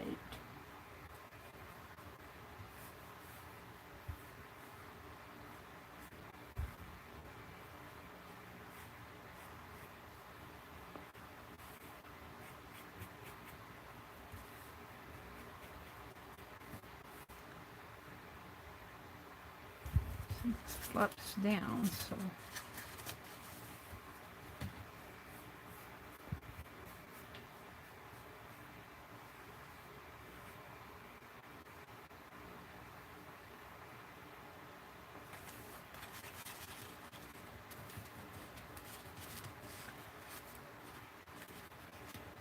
I'm gonna fold this up a little more, like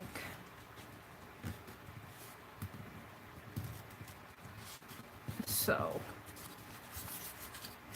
And I'll put my own tape on it.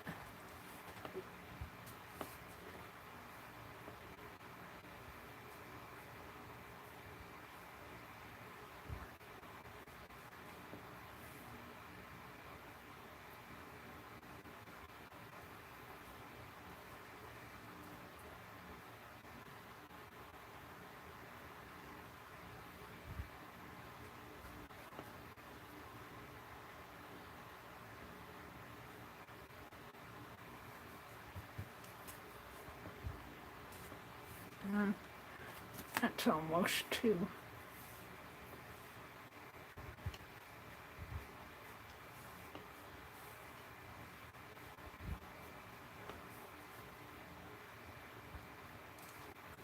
And let's give it a little bit more body here.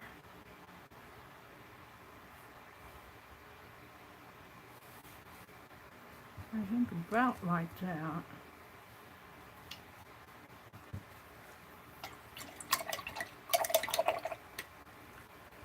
Now, just for the fun of it, let's frame this all in black.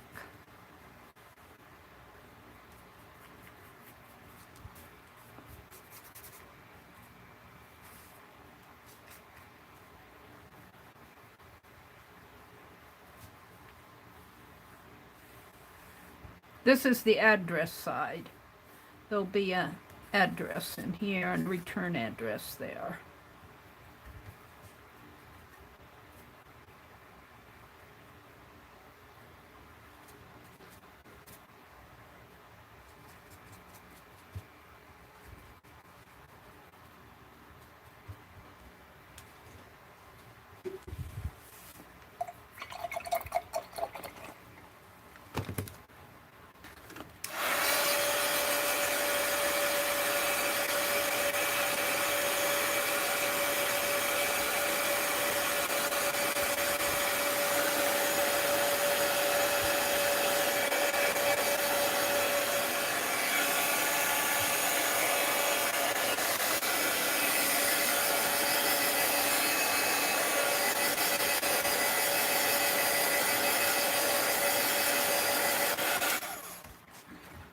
Okay. And hopefully,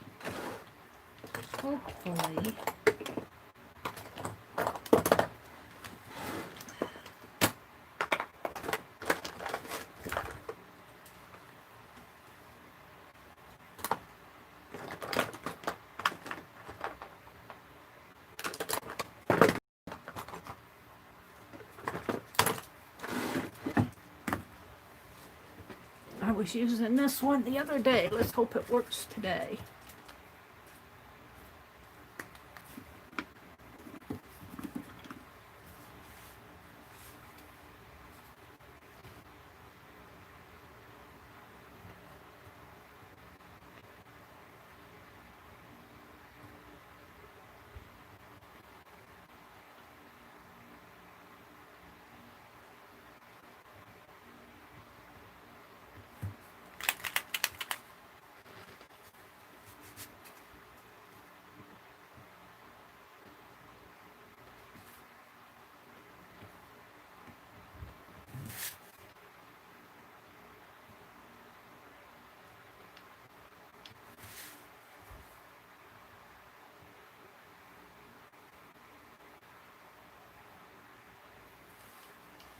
Now, it comes up like, well, let's put the nose on first. The nose comes something like that, and then it comes up like this, and like that. And then it has some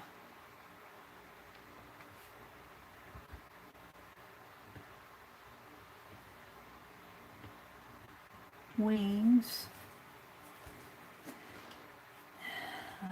and the eyes.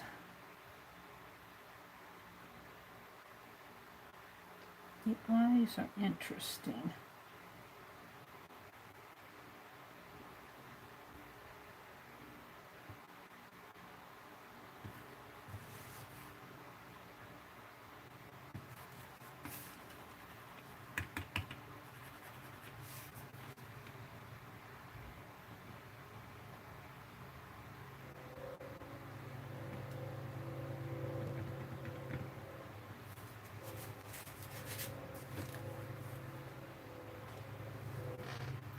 It has a white dot in there.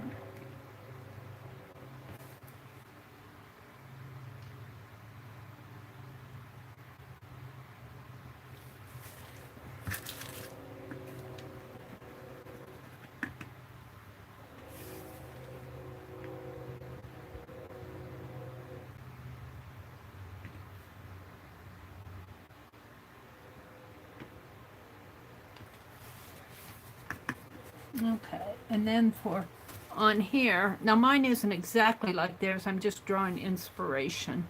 They have a leaf designs on the chest. So that's kind of what I'm going to do in here, hopefully. My pen is acting up because I'm using that paint isn't entirely, is still kind of wet.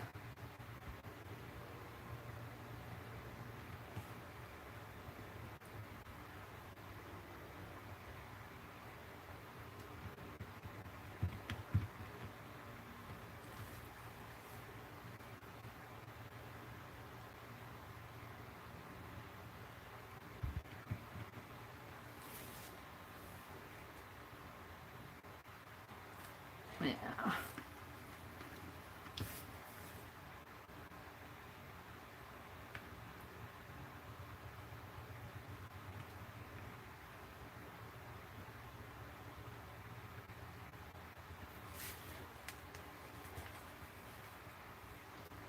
Just got a little flower down in here.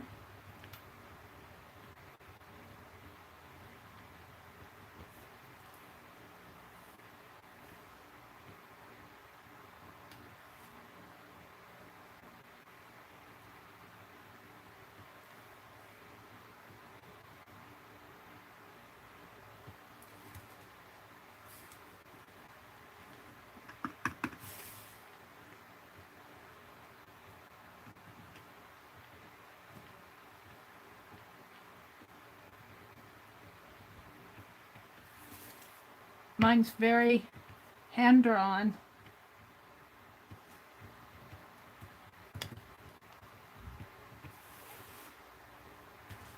I think I could do better with a fine liner.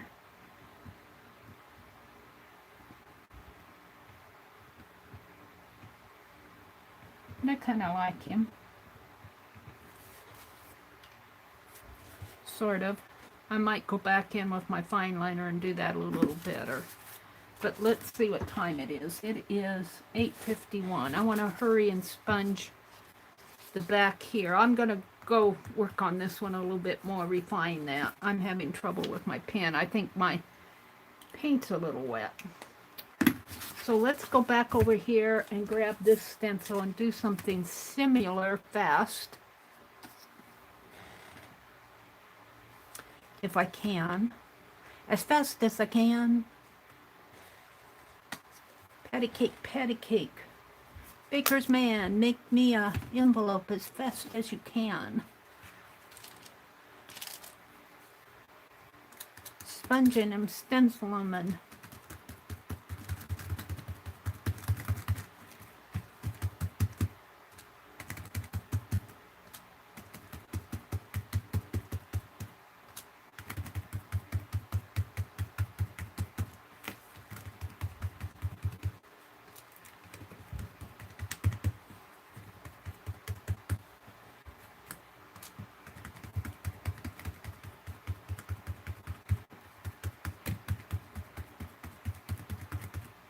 some of that brown now.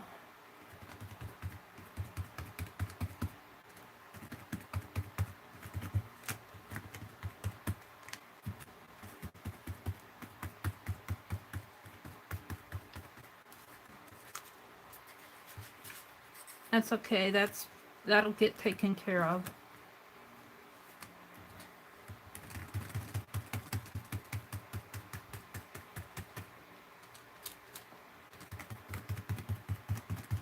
This is just background stuff. Just kind of representing tree leaves in the background.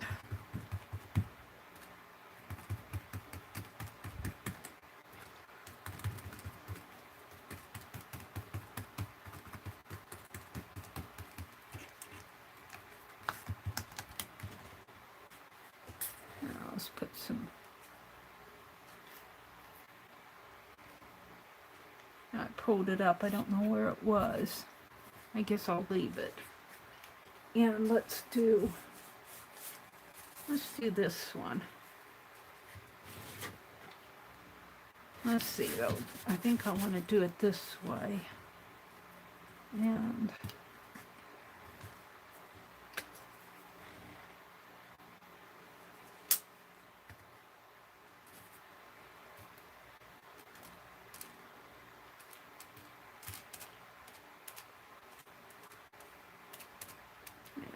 white.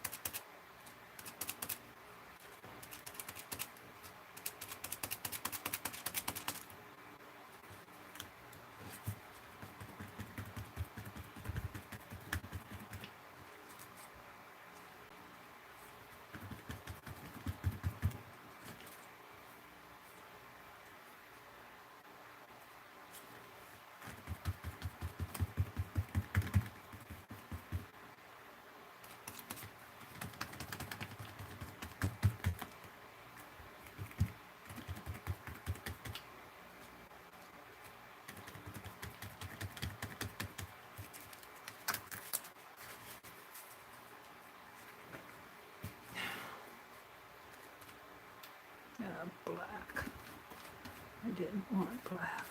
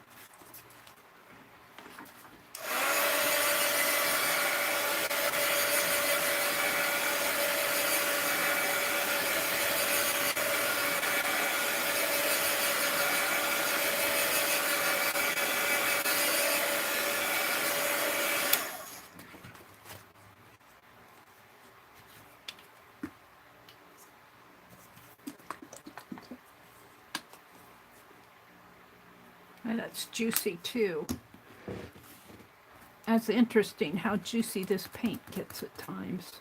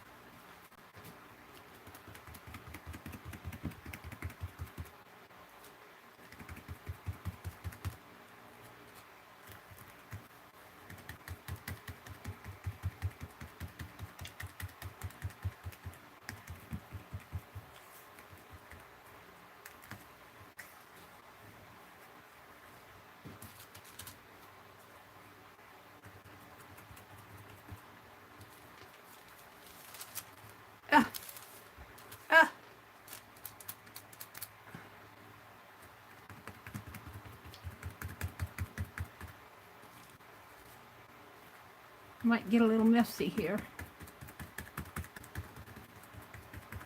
I just want a background. I think that's good enough.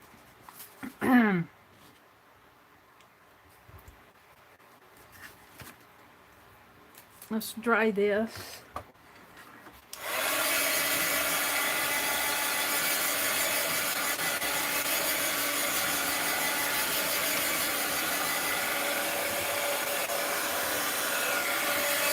It's 9 o'clock.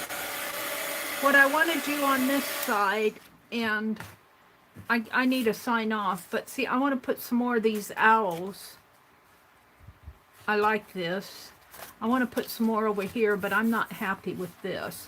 So I'm going to sign off, and maybe I'll finish this with a standalone video, because I want to finish it this morning so I can get it mailed off. So I'm going to say goodbye to everybody.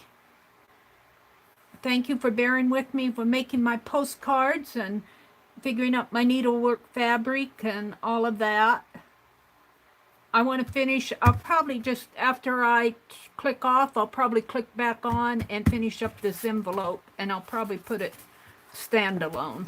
I'm not happy with this yet, but it's 9 o'clock, and I think Kathy Berg is coming on. So, have a great day. This is Tuesday. Beth Schuler will be on later tonight, and this afternoon, I think at 2 o'clock, either on Lisa or Tanya's channel, they will be doing some artwork together. So, have a great afternoon. I'm going to try to come on tomorrow morning. I don't know if I'll make it or not. It's an impromptu morning. I might decide to sleep in. But if I don't, Dee Dee Willingham comes on at 8:30. So bye, everybody. Have a great day. Put my little owl out here so you can see it. Bye.